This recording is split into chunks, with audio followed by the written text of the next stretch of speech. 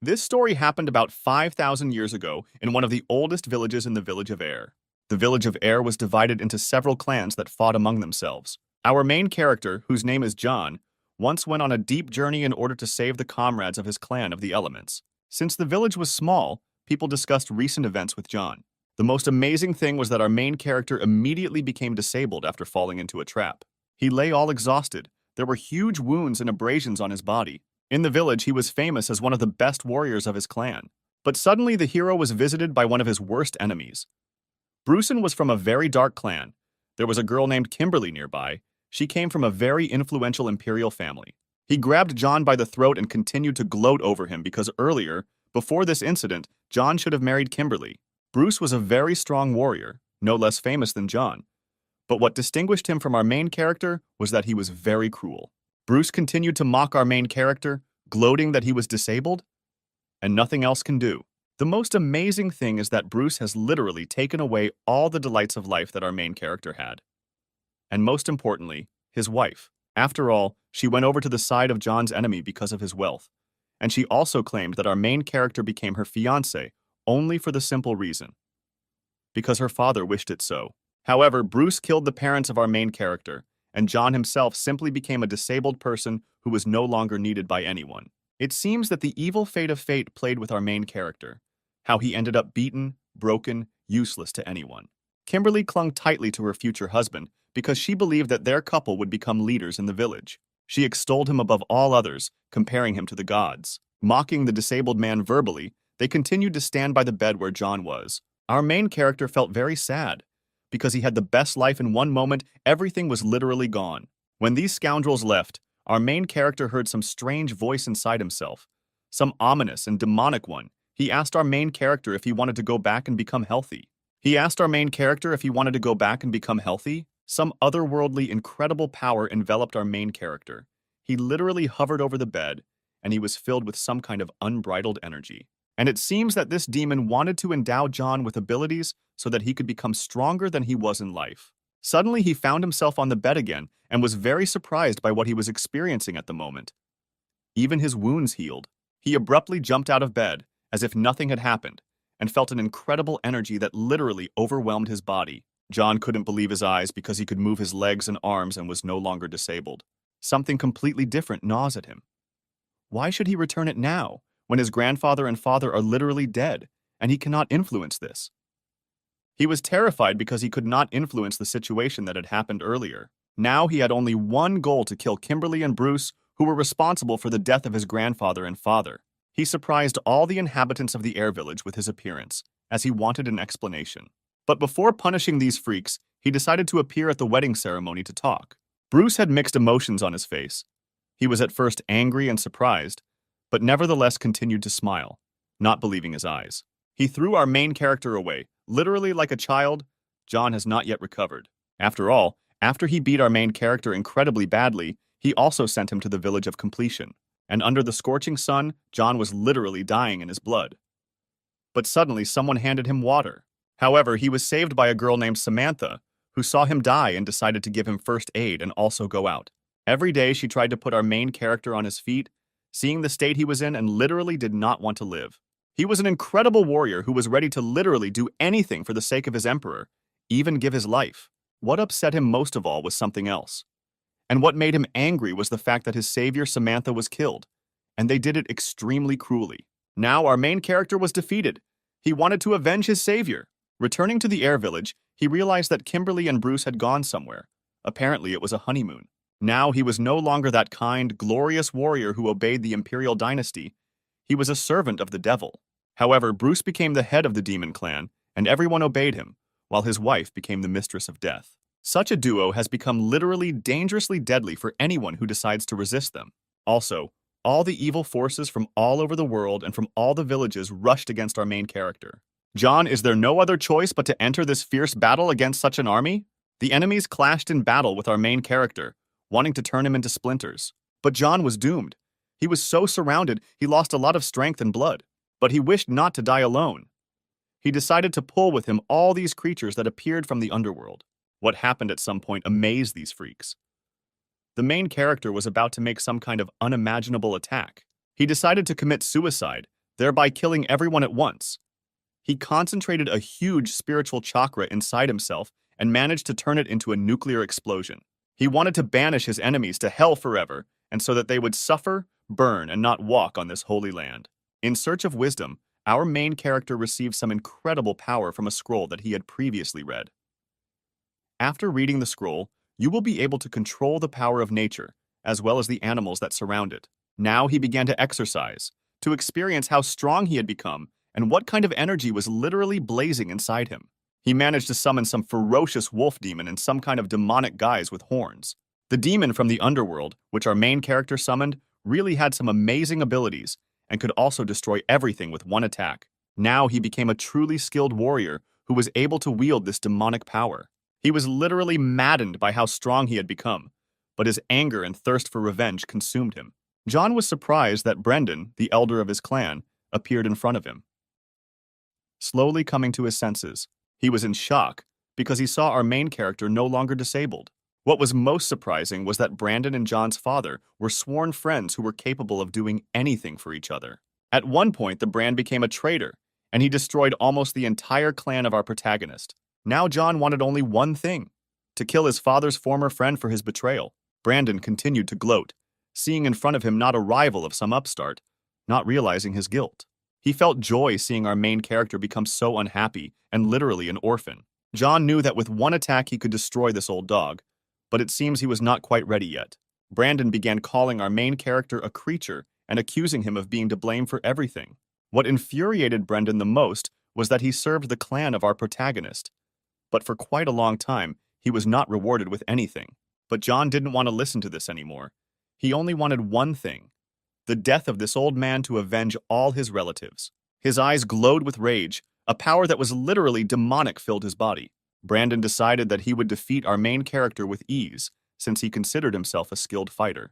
But at some point, he didn't even notice how the fist of thunder of our main character rose across his face.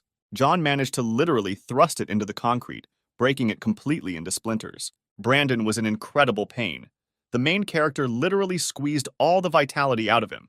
He also added that now this dog himself will rest in the underworld and that he will suffer. And in an instant, John managed to kill this old man with his last attack, which was incredibly weak.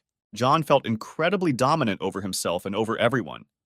He felt like he could move mountains, and the desire for revenge literally moved him forward because he wanted justice and a lot of blood. The old man, who was previously responsible for the security of the clan, lay bloodied and died on the floor. And here she is in the village of Pain, which was ruled by the enemies of our protagonist, whom he madly wanted to kill. They had a lot of servants under their command. They guarded this imperial dynasty. Also, the wars among themselves discussed all the power and deceit of these two villains and how strong they were. Their captain immediately decided to stop and not discuss Bruce and Kimberly under any circumstances, because this would be fraught with death. Emily was a devoted servant to Kimberly and Bruce for many, many years, filling the mansion with warmth and comfort. Suddenly, she decided to disturb Kimberly. Apparently, she wanted to ask if she wanted something. At this time, Kimberly admired herself in the mirror and prepared some kind of letter. She demanded that the maid Kimberly come in. She became somehow ominously beautiful in literally every way. The maid reminded that it was time to go to the palace, and so as not to be late for an important event. Kimberly was serious, but her eyes would literally glow with some kind of river of blood. The musicians began to trumpet that the bride and groom had arrived at the mansion of the chief emperor. The emperor was a great man. Several villages were subordinate to him at once. At his command alone, could any issue be resolved? Bruce Kimberly was already standing in front of him, walking up those steps from the red carpet that had been laid out for them. In the emperor's mansion, it was customary to dress in such attire, especially if they were members of his family or relatives. Bruce and Kimberly bowed before her father, saying that they had arrived and longed for a blessing. Emperor Richard was truly a great man. He was respected and feared by many villages. He told Bruce to take very good care of his daughter and not to hurt her, since he himself will pay in full. So the ceremony began. The bride and groom extended their hands to each other to tie the knot. Also, in front of the service and in front of the emperor himself, it was necessary to perform the rite of oath to each other. Suddenly, out of nowhere, a huge cloud of dust and an incredibly sharp and long spear pierced the gates of the imperial chambers. The blow was so strong and severe that the emperor's servants literally scattered like chips on their sides. Literally, some kind of whirlwind scattered the soldiers from side to side. They could not cope with it in any way. The emperor was horrified. He was surprised by the impudence with which this unknown person burst in, and at such a crucial moment. Now even Bruce was surprised by the appearance that our main character managed to make and was shocked. After all, before them now stood either John, an invalid, in some sense a very strong warrior who thirsted for revenge. Plus, to all this, his techniques have become much more powerful than they were before. Yes, the confidence, the anger that he felt was ready to literally amaze everyone. It seems that he had no lack of self-confidence. Bruce and Kimberly were horrified. How did a disabled person manage to rise to this level and appear with such unprecedented power? The servants were also in incredible shock. The rumor spread throughout the entire area, and in several villages it was clear that John would no longer be the same. His enemies stood and wondered how he managed to do this. After all, his tendons and bones were literally torn apart. The Emperor understood the seriousness of our protagonist's intentions and that he would not miss the chance to send them all to hell. The Emperor only now realized who he was dealing with. He began to grin at John. Continuing to joke, he said that our main character should get treatment and not be here, and especially since he was not invited. Now the smile from the Emperor's face disappeared forever. In front of his face was the blade of our protagonist. John also accused of betrayal that the family, and indeed the clan of our main character, always served him with truth and faith, and he betrayed them. However, he demanded an explanation about this. Why was it necessary to kill his entire clan and himself? But the Emperor did not utter a word. He stood in a stupor and was silent, because he understood that his life depended on his next words. John also added to his words that he would not give peace and life to the Emperor and his entire family. People were shocked. Previously, they also knew the fact that John was simply disabled. But here he is of sound mind and sound body, as well as in spirit. Suddenly, Bruce decided to shut up our main character, telling him to stop. There was some kind of sinister energy around him, because he was enslaved by evil and treachery. And he also saw his mistake in that he could not kill our main character when there was an opportunity. But it seems that John's intentions were much higher than Bruce's assumptions, because the pain that John experienced is incomparable to anything.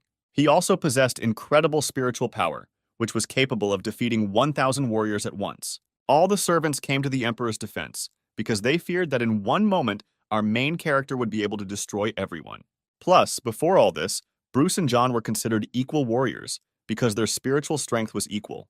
The Emperor asked not to kill John, but rather to weaken him and take away all his spiritual power. Bruce listened to the Emperor and was already ready for his spell, which was very dark. But John did not back down. He knew how strong he had become and how confident he was, because now he was awarded some incredible spiritual energy. Bruce began his spell. He decided to summon a sword that could forever chain the soul in him. The sword possessed incredible spiritual power because it was capable of depriving anyone of its power by touching it. Kimberly continued to gloat as she believed that our protagonist didn't stand a chance against her fiancé.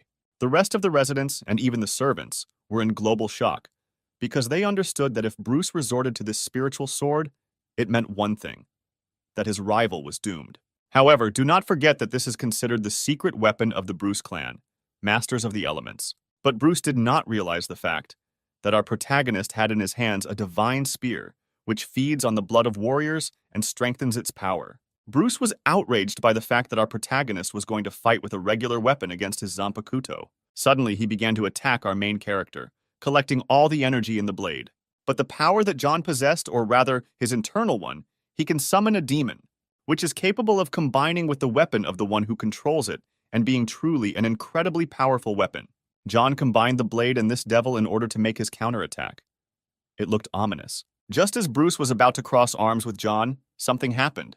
Our main character's spear, filled with demonic power, began to lengthen and go behind the enemy's back. Bruce was even more agitated by this. It seemed to him that our main character was underestimating him, and he repelled the attack as hard as he could, sharply turning around with his spiritual blade.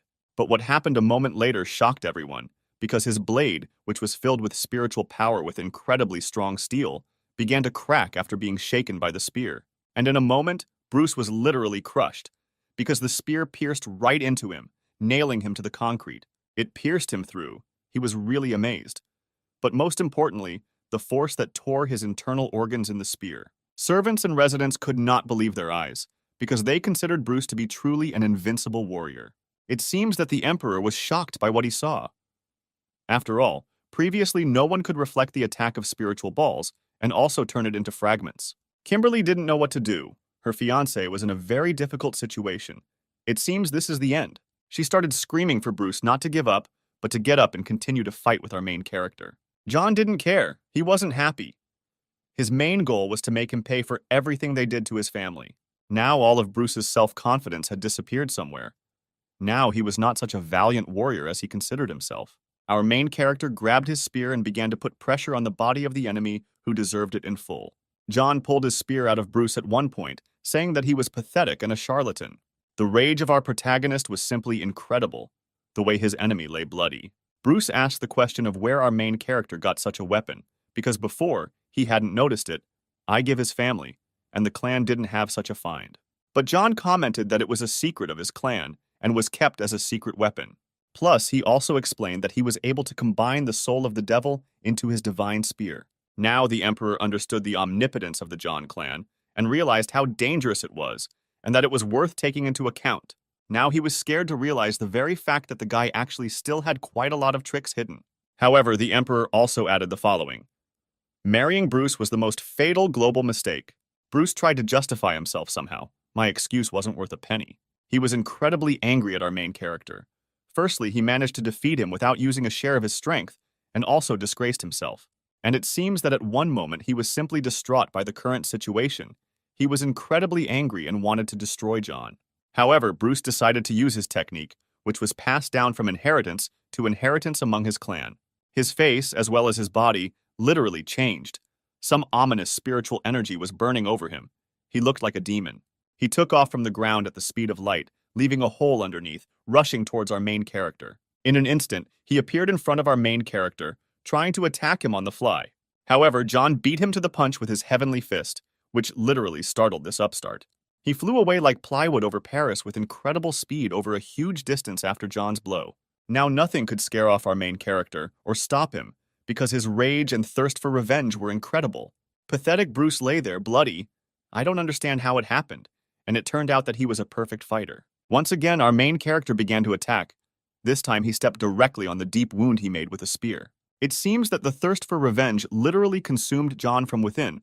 He did not want to stop in any way and wanted to commit punishment. Now he decided to make the last attack, which would literally destroy his enemy, waving his hands, raising his spear above himself.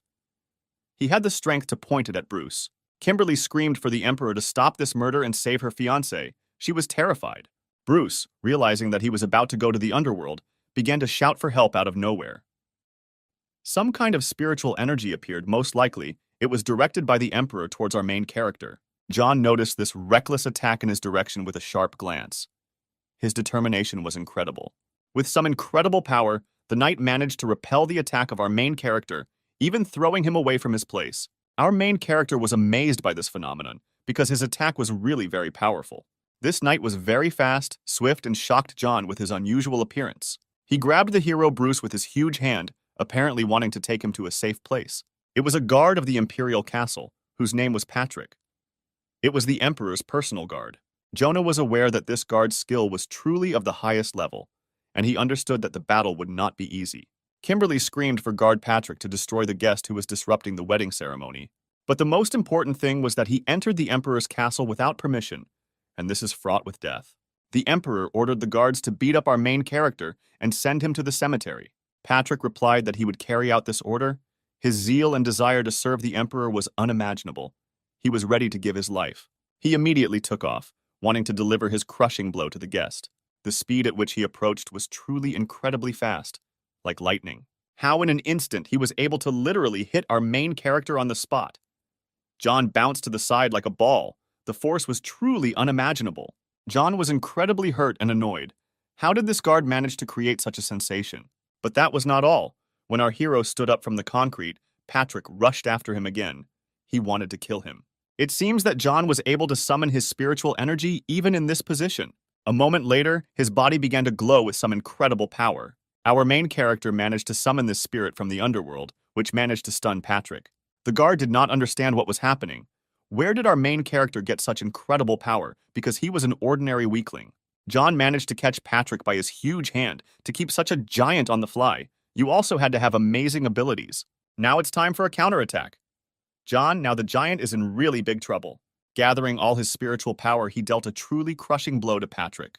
The guard couldn't figure out how he could lose to such a dog, because he was considered one of the invincible warriors of the kingdom. Now, with a pronounced look, it was clear how much John was superior to all these incompetents. Taking his huge divine spear, he decided to put it back into its sheath. He was incredibly determined. It seemed like he was ready to destroy them all with one blow. The way he looked at his enemies was truly amazing. The Emperor was indignant. He understood that there was no way he could cope alone against our main character, because his strength had reached unprecedented heights. But the Emperor objected that John had forgotten the most important point, and that this was considered disrespectful. Our main character was a little confused. What does this pathetic Emperor mean? The Emperor explained that one should not underestimate the entire imperial dynasty and how powerful their power is. Now, at some point, all the knights, guards surrounded our main character, taking him by surprise. This didn't scare John at all because his goal was one, to kill Bruce and Kimberly. Our main character, with incredible speed and lightning attacks, literally dealt with this bunch of knights. The attacks were so crushing that the guards never understood how they were able to defeat them. Now in a moment he approached the Emperor, grabbing him by the Adam's apple, and, it would seem, he was about to rip it out. The Emperor was scared out of his mind because earlier, no one could hit him like that, especially not dare to attack him in his own castle. Kimberly was horrified to see his father grabbed by the throat and knew she was useless. The guards were also confused about what our main character was, how dangerous he was. Approaching him was a fatal mistake. The Emperor tried in every possible way to dissuade our main character from the idea of killing him, because there are a lot of guards around, and they simply won't let him out. But John didn't care about himself, because his goal was to overthrow the Emperor, as well as kill those responsible for the death of his relatives. Although the guards were truly skilled warriors, they had one weakness: movement. John began to squeeze the Emperor's throat more and more tightly. It seemed that he would strangle Ivanov like a goose. It seems that the Emperor had no air left. The injected person compressed the airways, which slowed down blood circulation. But our main character cannot be stopped. He was ready to commit at least 1,000 sins. The main thing is that the guilty were punished. Suddenly, some extremely strong energy with a spiritual admixture began to hover in the air. John even stopped by his Emperor at some point after noticing this. He was surprised how this thing suddenly appeared unexpectedly, and such power. Suddenly, against the background of this energy, a man appeared who tried to reason with our main character not to do this. John was really surprised, because this man was not so strong before John was disabled. This was the head of the elemental clan, Anthony, and amazed with his unimaginable energy that arose out of nowhere. The elemental clan and the Emperor had truly deep ties, which meant that they would be obliged to come to the rescue at any time. Our main character tore the Emperor off the ground as if it were some kind of kitten, continuing to strangle him. Bruce suddenly shouted at Anthony to kill our main character, commenting that he was dishonest and had broken the law. The Emperor began to be sarcastic about this, because he understood that his life was now safe. However, John was aware of the fact that he was in no way Anthony's rival. Anthony also added that if he lets the Emperor go and is left alive, he will be officially forgiven by the Elemental Clan. This time, he criticized all the actions that Bruce had previously committed and said that upon arrival in his native lands, he would be punished. Plus, he also decided to relax this situation a little. He also demanded the Emperor's recognition of what he had done earlier and what involvement he had in the death of John's relatives. The Emperor immediately agreed and did not argue with Anthony because he understood what followed.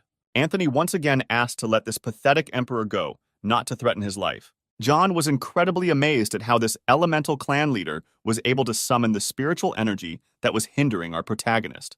This technique subordinated the target to the actions specified by the person using this technique. He managed to wrap the hand of our main character, and it unclenched on its own and removed itself from the Emperor's neck.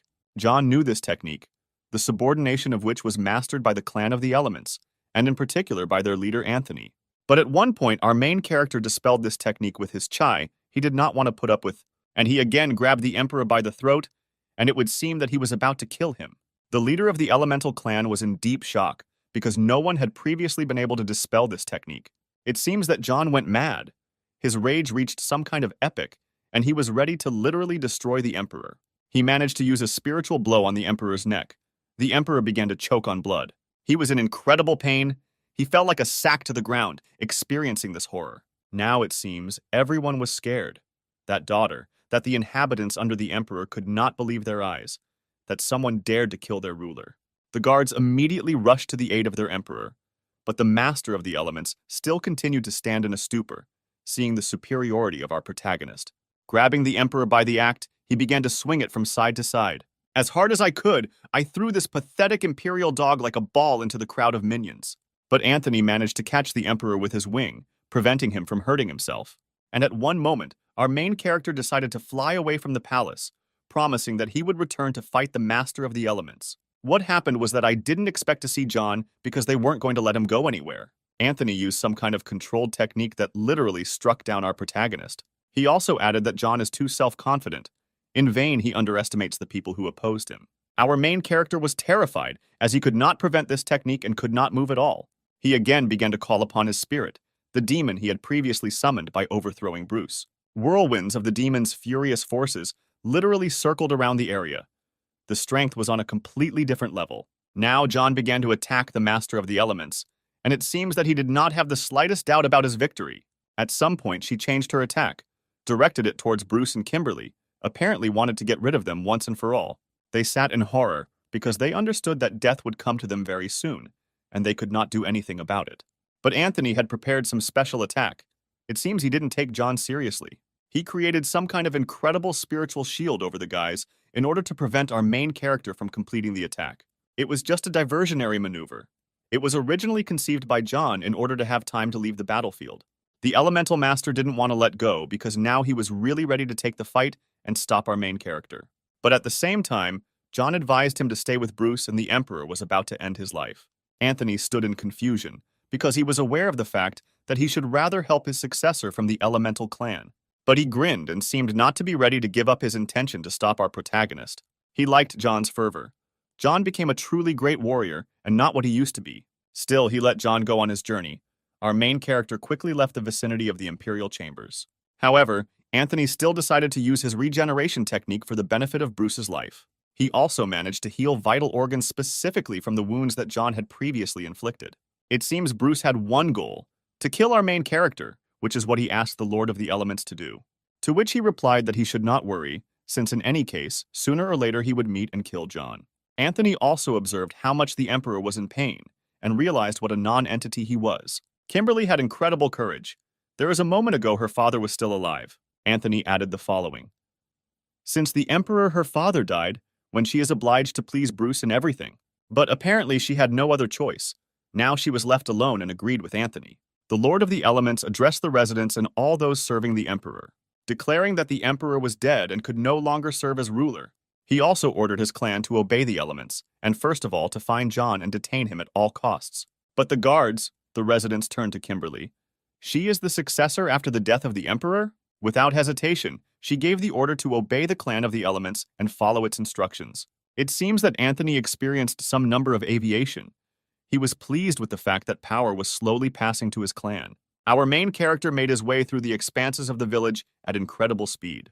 John was aware of the fact that by killing the Emperor, he declared a hunt for himself, and this would not stop until he killed everyone.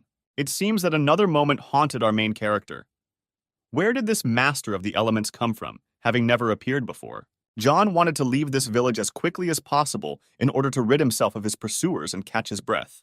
Also, hawks were involved in the search for our main character, which, having discovered the target, will immediately report his location. Now our main character found himself in a carriage, so as not to attract attention, which was heading to a large village. Traveling with him in the carriage were also very strange personalities, whom he had never seen before. Also, one of the girls cast her languid glance towards our main character. John understood that he had to get out of this state as quickly as possible, so as not to fall into some kind of trap. The girl who was sitting with her grandfather was watching this wanderer, our main character, and she was frightened by the sight. Grandfather was incredibly kind to me, at the same time a wise man. He was in a hurry to stop his granddaughter from drawing conclusions, convincing her that John would help them. The old man also added the following.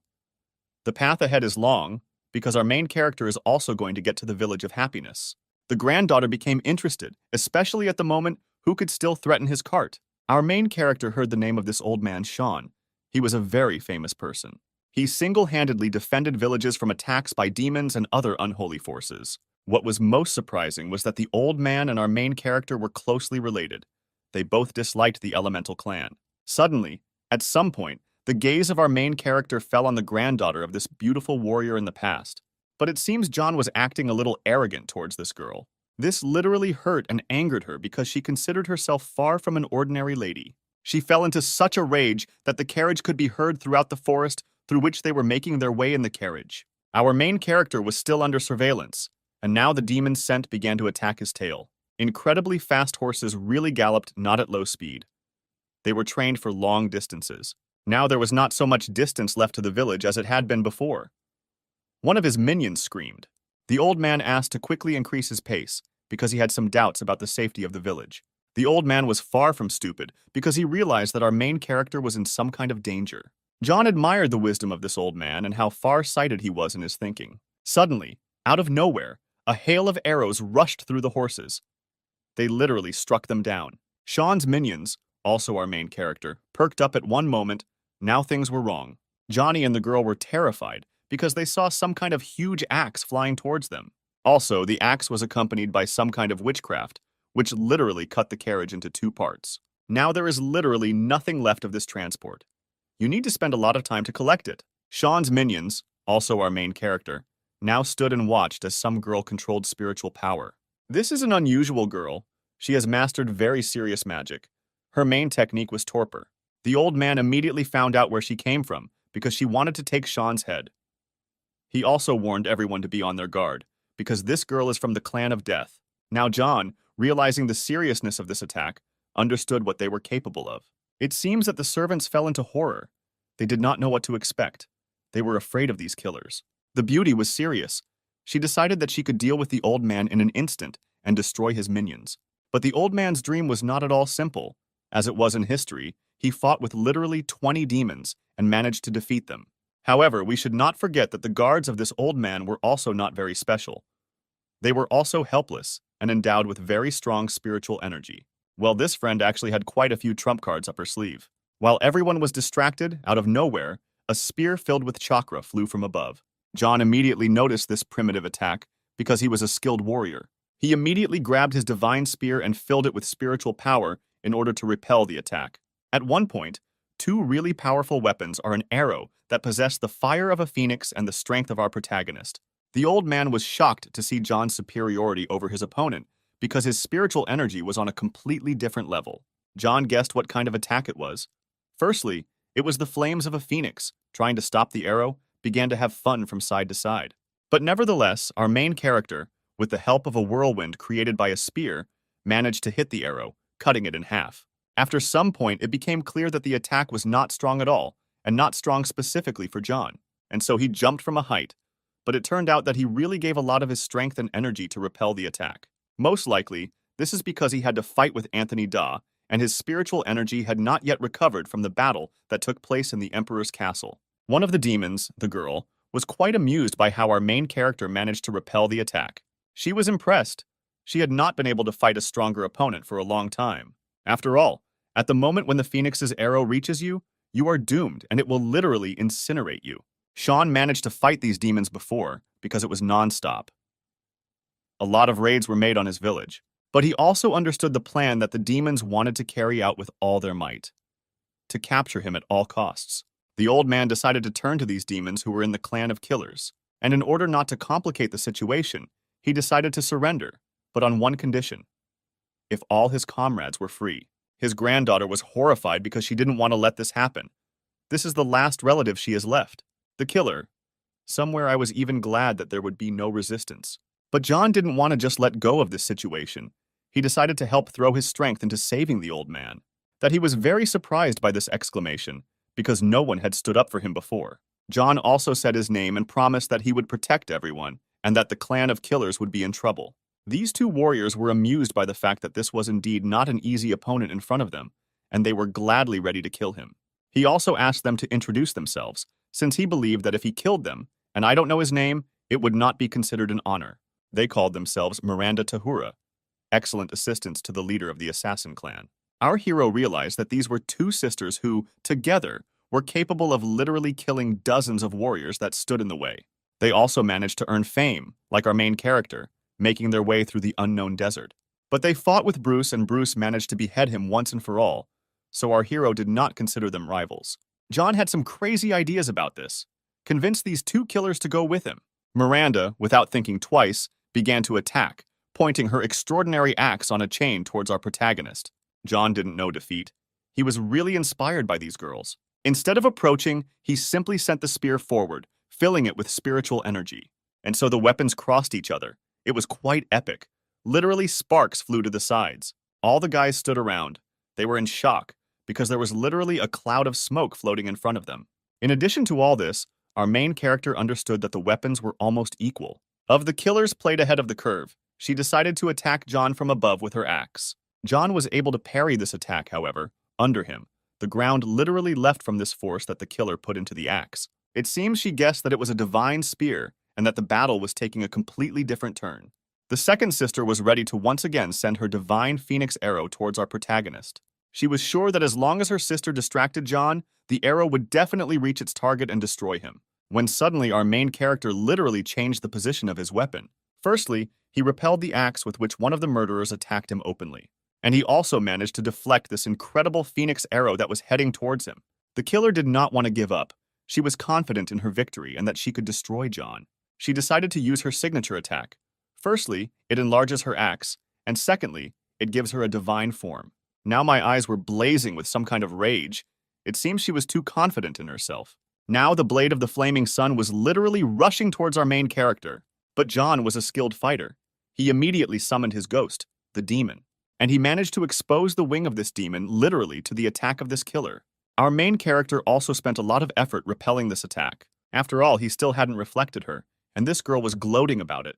She dispelled the ghost technique that John summoned. It was truly amazing. He literally flew away like a ball, not understanding how it happened. And it would seem that at some point he lost heart, finding himself on the ground in confusion. The whole problem was that he had not fully mastered the techniques that the demon gave him. For some reason, he began to smile and try to somehow play off the killer, saying that she is not strong enough. But it seems that this made her even more angry, and she apparently wanted to direct all the rage at our main character. He also added that she was still completely unskilled and had not yet mastered the true power of her axe. But at the same time, he praised her for being able to master such a technique. The killer decided to attack again when the main character began to call upon his creature from outside. He managed to create some kind of devilish whirlwind that literally enveloped him from head to toe. How did he suddenly grab his divine spear and again point it towards the killer? He managed to repel the attack, throwing away the axes, and now he was standing with his spear right in front of his chest, the killer. She didn't even have time to understand how it all happened, because it all happened in an instant. The point was that our main character analyzed this attack and found a gap. The second sister could not stand still and watch. She decided to point her phoenix arrow towards John. His gaze was infinitely confident. It seems that he did not feel the least bit of danger. He also tried to convince one of the killer sisters that you could help her in mastering her skills. According to all the canons, it was accepted as follows. If your opponent is stronger than you, then it is better to let him kill you than to leave in disgrace. She immediately shouted to her sister not to stop and finish her attack. She concentrated all the power she had and fired the rest into this arrow in order to intensify the phoenix's fire. Our main character got very sick. He realized that as a couple they work very harmoniously. Granddaughter, Shauna, also realized how strong John is and that this is not the limit. It seems that the old man was right. He knew all the hardships that our main character had to go through and how strong he would become. It would seem that you were about to take her life, pressing a spear towards her neck. The sister tried to stop our main character so that he would not kill Miranda. She dropped her weapon and fell to her knees, asking for her life in exchange for her sister. John thought about this situation. His goal was not this at all, but on the contrary, reunion. He lowered his weapon, no longer threatened the life of one of the sisters. On the contrary, he even said the following words since they could not defeat him. Is there any point in staying in this worthless clan? She was indignant that he knew too much about her clan, because he was unknown to them. John replied that he knew everything, because he had previously been a skilled warrior. Also, the head of the clan was going to let him in like cannon fodder. After all, he doesn't value his clanmates. This instantly shocked her, and she thought that the head of the clan was really a man who gave his life for his guys. However, that's not all. Everyone who was killed by the murder clan was tortured. One of the sisters objected to this statement, saying that their head is a worthy person, and he would never do such a thing. John tried to convince them to check everything themselves, and not sit and argue over trifles. After all, his proposal still remained in force to reunite as a team. They again watched closely to see what our main character would say. After all, his mercy is not in vain. He invited them to leave the clan and for him to become a leader whom they would listen to. One of the sisters was even a little amused, because they clearly did not expect such an ending to the battle. Moreover, if they renounce the clan, certain death awaits them. Therefore, the sister was not going to come to terms with this situation and the proposal. Our main character was in no hurry. He decided to give them time to think about it all. He also added that he would wait for their answer in the Village of Happiness, in one of the coolest courtyards at that time. Immediately, one of the sisters promised that they would gain strength, and I would definitely punish him for leaving them alive. But our main character continued to follow the right path that he had chosen, and it is unlikely that anyone will be able to convince him. He smiled sarcastically and said that he would wait any time if he needed to fight. Miranda was left at a loss, because she now did not understand what to do. The other sister wished for a place because she was disgraced and could not come to terms with it. She also threatened the old man not to relax so much as they would come and quarter him. Therefore, she suggested that he be on his guard, because soon they would come for him, and then he would be in trouble. And in an instant, they literally disappeared from the battlefield, leaving behind a heap of dust. The old man could exhale. Our main character protected him, and not only protected him, but also drove away these girls. Granddaughter that she thanked John for saving him and for standing up for them impartially. It was an honor for our main character to be thanked by the granddaughter of such a former great warrior.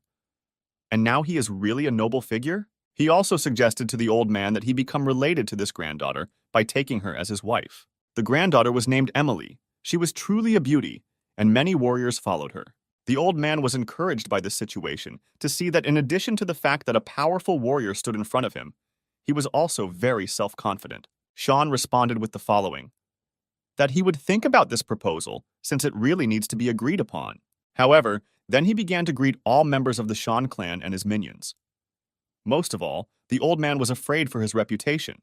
Emily guessed when she heard about the name John, and that almost half the world was being searched for him, because a reward was announced for him. What outraged her most was that the old man didn't say a word to her about it, although he immediately guessed who it was. That he was not against the reunion of our main character and his beautiful granddaughter Emily. After all, this spoke of a strong offspring prospect. Emily was very embarrassed because she was still a virgin. This is really not an easy step for her. It turns out that our main character was just joking about marriage, trying to somehow diffuse the situation. Now she was annoyed. It seemed that at some point she was glad that she would not remain as a girl. But on the other hand, she was embarrassed that half the world was hunting for him. They finally arrived in the Village of Happiness to their treasured castle. It turns out that he was the king of the village. They greeted him. Everyone really respected him, because at one time he fought to the death in order to defend the honor of the village. So rumors spread that the old man and his servants had come with such a guest. The people in this village were incredibly kind and sympathetic. They also saw Emily, that is, Princess Emily, next to the man who was being hunted. King Sean was especially greeted by Adam, who was the son of this old man's best friend. He also added that they were looking forward to the return arrival of the king. After all, when he is not in the village, there is chaos everywhere. The old man also greeted him and thanked him for being so eagerly awaited. I'll also go up to the old man's granddaughter, saying that they haven't seen each other for a long time and that he was looking forward to meeting. But it seems that Emily didn't really like him. For her, he was somehow too sweet. The most amazing thing is that he still harbored hopes that when you would manage to marry Amelia. Now our main character began to tease Emily about this young man, asking if he was her fiancé. I'll give it to him. He considered himself handsome. And it's true, in his dynasty, everyone really had a beautiful appearance. This made Emily very angry that she was considered the bride of this young man. But she took a proactive step, hugging our main character, calling him her beloved, in order to divert suspicion from herself. The zone was quite outraged by this, as it decided to take advantage of the situation to change the situation. It turns out that this clearly suited others, specifically the union of Amelia and John, especially her grandfather. And it seems that Adam's heart was broken into 1,000 pieces after what he saw. She continued to play the role of our protagonist's lover, and seemed to really enjoy it. Adam created some incredible spiritual energy around himself in order to stop her intentions and show how strong. Emily continued to play the role of the bride and groom, saying that they would soon get married. It seems that Adam did not want to put up with this fact. On the contrary, he somehow tried to diffuse the situation by offering to eat together. He also suggested throwing a big banquet in honor of the old man's return. John didn't mind at all because he wasn't really tired, plus they had been under a lot of stress along the way. The Village of Happiness was indeed quite unusual. In the center of the village, there were always some beautiful performances taking place. The huge rhinoceros moved, holding the king of the village and Emily on itself. All the eyes of the residents were focused on them. It felt like there were ants all around, and there was a sense of dominance over people. Beautiful views, especially the view from above. The view of the enchanting mountains that surrounded the village literally took your breath away. Also with them were our main character, and Adam. Clearly, they were dissatisfied with each other. Adam especially, it seemed to him that John was his rival and an obstacle that must somehow be overcome. And it seems that at some point he could not stand it and decided to tell our main character what feelings he has for Emily. He also even threatened John that he would regret coming to this village. Adam was incredibly angry, and even promised our main character that if he didn't get out of the village, he would kill him. Our main character, smiling slyly, replied that he would definitely leave this village, but not now. Such a false smile was hidden behind the true feelings that John experienced. This young guy began to experience some flashbacks about the fact that our main character and Emily would give birth to a child, and he still couldn't calm down, threatening John and promising to deal with him. John continued to make fun of him. They talk about him completing his revenge as soon as possible. They already miss him. Adam seemed to be obsessed with Emily. He didn't seem to think about anything else other than killing John, and our main character just wanted to follow his path, as he had planned in principle from the very beginning, but clearly did not expect such problems. Now they found themselves in the courtyard of a clan of weapons that they had been making for 1,000 years, the highest quality weapons. According to all traditions, each clan had such torches that meant that their ancestors did not die in vain. Finally, everyone arrived. This young man also jumped off the animal to show the way forward. He shouted to Sean and Emily that it was time for them to go to the banquet, and said that they had been waiting for them for a long time. The Weapon Clan's yard was truly an amazing place. Everything sparkled and sparkled because they literally did everything by hand. True, it was incredibly beautiful, especially the weapon itself. It had its own style. Without being humble, Adam said that it was his father who forged both the gates and the weapons, and so they entered the living room. It was incredibly huge. It seems that more than 200 people could fit here. At the moment, his father was not there, apparently somewhere urgently. He moved forward. And while he is gone, Adam is the master of the house.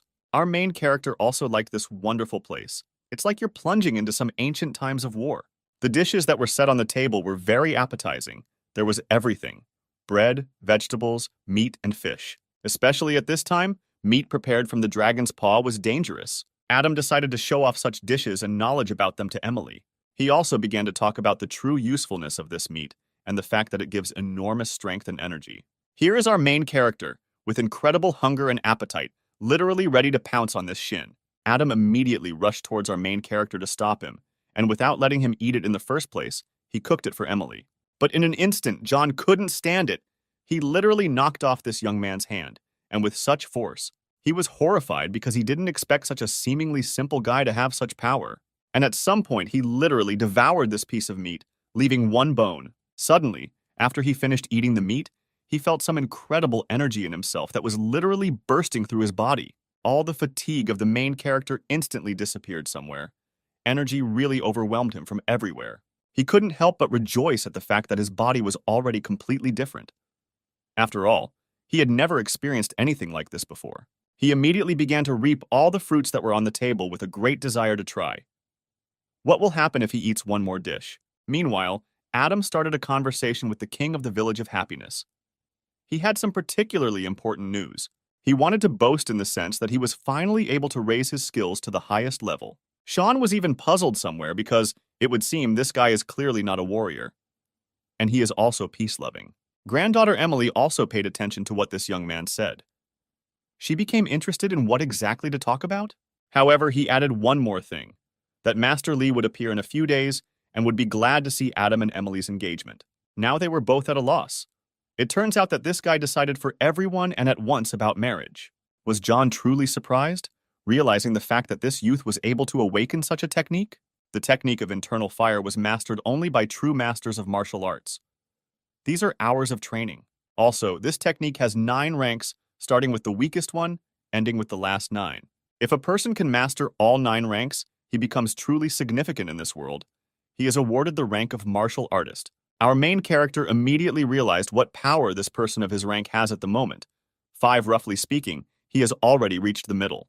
There was only one fire master on Earth who managed to curb all 9 ranks, but he died a long time ago. His spiritual power was on a completely different level. Now our main character realized that we should not underestimate this young man. He is indeed talented, apparently. His roots go far deep. He continued to talk nonsense about the wedding, which annoyed the young girl. Was she not at all happy with this arrangement? It seems that the old man himself was on his guard. He didn't quite like this whole picture. After all, whatever one may say, the last word should be with Emily. It seems that the old man was haunted by the fact that Master Li would arrive specifically for this wedding event.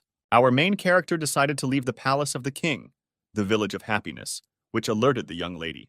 She tried to stop him and convince him that he could stay in this castle. Night was approaching, to which John responded as follows.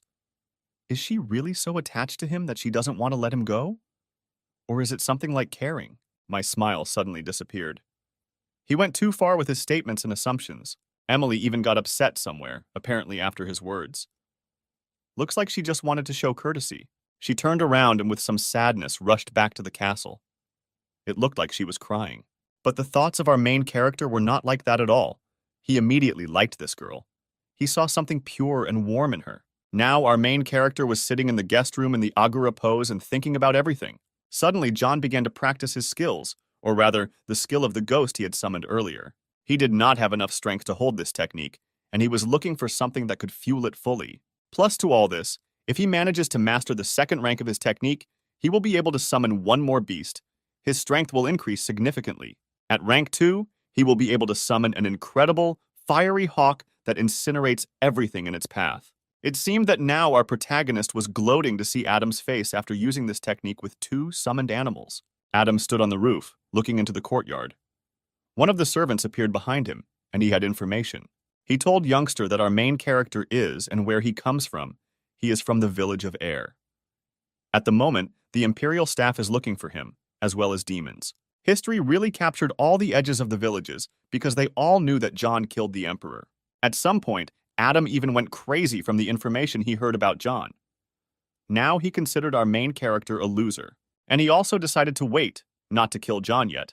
Everything had its time. Apparently he had some kind of goal. After all, he doesn't think about anything else, except how to marry Amelia and look into John's face. Meanwhile, our main character continues to practice his skills, sitting alone. He summoned some kind of fire scroll. Mastering the new technique that he wants to harness is truly a matter for the strong, and it will take a lot of time and concentration. He also had an idea about exchanging his trash for jewelry, which he could summon from a scroll. He decided not to wait and immediately got out of bed, filled with self-confidence, seeing the goal without seeing obstacles. He was determined to get rank 2 Fire Phoenix as quickly as possible. In front of him was a huge castle, and the full moon would accompany him, because with its light it is capable of illuminating everything around. The castle was very multi-story. There were people on each floor. Everyone was moving somewhere. There were some strange animals in front of him. His joy knew no bounds. He felt some kind of nostalgia for this place, and then they immediately greeted him, saying, "Welcome." He was met by some kind lizard. He asked what the wanderer, who suddenly appeared in this incredible place, wanted. But our hero was taciturn, and at some point he called the girl and asked her to do it urgently. It seems that the smile on the lizard's face immediately disappeared, seeing the determination of our main character. The lizard appeared in the chambers of this miss. Her name was the Green Mamba. She mastered the technique of summoning the many-headed serpent. But at the same time, she had charm and was incredibly beautiful, one might even say, devastatingly beautiful. She was surprised by the fact that someone was interested in her. She continued to smoke her pipe. And yet she went down to our main character. He greeted her with a malicious smile. But she went through her thoughts for a long time. You couldn't remember who was standing in front? John insisted that he wanted to participate in an underground auction. Where can you buy different things? From trinkets to priceless ones. The Green Mamba seemed to recognize him. Her breasts were incredibly large and beautiful, and at the same time firm. The lizard was still confused, because he did not understand what kind of wanderer he was who was talking so confidently to his mistress. The Green Mamba asked John to follow her immediately. The lizard continued to stand in bewilderment. Now they were already making their way along this corridor. It seemed somehow enchanted. Summoning her snakes, she decided to dispel. The lizard asked our main character to go through this door that stood in front of him. It seems that our main character could not get enough of the moment that he finally found himself in this wonderful place where the auction is taking place. The Green Mamba again lit her unusual pipe. Was it strewn with some special herbs? She was overcome with interest. How does John know her name? After all, she couldn't remember. Our main character again behaved strangely and said that this should not worry her and that he knows everything about the rules. He pulled out from under his clothes an ingot that was incredibly shrouded in spiritual energy, wondering how much it would cost. The beauty was overcome by interest, which prompted her to urgently open this scroll and find out what was so special about it. When suddenly her eyes went dumbfounded, she realized that it was a scroll with an unusual black magic technique. Our main character continued to stand with his hands folded proudly, and continued to smile in the hope that he would be appreciated. She asked John again whether he was really ready to put up for auction such an item, which was considered extremely rare. The Green Mamba understood that this scroll was essentially priceless. However, it could be sold for 3 times the price. When suddenly she screamed that she would give our main character more than 1 million gold coins. John did not show his surprise, since he knew the true value of this thing. But nevertheless, he was glad in his heart. Having imagined how much gold it was, he was already wondering what he could buy. It seems that the deal was already completed. The Green Mamba was jumping up and down like a little girl in a fit of joy. She continued to smoke her herbal pipe, but she was increasingly surprised by another fact. Where did such a young man come from? Not a very cheap thing. She also asked if he wanted to take part in the auction. After all, it was really not ordinary people who gathered in this place. To which our hero replied, of course, that he would take part even with great joy. After all, he was still that gambling fellow. He was also informed that some expensive item would be exhibited today. The Green Mamba immediately decided to see off our main character. Her smile literally illuminated everything around her, and she was incredibly happy and satisfied. And so they found themselves in the room in front of the stage where the bargaining would take place. The Green Mamba greeted all the participants who arrived at this arena. There were clearly quite a few of them. What surprised the guests most of all was the smile of the beautiful Green Mamba, because previously she had always been reserved. But today, apparently, is some kind of special day, the guests thought. And finally, our main character sat down in a chair. He arrived in some kind of anticipation. And the place that he was awarded really made it possible to see everything in the arena. The Green Mamba also emphasized that only VIP clients or very dear guests sit in such places. Someone started waving to this beauty from afar, shouting her name as if they had known each other for 100 years. And it seems that the arrival of this guest was very surprising. The beauty was even confused somewhere. Her look said that you need to behave warily. Most likely this is someone from the rich. She recognized him, calling his name Richard. He often found himself in such a place, wanting to find some interesting find. Richard also sold very rare things to the Green Mamba, and it seems this time he did not come empty-handed. She thanked him for speaking so well about her auction. After all, Richard brought a lot of clients. This father, Richard, was a very rich man throughout the entire space, and he even wanted to marry his son to the Green Mamba, when suddenly he reached out, it would seem, to her huge breasts for no reason at all. She immediately raised her hand. She also raised the second one along with her pipe, from which grassy smoke came out. Richard looked like a little fool who rejoices in everything, and in some ways he even looked like a child in his adult guise. This freckled upstart continued to irritate with his incomprehensible phrases and habits that a man is not worthy to possess. It seems that the Green Mamba was already on her last pike, so as not to explode.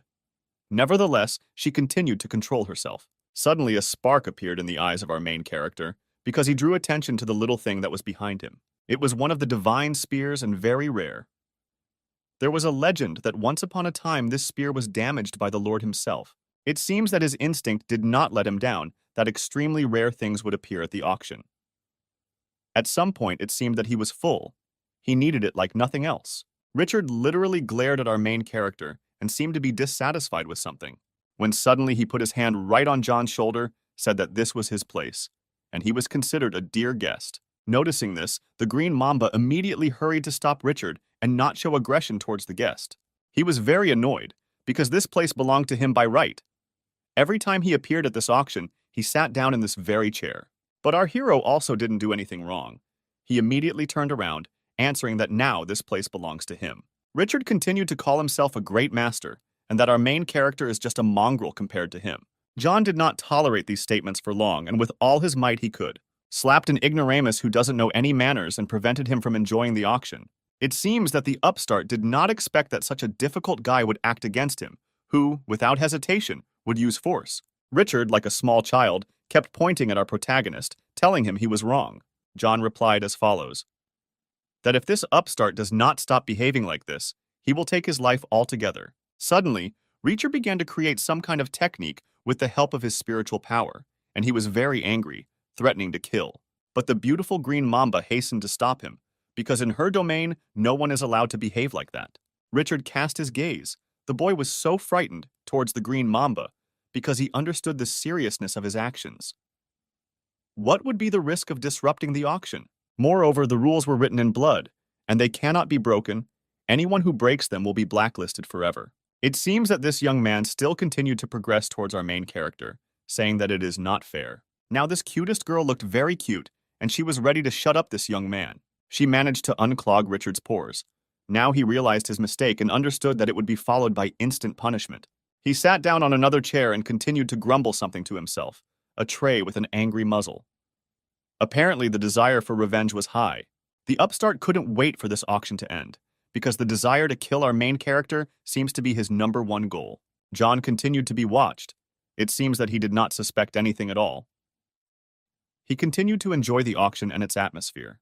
The servant, Adama, telegraphed with the help of his spiritual energy what he saw and also mentioned the conflict with Richard.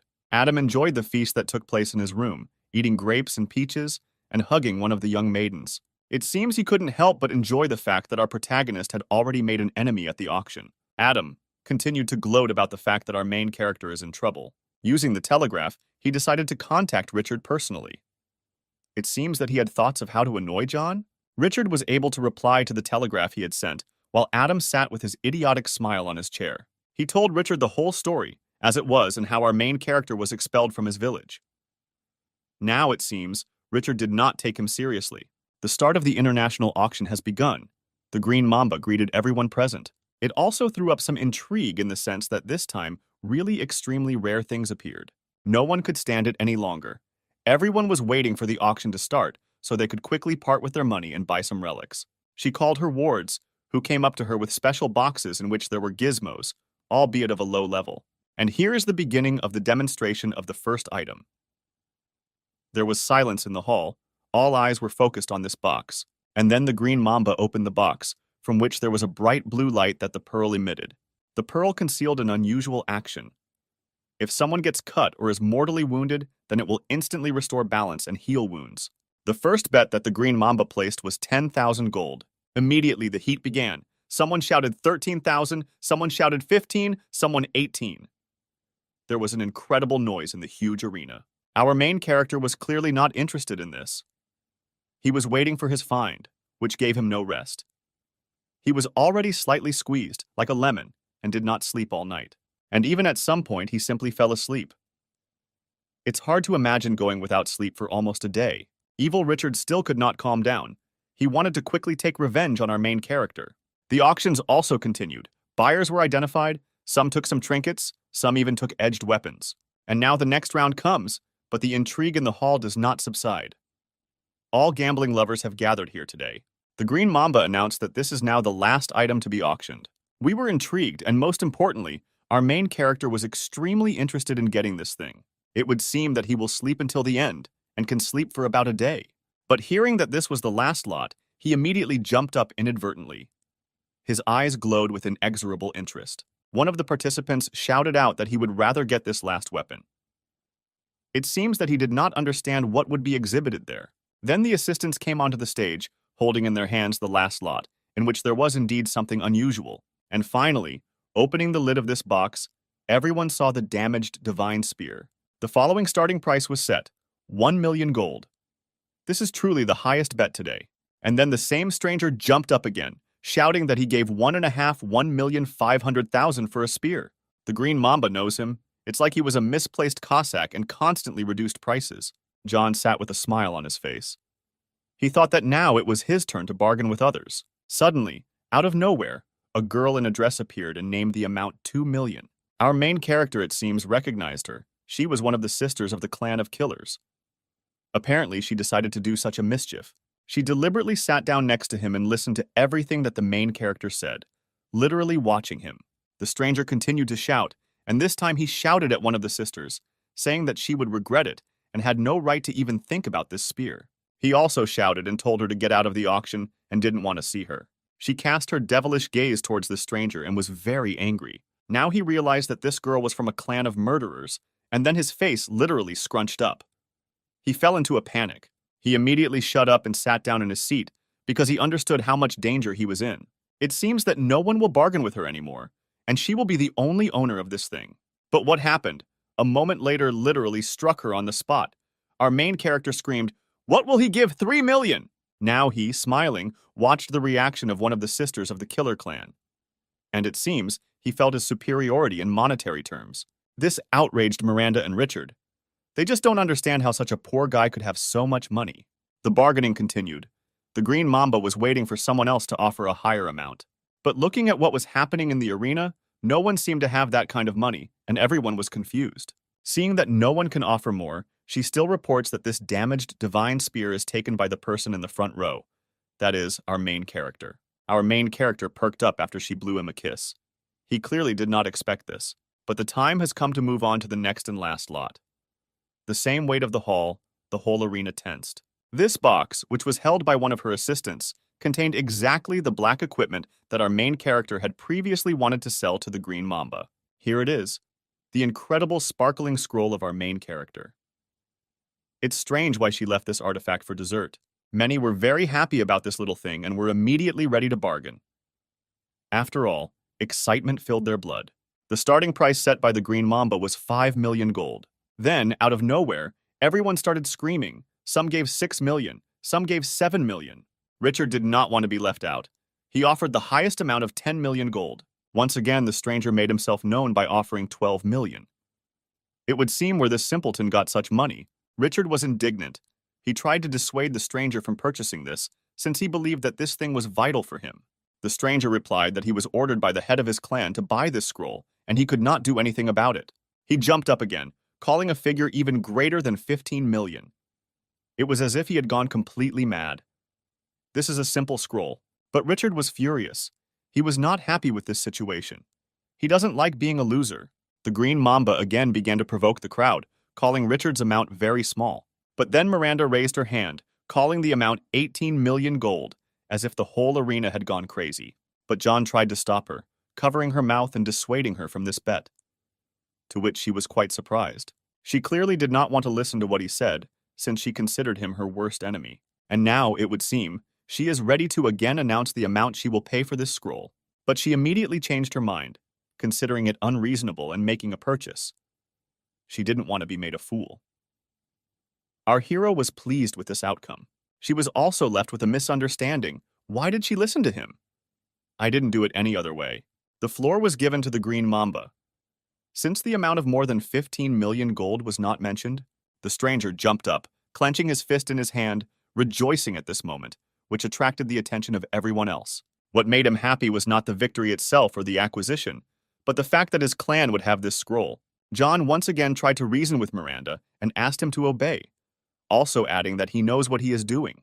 Now he was about to leave, saying that he was at King Sean's guest house and would be waiting for her there. So he left this arena.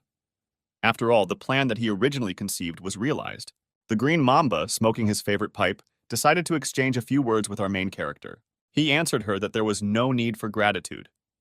After all, thanks to this scroll, the Green Mamba became incredibly rich. She thanked him from the bottom of her heart, smiling to the infinite, because she had never managed to hit such a jackpot before. Our hero was quite surprised. He did not expect that she would be able to sell the scroll for such an incredible price. John asked if there was anything else he could do to help the Green Mamba. After all, his goal at the auction was over. She hugged him very tightly, apparently wanting to copulate with our main character. But John was not at all against it. On the contrary, considering how hot his blood was, he hugged the Green Mamba tightly to him. He also needed something from this girl. He had a small request, holding her tightly to him. She seemed all embarrassed. Her eyes were like emerald stones. The gaze of our main character literally hypnotized her. He would have refused to let their lips touch each other, and as if there was some kind of spark between them. But at that moment, our main character changed and asked for his thing, which he bought. She suddenly, out of nowhere, took out a ring. The ring was very unusual. Is it some kind of cell or storage for things?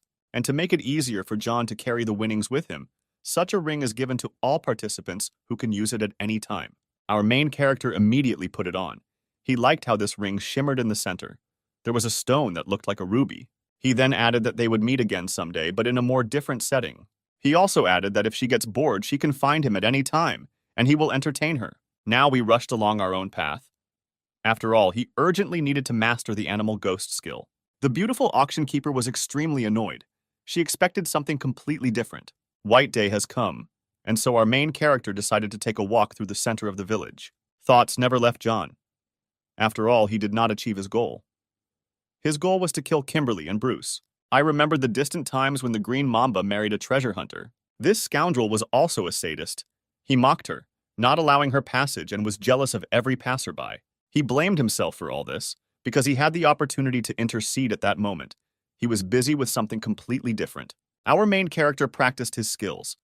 You tried to achieve perfection in techniques.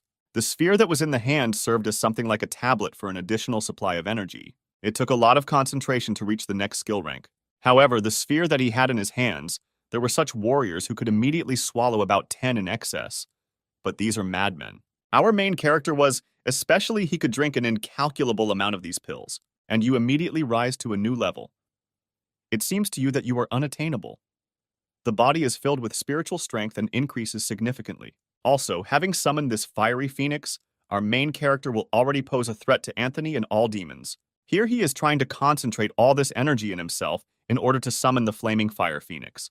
The moment of summoning, literally the whole body is torn. The muscles increase in enormous size, so much so that the clothes are torn to shreds. It's as if your consciousness is on something completely different, on some kind of divine. Now John really felt much stronger, because he had reached rank 2 perfection in his summoning skill. That surge of strength that he experienced was literally felt by every cell of the body. The chakra also moved along the walls of the capillaries. Now he could use the scroll at any time in heaven. Any battle would be turned upside down. Also, do not forget that in addition to summoning, you must also have the skills to control animal ghosts. It seems that our main character has decided to try to the fullest the power of the fiery phoenix. To our deep happiness, the phoenix obeyed John. Some incredible warmth emanated from it, as if you were standing right in front of the sun. The most amazing thing was that the phoenix could give part of its energy to John, and he could already dispose of it. It seems that the main character mastered this technique right away. After all, there was one nuance. The light that the phoenix gave him was like a sphere, and you can control all forms of this energy. Having realized this, John decided to use this sphere directly on his ring. And as if there was some kind of mini explosion, with the help of this day, he managed to free the spear, which was languishing in the ring, or rather, in the vault. It seems that our main character has an idea to restore this divine spear. It was incredible because the flame literally engulfed this weapon, endowing it with some kind of energy. Our main character is some kind of blacksmith. Now John has no doubt he can really restore this weapon thanks to the magical power of this fire that the phoenix produces. He began to take on his previous form. It's very exciting. It seems that every day our main character is becoming stronger. He managed to return the spear to its full form, and he also endowed it with the power of phoenix fire. With such a weapon, few people can threaten our main character. After all, his skill is already at a completely different level. The spear will help him master all ranks of summons. After all, it manages to concentrate energy for itself, and when you run out of strength, it will simply share it with you. It seems John overdid it. At some point, he just switched off and was exhausted. He slept like a baby. But most importantly, he managed to complete his first goal. In the vicinity between 2 villages, there was a crowd of servants transporting the master in a cart. High in the sky, there was some kind of flash, like thunder and flashing lightning. The old man who was inside the cart was very surprised. He had seen such flashes before. He immediately realized that this was a divine weapon. His goal was to take away from a person, whoever he was, this incredible relic, since it is considered powerful and powerful. There was some kind of evil smile on his face. It's unlikely that he needed the divine weapon for good purposes. And this is the famous palace of the Killer Clan. It even looked gloomy. And what happens in the basements of this palace is simply indescribable. Instead of a candle, the skulls of the dead burn. They are a source of light in the vastness of the clan estate. Sisters Miranda and Tahura arrived to the ruler of this clan, although he was no less powerful than our main character. They, on their knees, realized that they could not complete the mission that was entrusted to them. The head of the clan of killers, whose name was Harley, was very disappointed, since they could not kill the king of the village of happiness and buy the relic at auction. Now his further actions were unknown to the servants. The punishment that he could come up with was extremely malicious. Miranda immediately added to the words of the head that he should kill them since they did not complete the task. But he began to laugh. Simple death? For him, it's not even fun. This was already a fact. From childhood, he raised them and turned them into weapons of a clan of killers, believing that one day they would become his Valkyries. Slowly and deliberately, the head of the clan said that he was not going to kill the sisters. He came up with a mission for them so that they could cope with the head of the clan of killers. It seems that the sisters understood the seriousness of this task that Harley had prepared for them. He began to tell the backstory about John and how he killed the Emperor and declared war on literally his entire village. Also, the Demon Clan asked the head of the Killer Clan to capture our main character, so Harley decided to entrust this task to the sisters.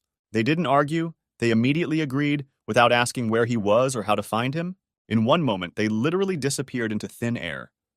After all, they understood the seriousness of this task and that they had to succeed at all costs. He began to be filled with hatred and anger. He wanted to literally tear these two girls to shreds, and he made a promise to himself that if they didn't complete the task this time, he would simply feed them to the cannibal. He himself performed rituals over those killed or those who were on the verge, mocking them. Emily stood in King Sean's courtyard, very puzzled, waiting for our protagonist. John had just woken up. He hadn't even had time to open his eyes when he felt a languid gaze on him. But the thing was that she decided to wake him up for a reason. She had some plans for our main character. She decided to set conditions for him so firmly that he would live in the palace and not in the courtyard for guests. Being sarcastic, he began to bring up the topic of the bride and groom again. John liked to tease people. She was very embarrassed by this because she knew that John was at the auction and took away the divine weapon, damaged, plus he had a fight with Richard. She also mentioned Adam, whom our main character also managed to offend. And now it turns out he has made two enemies for himself. He began to stroke her head, telling her not to worry, since he is a strong warrior, and then he has such support as Emily. She was also furious about another matter, namely that the clan of murderers were also hunting and wanted to kill him. He hugged her and said that she shouldn't think about the negative, because he's definitely not afraid and will be ready to fight at any moment. She was shocked as none of the news could upset John. Most likely, this was what bribed her. After just a moment, they decided to have breakfast with delicious donuts, in which rice and meat were hidden. Also, in the city center, there was an incredible show of jugglers who could emit flames. We rushed on for a walk. Our main character was interested to know how the Village of Happiness lives. Suddenly, John and Emily noticed a girl in the distance. They became very interested in what she was doing here. Emily, it seems she recognized her. She saw her once but could not remember where and when. This incredible beauty green mamba continued to smoke her herbal mixture. But finally, Emily remembered that it was the owner of the auction, a green mamba. She was also surprised by the beauty and charm that she has. Our main character immediately began to convince Emily that she was also beautiful. John greeted the green mamba. Her beautiful cat-like emerald eyes were able to charm anyone. She greeted Princess Emily and our main character. She was glad to see them. Emily was incredibly happy when the green mamba affectionately called her by name, because no one called her that except her grandfather. In response, she said that she also missed her very much. After all, many years had passed since the last meeting. The green mamba asked if she had disturbed the peace of our protagonist, but he showered her with compliments about her beauty and sophistication. True, he was interested in the true visit of this beauty. At the moment, her speech changed from kind to some kind of excited or something, and Emily's presence did not interfere with this in any way. The green mamba decided to warn John that he was being hunted by a clan of killers, and they were merciless in everything. John was not at all scared by this, since he had already taken rank 2 in his skills and could control the fire phoenix. Seeing how self-confident our main character is, the green mamba decided to move on with her business. Emily wanted the green mamba to walk with them, as she had missed her for many years. After all, they used to be inseparable. It seems that John didn't mind either. On the contrary, he was glad that he would be between two beautiful ladies. He grabbed both of them by the waist so tightly, as if some kind of lovelace, which shocked the girls. They both blushed and were very embarrassed. John understood that they both liked it, and the green mamba had not had a man for a long time, and she dreamed of such a strong, self-confident male. They rushed off somewhere into the distance to walk through the magnificent Village of Happiness, and now they have already arrived at one of the markets of this village, which was famous for its diversity at that time. The guys were incredibly happy. It felt like they were inseparable. The merchant residents were quite surprised to see Princess Emily with our main character, and how some dork hugged her, plus next to them was the famous green mamba. Some residents knew who John belonged to the royal family. Moreover, he was not just a guest, but an honorary citizen. Somewhere, our main character even felt embarrassed, seeing such a stir around him and the girls. But the Green Mamba hastened to calm him down and told him to get used to it because he really attracts people to himself. Suddenly, our main character noticed how, very close, someone was hitting someone on the back with a whip. And he wasn't the only one who noticed this, as if the whole village surrounded the cage from which the girl was trying to escape. But the warden did not know forgiveness. He dealt a really serious blow to the girl in the area between the shoulder blades. The girl looked like a little demon. Horns were sticking out of her forehead, and her hair was so blonde. It turns out that it was not just an overseer or an overseer, it was her owner. He bought her at one of the markets. The Green Mamba didn't particularly like to watch such pictures. After all, she, being a girl, obviously didn't wish this on anyone. Beauty Emily was furious because she wanted, once she became queen, to correct the law on trade. The Green Mamba recognized him because he was from the Weapons clan, just like Adam. Therefore, they feel unpunished and do whatever they want. Plus to all this, he supposedly has his own prison for such slaves, whom he buys in different markets. Amelia was infuriated by this situation, and that she could not influence it in any way. She was already thinking, how could she find a solution? But the beautiful Green Mamba immediately replied that there was no way to help, since he bought them. Can he do whatever he wants? This monster delivered another very strong blow with his whip, literally leaving a deep cut on his back. Blood flowed down the whip. The slave fell and lay immobilized. It seems that the blow was really very strong and biting. It seems that this fat man loved to mock his slaves. He shouted that he was teaching everyone who disobeyed him. Now the blood of this girl was literally pouring out of her mouth. The little demon Fatty was not at all embarrassed by this. He was mercilessly, and it seems he was waiting for some kind of apology, or, when he throws himself at his feet, they will beg for mercy. But the little demon girl stood up abruptly and very vehemently answered the fat man that she would definitely take revenge for her family. The fat man dealt a very crushing blow to the girl's chest area. She literally flew up. The girl literally cut through the air. She flew spinning, experiencing enormous pain. He continued to shout that she was his property, and he would do as he wanted because she was ungrateful. He caught her by the chain, and it was incredibly painful. Tears flowed like a river, and it seemed that her life would end. The fat man was simply insane. He knew no pity or mercy. For him, mockery was something like a game. The demon girl was terribly frightened by the way he looked at her furiously. John heard the fat man call the girl Sandra, and this name seemed familiar. The girls were even surprised. For a moment he smiled. It seemed he was up to something. Apparently, he wanted to intercede. Emily knew that smile. It meant that something was clearly going to happen, and something bad was definitely going to happen. Now the next goal of our main character was to save the girl, a demon from the clutches of beatings. He remembered Kimberly. It brought back some kind of nostalgia, but a very bad one. The fat man simply threw aside to take a breath. After all, he really was very huge. He turned sharply at the people who were watching this terrible picture and screamed so that they would not stare in his direction. Sandra's eyes glowed as if they were devilish. How she wanted vengeance. This brought the fat man into some kind of shock. It really looked as if she was drilling right through him, and he decided to hit her in the face as hard as he could. He did it in a really big way. But that was not the case. Our main character arrived in time and grabbed the hand of the fat man who was trying to hit him in the face with a whip. He was surprised that some guy in the act managed to stop his hand with a normal movement. He was furiously indignant because no one has the right to stop him from abusing his slaves. Our main character decided to offer the loon the amount for which the little demon would take the girl, but the fat monster did not agree with this. He said that it was his property, and he would dispose of it as he saw fit. But John added the following. Since she was bought against her will, he will simply take her. The fat man laughed while standing, thinking that our main character was some kind of simpleton and fool. The fat man said that he was a descendant of a great clan, and that our main character would be in trouble. John gave him one last chance, but apparently the fat man didn't want to listen and contradicted. The moment the fat man blinked, John's fist appeared in his face. The blow was so strong that the fat man literally flew into the air, not understanding what was happening. He flew several meters behind him, creating a cloud of dust. It looked comical. All the residents perked up because just now some guy dared to hit, or what to hit, to touch the descendant of the Weapon clan. Now, residents and traders began to worry about the fate of our main character, because he did the unthinkable. Sandra was in the deepest shock. She did not expect that someone would come to her aid, and even throw the fat man away like a ball. The fat man was furious. He tried to get up. Anger literally overwhelmed him. the fat man will be able to call on the spiritual energy of the boar. The boar was dangerous with its tusks, as well as its stubbornness. He put the power of the boar into his left hand, which glowed with spiritual energy, wanting to kill John. But our main character stood and literally did not move.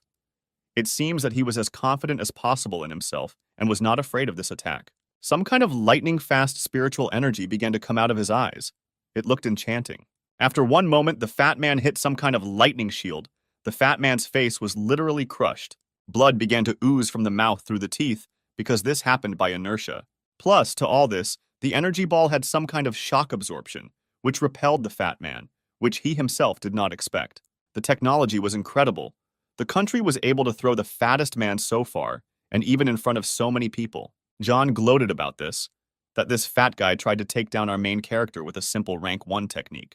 However, John sought to quickly approach this demon girl, Sandra. After all, he had a special interest. Putting his hand on her forehead, he said the following: "Now she will be his." He also began to use some special spiritual technique. The girl did not utter a word. In one moment, with his incredible technique, he literally destroyed these shackles that restrained her neck. The girl was amazed that someone stood up for her and did not wish her harm.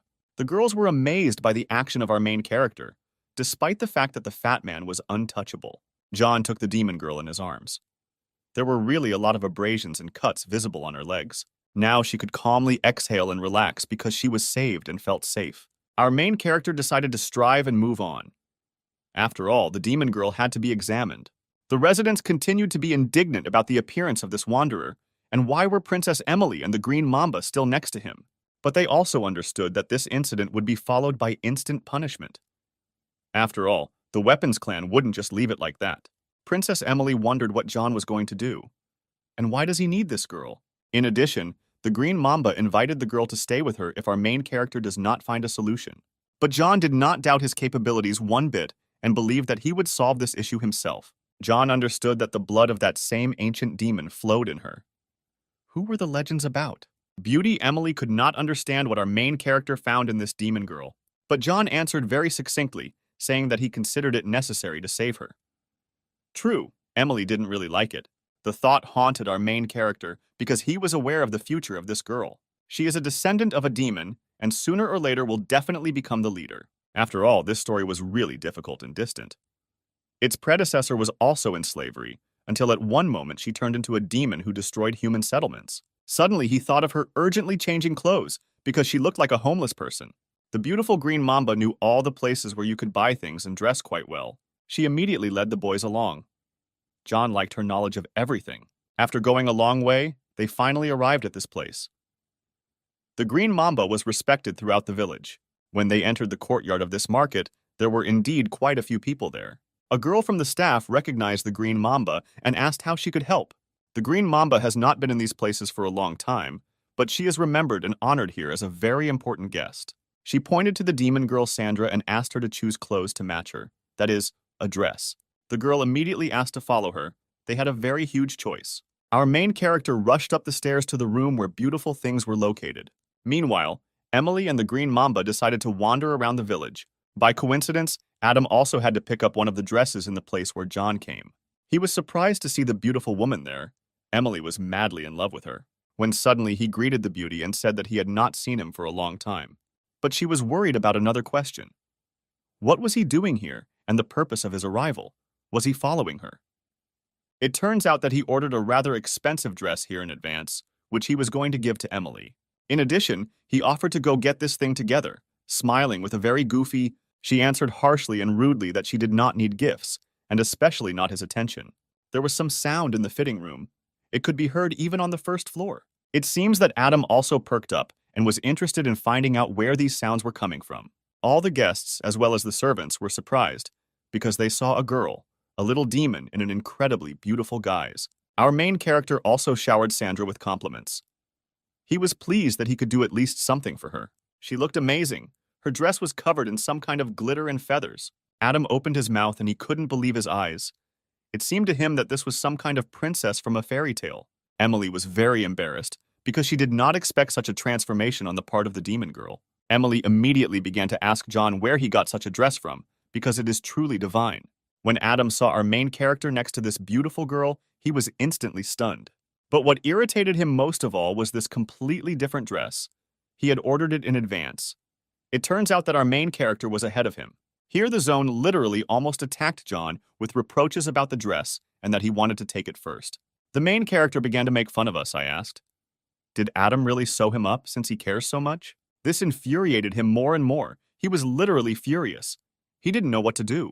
Now he had already asked Adam about the dress. Did he like it? Especially when this girl is wearing it. But he didn't want to calm down. He began to ask at what price John would give him this dress. Our main character continued to smile.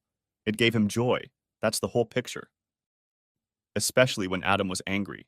But the next moment he demanded the clan of weapons from Adam so that they, apparently, would do something for him. It became incredibly funny for the girls to see all this situation.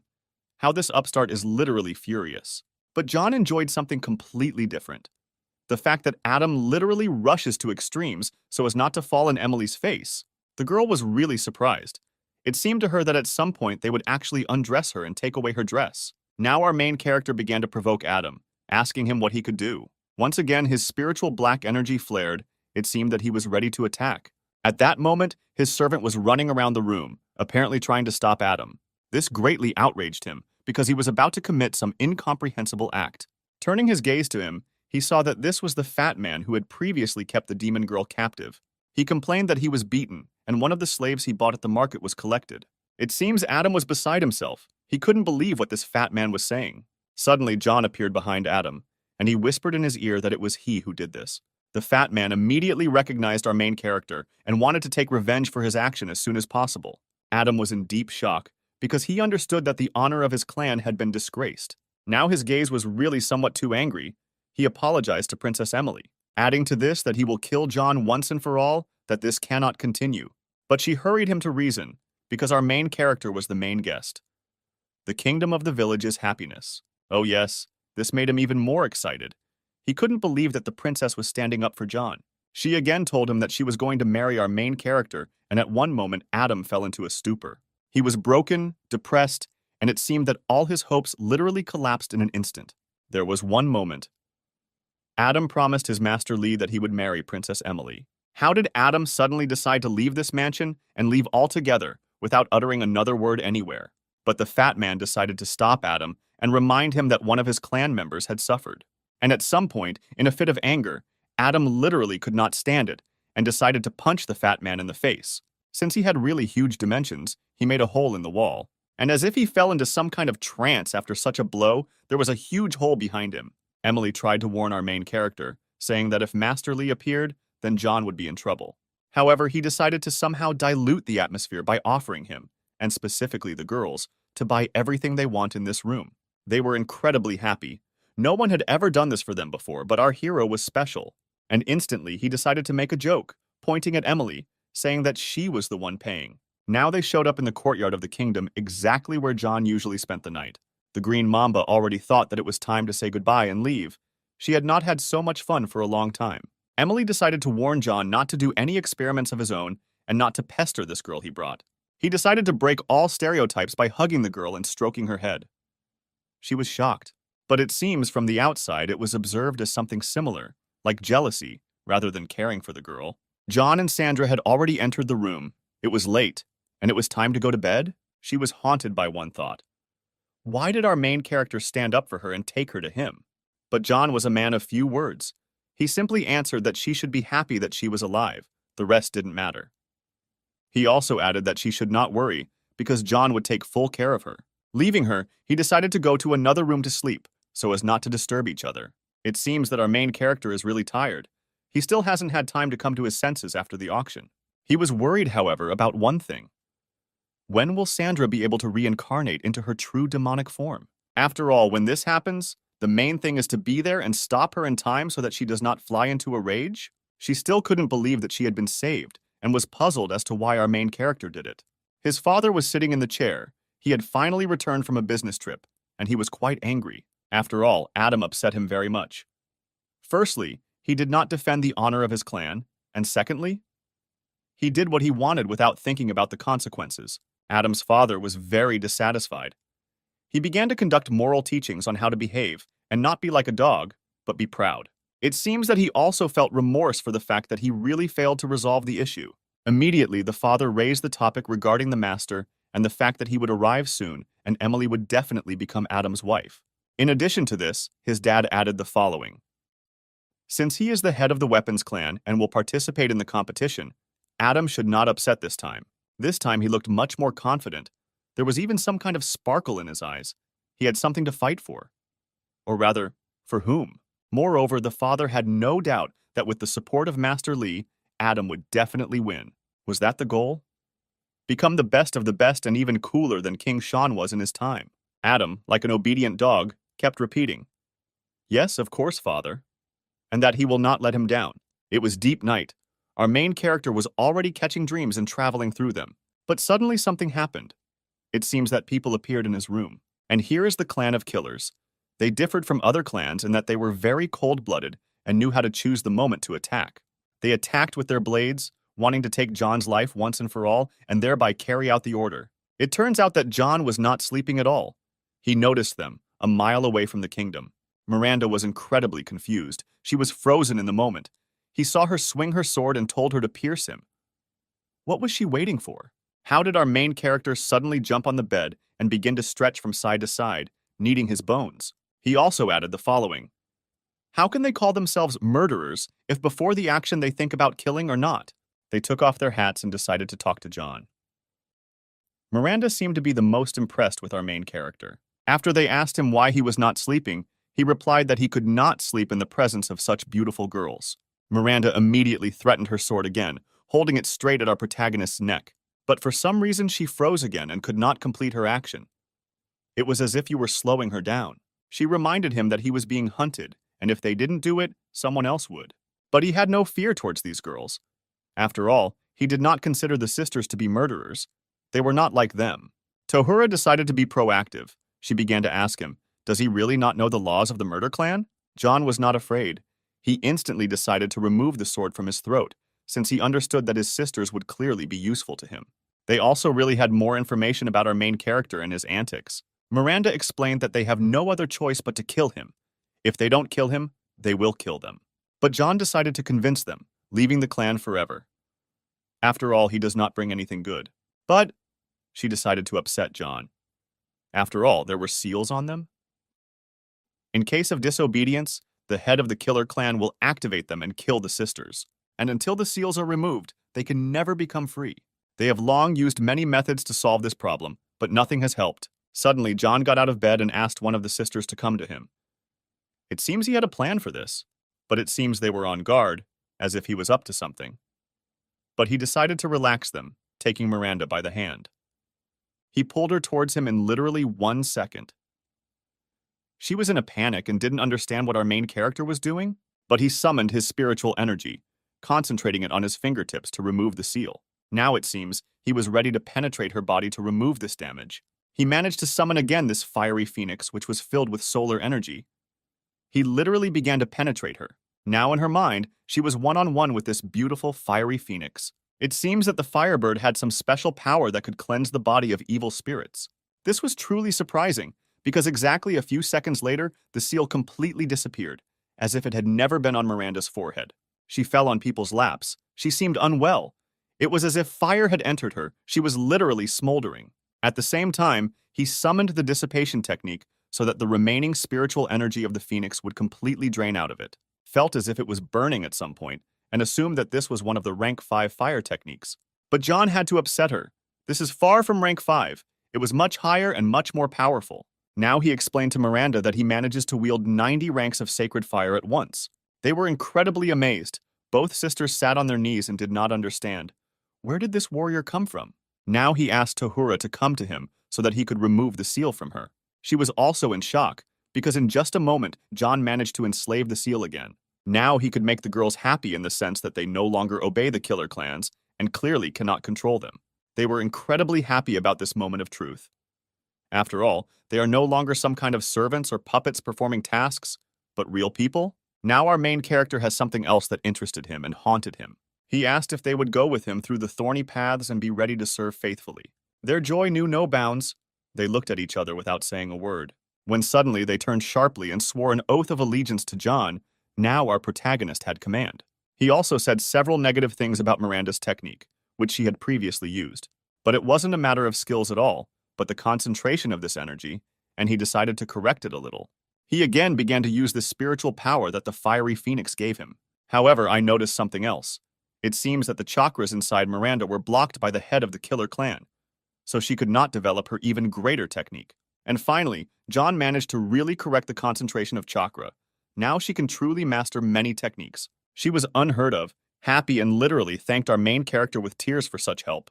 Also, our main character wanted to improve Tahura's technique, because she directly controlled the bow and arrows, putting spiritual chakra there. John began to hit the girls again. He managed to pull out the bow and arrows from Tahura. He also unblocked false paths to strengthen her technique, and so that the concentration of spiritual power was not lost. She seemed to be filled with energy. The rays of the sun pleasantly burned her skin and internal organs. She felt it. How skilled a craftsman had John become in just a short period. One of the sisters wondered where our main character got these techniques from, since they obviously hadn't heard of them when he managed to get them. But he decided not to reveal the secret and leave it a little secret, saying that someday he would tell. You shouldn't forget that it's night outside, and it's really time to sleep, because tomorrow is a new day and new challenges. They were quite shocked. They clearly did not expect such an offer after what he did to them. But he decided to justify himself that he did not mean to sleep everyone together in one bed so that they could take another room. Now the servants, being our main character, were ready to begin the tasks that he would assign for them. He glanced at it but promised, "They are standing and waiting for a truly exciting journey." Now he could lie down quietly and enjoy his sleep, just as he had been interrupted earlier by the members of the murder clan. But still he was very worried that while he was in this kingdom, he was clearly not safe. Moreover, the Sacred Fire competition will begin soon. Where will it be possible to find out who really is the best warrior in the vastness of the villages? And it seems as if all the elements will unite at once and produce something unusual. Most of all, John was alarmed by the fact that the master would appear, and he had already been the winner of these competitions. All his students had some kind of crazy skills, especially in combat. Those who can win the competition will receive a certain sphere in which the power of all the elements will be contained. But what was the most interesting thing about our main character? That he could summon 3 beasts after receiving this sphere. The third beast will be an incredible cosmic lion who was able to control several energy techniques at once. And even then it would have been difficult for our main character to stop even such a skilled person as Anthony, who commanded the clan of the elements. And he will have no doubt whether he can defeat everything imperial or not? Yes, with such spiritual power, I will be equal to the gods. His determination was very serious, and he was not going to retreat back only forward, only to victory. You could hear the noise of the crowd that was about to gather for the opening of these competitions. He was also on guard. He was incredibly interested in what kind of craftsmen would appear at these competitions. In addition, a lot of people came from all villages and from all clans, as well as warriors, who all wanted to take part. Suddenly, out of nowhere, a carriage appeared pulled by horses. The tramps perked up. It was one traveling with representatives of the temples and considered him somewhere even a saint. The pitiful residents would rather see this girl who represented the Buddha temple. This unusual beauty with an amazing look was called Jessica. She was respected by many villages. All the residents rushed towards her and enjoyed her beauty because she really could defeat anyone outright. She noticed our main character and how he looked at her, and he seemed somehow familiar. But she had a question in her head. Why did he suddenly run literally point blank into the carriage? How did he suddenly greet Jessica with his joyful gaze? His eyes were burning. Everyone suddenly turned their attention to John and could not understand how he could know this guardian. But suddenly he remembered that she didn't know him at all. It was once in a past life. She continued to watch our main character, wondering who was standing in front. Jessica's aunt decided to draw the carriage curtains back so they wouldn't stare. The purpose of these temple guardians coming to the competition was unusual. They wanted the winner to join them, and this task was entrusted to this beauty Jessica as ordered by the head of the temple. That is her father? Besides all this, will she be obliged to marry him if he does join their ranks? But Jessica did not agree with this, because she considered herself not as simple as she seems. So she decided to end this conversation once and for all and not mention it again. And so the carriage rushed further, moving through the expanses of the village, and at a very high speed. And then in an instant they stopped. They arrived at the royal chambers. Immediately the servants met them. Beauty, Jessica immediately tried to get out of the carriage because she was tired after a long journey. Jessica and her aunt walked across the yard, but a stranger stood in their way. This was a participant from the Sun Plane. A very gallant, handsome, strong representative. Jessica didn't respect him and didn't love him, because he always behaved in a way that was too impudent. But he hastened to dissuade her, saying that he had changed. I was no longer so naive. In an instant, she decided to turn around and go in a completely different direction with her aunt. This was incredibly infuriating Harry. He stood there furious. His muscles seemed ready to explode at an instant. Apparently, he decided that the time had not yet come to deal with her once and for all. What if this jock noticed our main character? He moved so freely around the yard. Our main character stopped Jessica and decided to help her get to the main prince of the competition. But the aunt was incredibly annoyed that he had imposed himself, and she would really like to get rid of him in an instant. And here came Harry's laughter. It seems he was making fun of how our main character was being kicked out. Now on his shoulder, it seemed as if the hand of this overgrown jock was on his shoulder. And our main character does not like such unexpected touches. Having embraced John, he added to Jessica that she has problems with taste, specifically in choosing men. But Jessica immediately turned around. It really pissed her off that he was following Faye's heels, meaning Harry. She was now literally feeling some kind of anger and was experiencing a state of rage towards this Harry. In an instant, his gaze changed. It looked like the gaze of an angry bull. Finally, our main character ran out of patience, and he decided to show the impudent man where his place was. Harry was surprised by the fact that in just a moment, John managed to summon incredible spiritual energy and literally enslave his body. Now our main character looked really scary with his spirit beast. Ghost. The pathetic dog of the son of the head of the Sun Clan didn't like it. It seems he also wanted to teach John a lesson, but after a moment he saw the truth, the form of our protagonist's spiritual energy, and shuddered. Now the zone was impossible to stop. He warned Harry that if again he allowed him to say something in the direction of Jessica, then his father will be orphaned. Suddenly Harry began to retreat. He realized that he was in danger and would be able to cope with our main. At the same time, he could not understand why John had an influence on him, and he was afraid of him. However, he realized that he was the son of the head of the Sun Clan and could not retreat. Pathetic Harry shouted to our main character that he would spare him and not kill him before the competition. It seems our main character was determined, and he gave Harry the opportunity to strike first. And at some point, Harry decided to use his spiritual power to make a sword. Having abruptly taken off from the ground, he was already heading towards our main character, trying to make an attack. Friend Jessica was shocked because she knew this rank 5 attack, capable of destroying an enemy with one move. And now, it would seem, he had already achieved his goal, and John was now in danger. The power of which Harry possessed was quite considerable. It seemed to him that he could finish this fight at once without consequences for himself. Apparently, he overestimated his capabilities, because at some point his blade, created from the spiritual energy of fire, suddenly dried up and burned out on the ground. Now the blade didn't look so intimidating. What did it look like before? John simply took and crushed this spiritual energy that Harry created. He was horrified by what he saw. It seemed to the main character that this warrior was too weak for him, and even more so, the technique that legends were about, he simply could not implement it. Harry was in a state of prostration. He did not realize how our main character managed to simply put out his blade. Jessica and her aunt stood aside, wondering what just happened. Now Jessica understood how powerful our main character was. Her aunt at one time also possessed truly enormous spiritual power, and even she was impressed by how John smashed this technique to smithereens. And it seems that she guessed how great John is, and what does he have? But our main character wanted to show a couple more of his tricks, because that was not all. Now Harry was in a state of rage, realizing that he was dealing with a serious opponent, and decided to use his best technique. But John stood without moving, because he understood that this was no match for him, obviously, especially since he had curbed the Fire Phoenix technique earlier. Plus to all this, Harry believed that John was cheating, which is why he lost control of his power. Now the old man, the king of the village of happiness, Sean, intervened. Was there obvious dissatisfaction on his face? He demanded respect for the competition, as well as for the place where they all were. Harry has already apologized to old man Sean, saying that one of the Sun Clan has arrived. Jessica also introduced herself and said that the guardians of the Buddha temples are also there, and it is an honor for them to be at the competition. Now the old man understood how serious everything was, and how hot the wars themselves were that would be involved. John understood that the old man was watching from the very beginning, but did not intervene in order to find out the true techniques that the guests possess.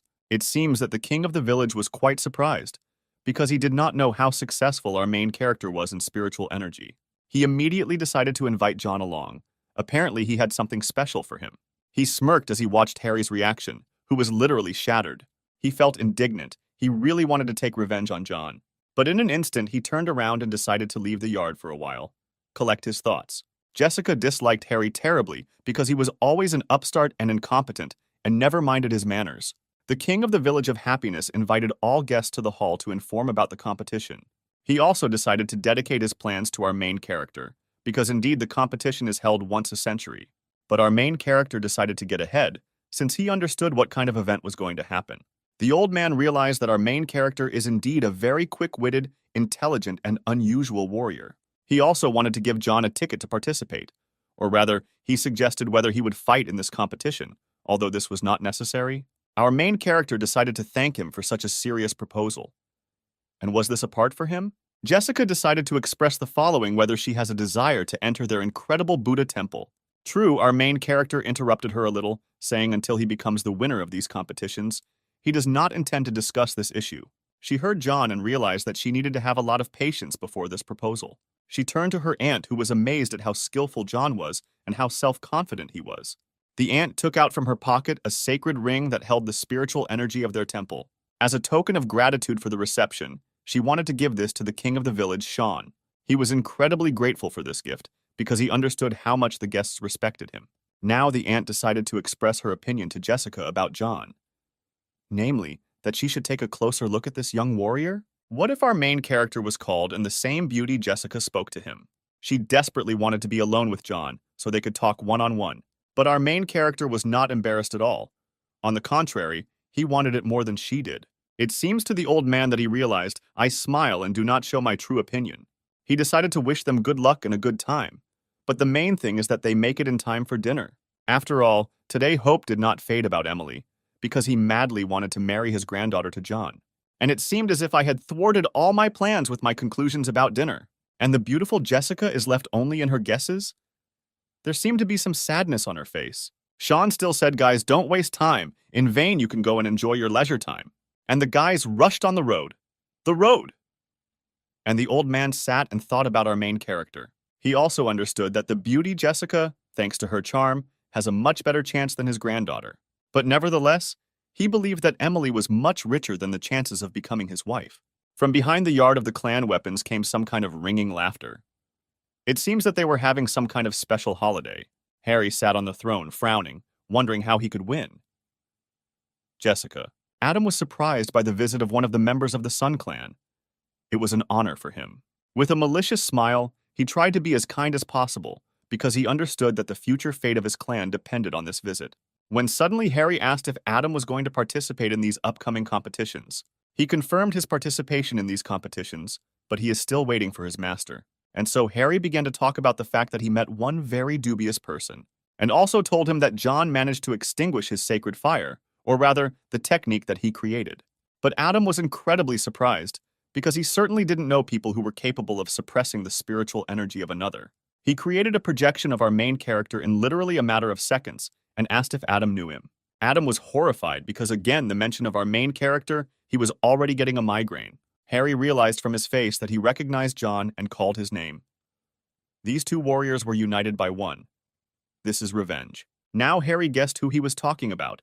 It was about the man who killed the Emperor and set the clan of murderers and the clan of demons, as well as the clan of the elements, against himself. Adam confirmed his words and said that he really creates a lot of problems, and also created for his clan. But Harry continued, because he knew the whole story of our main character being left to die in the desert. How could he gain such power?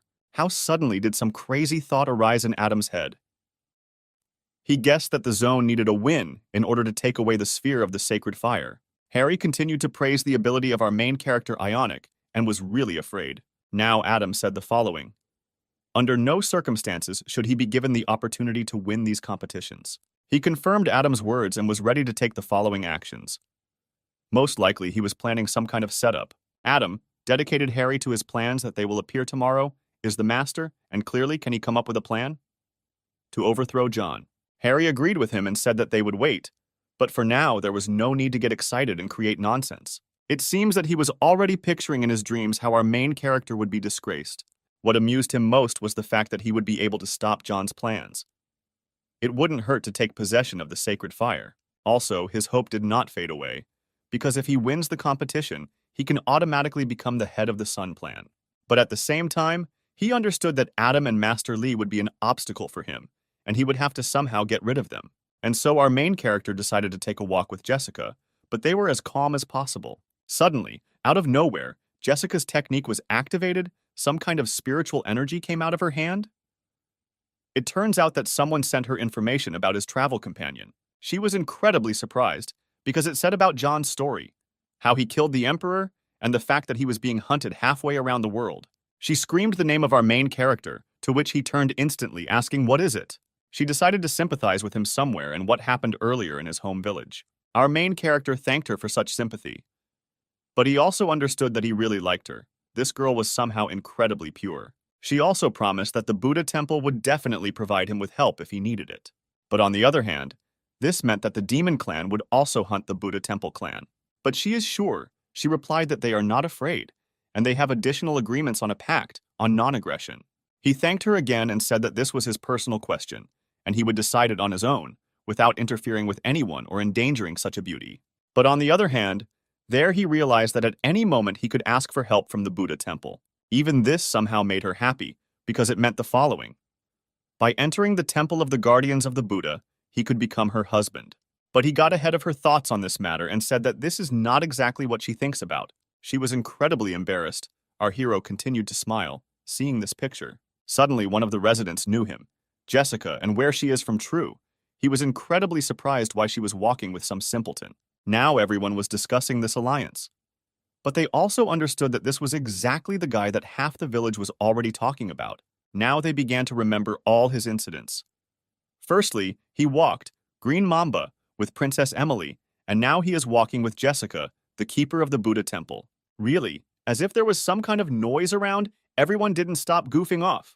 Then he decided to solve them all, perked up with his cough, and the fact that it really wasn't very nice. Should we take it and discuss it like that? Immediately, our main character suggested that Jessica take a walk to another place. Adam also walked with his clan member, or rather his servant, a fat man. Apparently, the fat man wanted something from him. "Don't let him move into the distance," smiling sarcastically. Adam suddenly became somewhat irritated by this. He asked what the fat man wanted. He asked not to be kicked out of the clan after experiencing such shame. In addition, he also reported that he managed to find several thousand more slaves for their clan. And at home, his fantasy suddenly began to play out in earnest. Girls, demons flashed in his head, and it seemed like everyone was naked, and he was around them. He also added that he chose the most beautiful ones, and what was there to look at? Adam sarcastically replied to the fat man to bring them all to his personal room, where he would do the selection. But the fat man was very surprised. How could he fit all the slaves in one room? How did the fat man and his master suddenly see our main character? This came as a shock. The fat man was indignant, because he also wanted revenge. But he understood that he was insignificant compared to this warrior. They were both furious, because they understood that simplicity, the situation could not be let go, and John must be punished. Plus to all this, they saw how the guardian of the Buddha temple, Jessica, was walking with him. The fat man was haunted by how this demon girl was taken away from him. Moreover, how he was disgraced. The fat man also learned something, namely that the residents don't really respect John. But he is madly respected by the king of the village, and therefore he clearly will not offend John.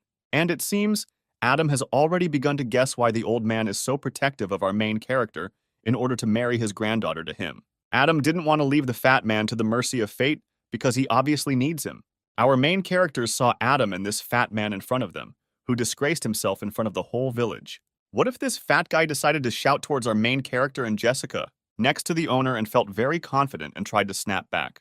But John decided to remind him again how pathetic and insignificant he is. The fat man was madly infuriated because they put pressure on him and he was furious. Now Adam defended the fat man's side and decided to charge John with kidnapping a slave. Plus, he also added that he himself would punish John for his trick and for the fact that he interfered with the weapon clan. Jessica was very surprised because she understood that a lot of people were hostile against our main character. John was no slouch. He tried in every possible way to mock him, participating in a verbal spat with these upstarts. He demanded that he return the slave right away and plus give it to the girlfriend with whom he was hanging out. Jessica was extremely indignant. She was enraged by this uncouth lout who behaved inappropriately. At some point, as if the devil had possessed her, She decided for these words to ask in full. John hurried to stop her and not to rush to conclusions, and also to be patient. He asked her not to interfere and gave our hero the opportunity to get even with these losers. John decided to continue playing, and he asked what would happen if he did not return the slave. What did Adam threaten him with, promising that he would behead him because he had broken the law? John wanted to joyfully receive this reward, which Adam promised him. How did Adam suddenly begin to reawaken his spiritual energy, concentrating his power? He decided to collect a thunderstorm. After all, this was one of his particularly interesting techniques. The thunderstorm managed to really surprise because it sparkled, literally blinded everyone around. His pitiful fat man even flew back with incredible force. It turns out that Adam knew how to control the energy of nature. After all, he even managed to correct the situation in the sky by creating a cloud with lightning. This is what Jessica was concerned about. But it seems that our main character was not frightened or staggered one bit. Adam was furious, and it seems that anger literally clouded his reason, because previously he didn't mind anyone who didn't use this technique. He managed to gather this thunderstorm energy in his hands, and he was ready to direct it towards our main character.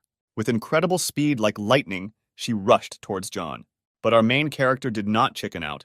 He began to collect air, accumulating it in his mouth. And at the same moment, he summoned his ghostly demon, who also collected air, concentrating the energy in his mouth along with the demon animal he summoned. He released this incredible power towards his opponent. Adam literally flew up like a sliver. He arrived in horror and was stunned by this attack because he had never seen anything like this before. The fat man couldn't believe his eyes. He just saw how his master was literally thrown like a ball to the side, and even with such a gust of wind. And next to him lay on the ground, immobilized and defeated on the spot, and the fat man was in horror seeing how his master helpless. Now our main character simply exhaled after such a vehement attack. Turning to Jessica, he said that it was nothing and one of his level 1 techniques. She was amazed at how, just recently, Adam managed to summon the forces of nature, but John managed to cope with a lightning attack with one whirlwind. Now she understood how strong our main character is and what other techniques he has. Looking at the fat man, he asked him now he understands how much he got into trouble. John didn't want to stop. He wanted to teach the fat man a lesson too, so that such stupid thoughts would no longer creep into his mind. The fat man immediately fell to the ground in his eyes and begged for mercy. After all, he understood that ending his life was a mere trifle for John. He asked not to kill the main character. He also promised that he would improve, plus he wanted to give away all his wealth. It seems that out of all this, our main character was interested in wealth, because at any moment he can exchange it for something valuable to himself. The fat man told him that John would be clearly pleased and would not regret that he did not kill. John asked the beautiful Jessica if she would like to look at these riches and appreciate them. She happily agreed. Now John literally kicked this fat man like a ball so that he would apparently show what he had. He also added that his patience would soon run out and he should hurry up quickly. This was the fat man's personal room. Here he kept his most valuable things. This is where he lived. Entering the fat man's basement, our main character was stunned because he saw the weapons that the ancestors of the clan gave. John asked again, "Is this all the fat nonentity has, or is he hiding something else?" But how suddenly did John turn towards the fat man, saying that this would not replace his life? Now the fat man began to make excuses, saying that this is all he has. He saved it for many years. Then he threatened to deal with this fat man in an instant, without even blinking an eye. It seems that our main character split this fat man because he immediately began to talk about who he had chained captive. Our main character's patience was already running out. He hurried the fat man. It turns out that there was a secret door in his room that led to the basement. This was one of the secrets of the weapon clan. As soon as he pressed square, the door immediately opened. There was some kind of fetid smell and a lot of dust coming from there. Who would have thought that a fat man could hide something like this in his room? But our main character was overcome by interest. The smell was really disgusting, as if someone had rotted or died. It seems that John was quite surprised, and at the same time upset, how disgusting the fat man was. He began to apologize to John. John grabbed him by the collar and led him with him. He also asked Jessica to go. The smell was so foul that it was difficult to keep my eyes open and not inhale it. Walking through the room, Beauty Jessica was terrified because the prisoners managed to survive in such animal conditions. All the prisoners had some kind of demonic appearance. It turns out that children also suffered there. They were hungry, beaten, and each had chains. The picture was terrible. How suddenly one of the prisoners literally stretched his hand across the cage towards the fat man, trying to grab him. He was very angry. He wanted this fat guy to die so much because he destroyed his entire family. He desperately wanted to kill this fat man the way the fat man ruined 1,000 lives. Jessica was furious because her heart was bleeding seeing this. She also wanted the fat man to die. Fatty tried to somehow justify himself to the guests, promising that he would never do this again. But John asked him how he could call himself Person A in Demons when he was acting like an animal. At some point, our main character stopped in front of one of the cameras that was in front of him. He became terribly curious about who was in this cage, right? It was as if there was no one there. The silence was pitch black. It turns out that these were two devils in latex suits. They were chained with chains and shackles on their hands and necks. John wondered how the fat man managed to get them. And he asked, "Is this his doing?" To which he replied that these were the most expensive slaves in his collection. And they are not very cheap. But at some point, John was even amused by this, because he had never seen anything like this before. It seems that the fat man even believed that he could be released and not executed. John let the fat man go and told him to get out of sight. The fat man seemed to be born again. He began to thank our main character without ceasing, when suddenly a hand flew towards the fat man, Jessica, who was already at the limit. She managed to pierce the fat man right through with such force, hitting him in the very heart. His eyes were blown out, blood was gushing from his mouth, and there was a huge hole in the middle of his chest. After all, our main character did not guarantee that he would get out of there alive. The beauty's eyes burned with such a bright, fiery flame because she could not forgive. The fat man was already lying dead on the ground this time. Jessica asked what John would do, but John decided the following. He would hand over all these prisoners to the king of the village of happiness, Sean. Now she admired our main character threefold because she considered him merciful and noble. After some time, Emily and her minions began to free the poor fellows from the dungeon. On the one hand, Emily was glad that the culprit was punished, but there was no guarantee that such a phenomenon would not happen again. John tried to reason with Emily so that her grandfather would change the law on slave owners. Plus, he asked Emily to accompany Jessica, or rather, to be with her for dinner, but he won't be able to come.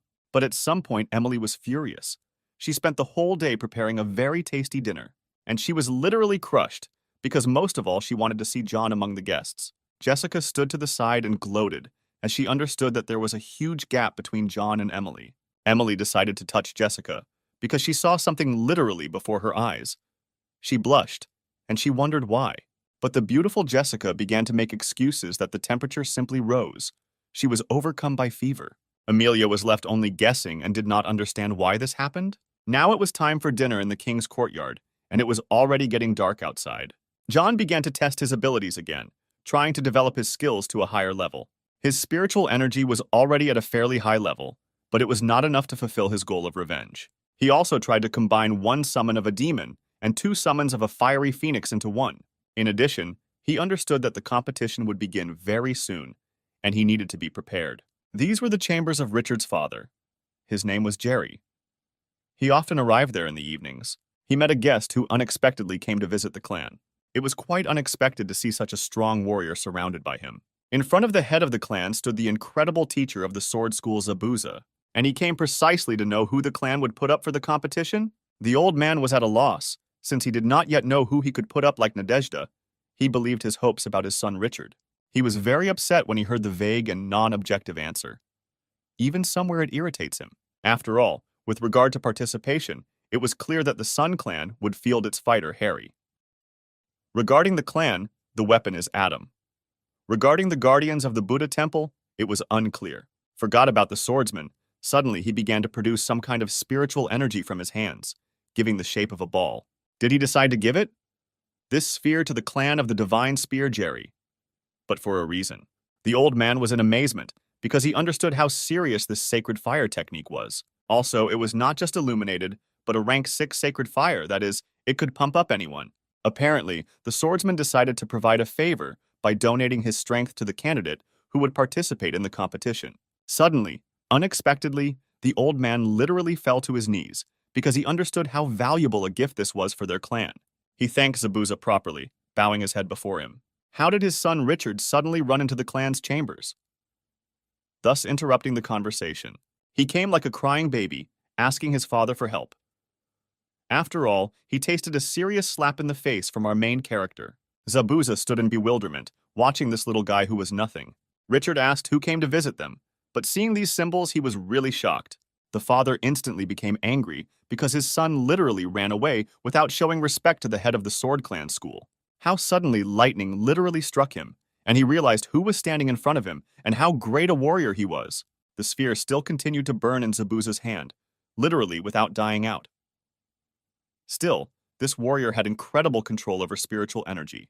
Zabuza the swordsman asked only for one, so that the clan of the divine, the spear does not disappoint him. Otherwise, he will be angry. The sphere still continued to burn in the air after the swordsman left it. Richard couldn't understand what was so strong in the air, like fire. The father shook his son awake with a light blow, the incompetent upstart who always appears at the wrong time. After a moment, Jerry explained that this is a sacred fire of rank 6, which is intended for the candidate who will participate in the competition. The father also explained that they were honored and given the opportunity to win the competition. Richard literally looked at this sphere with drool and thought that this power was intended for him. At one point, he literally started laughing like a madman who had gone crazy. His goal was simple. He wanted to get even with our main character at the first opportunity. Yes, not just to get even. The main goal was to destroy John once and for all. Suddenly, the father interrupted these joys of his son, asking who it was that threw Richard in the face. Stretching out his hand, he literally absorbed this sacred energy. It seemed to him that he could not be defeated. He did not make excuses to his father, but in a state of joy and euphoria, he hurried away. His joy knew no bounds. He ran like a mischievous child from his father, fantasizing what he would do with this sphere. It was flattering to see that his son could also compete for the title of the best. Plus to all this, the reputation of the Divine Spear Clan will rise with the help of Richard, so the father believed. It seems that someone else began to arrive in the village on a carriage carried by subjects. Adam was here, as it seemed. This was his treasured master, whom he was joyfully waiting for. He was incredibly happy to see his teacher because he had something to tell, but at the same time, something to upset him with. Now the servant suddenly stopped, putting the carriage on the ground. It seems like he's about to come out. After saluting, he greeted his master, trying his best to be polite. At some point, he asked Adam to come into his carriage urgently. "I'll give it back." I didn't understand that any word the master says must be immediately followed, especially orders. But he came for a reason. 1. What interested him was the wedding that he had to represent, and 2. His victory in competitions at any cost. To raise the clan, weapons to a completely different level. Suddenly, Adam's tone changed abruptly, and he wanted to initiate his master? The fact that a man appeared in the city who killed the emperor in the air village. Master Lel's eyes took on completely different shapes. He was excited, and at the same time angry. Now the master's thoughts all came together in his head. He realized that John already had incredible strength, and most importantly, he managed to put together a divine spear. Adam also spoke about the battle between Harry from the Sun Clan and our main character. But the master of this pathetic old man seemed to have thoughts and plans of how to overthrow John. Master Lee managed to summon an incredible technique that he had been accumulating in himself for many years. This sacred fire that he was able to reproduce was truly terrifying. Isn't it strong? Rank 6. Holy Fire Technique. And it was intended specifically for Adam.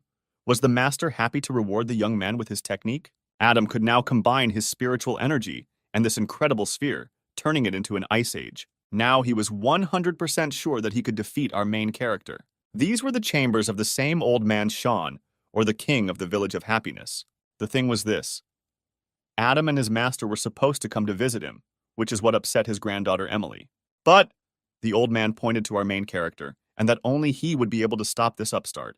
But it seems that our main character just wanted peace and relaxation, and he clearly did not want to solve all sorts of issues. Also, the beautiful Emily asked John for a favor so that he could help protect her from Adam. But now Adam was standing at the entrance and was the master? They got to the king pretty quickly. John felt this energy that came from Adam, and that his rank 5 spirituality changed to almost 7.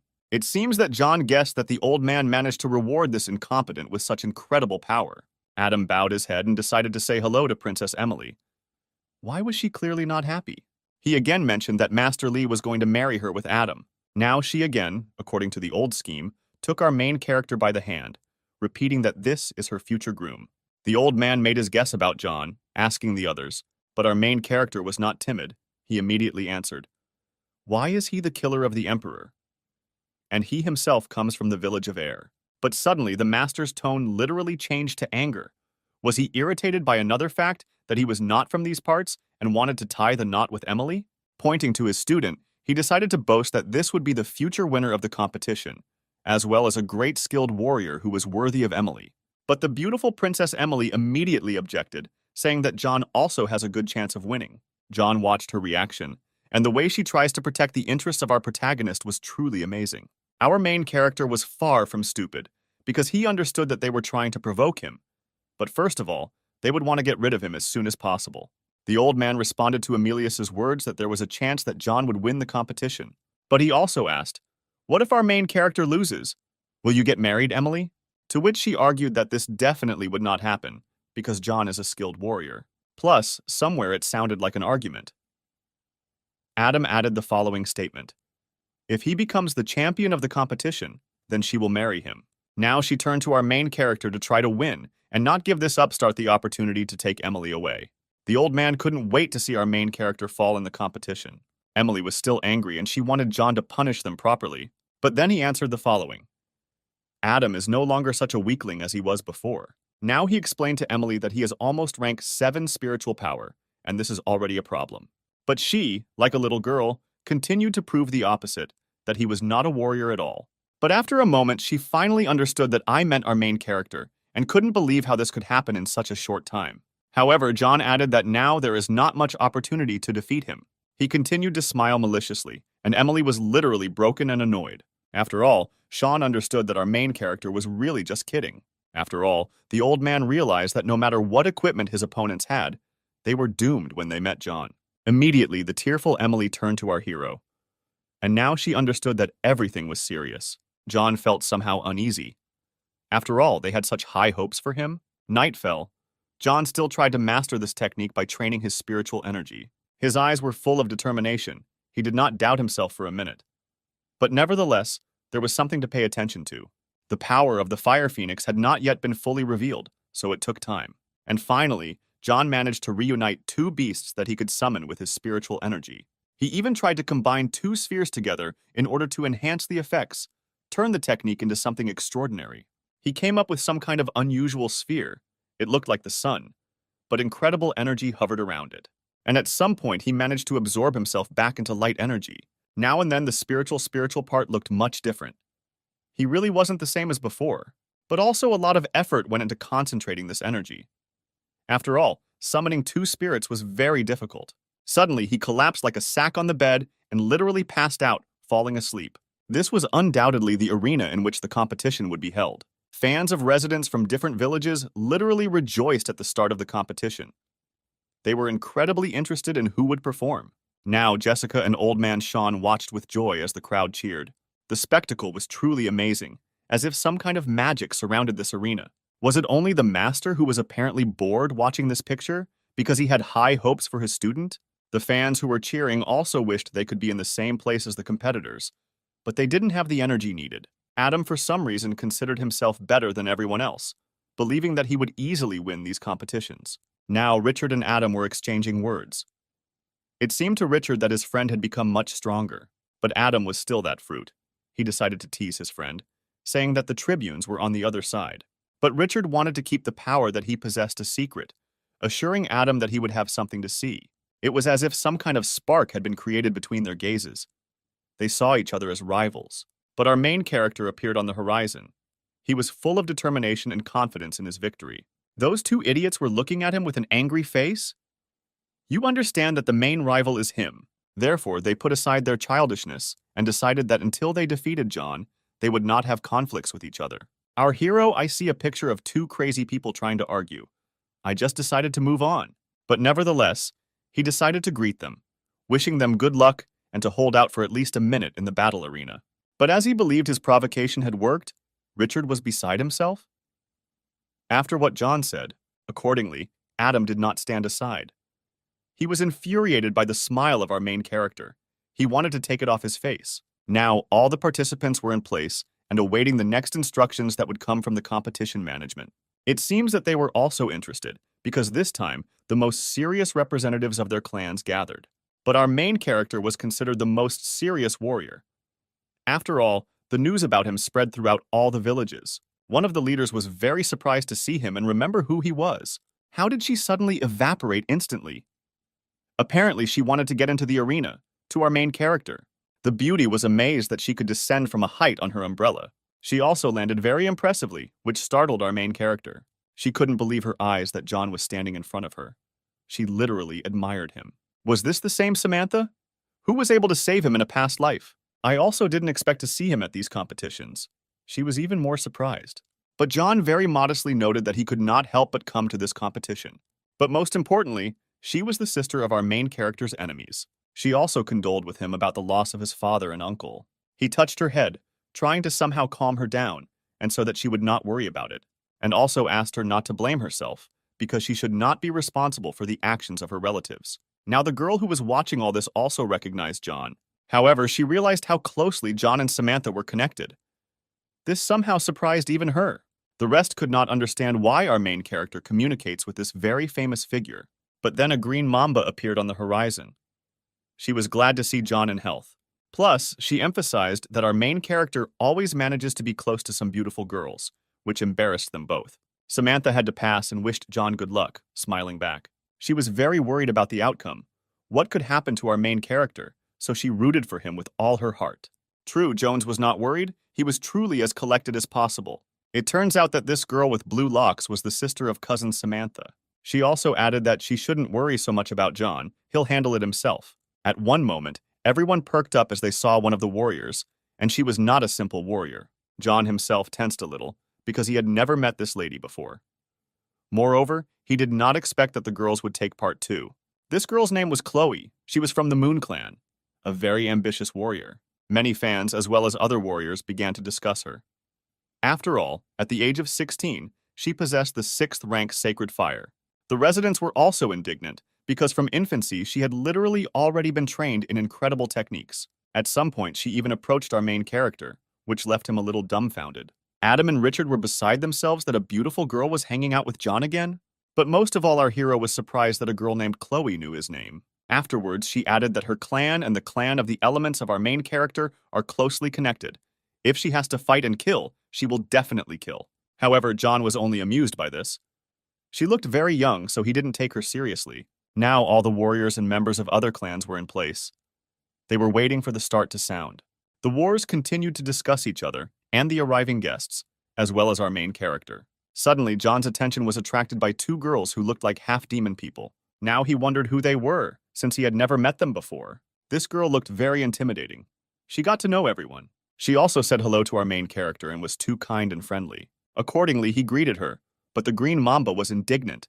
She was infuriated by the fact that John was too open with everyone. It seems that John remembered her, because in his past life she was the winner of these competitions. She seemed friendly in appearance, but in fact, she was infested with demons. She also destroyed all her rivals with defeat and disappeared.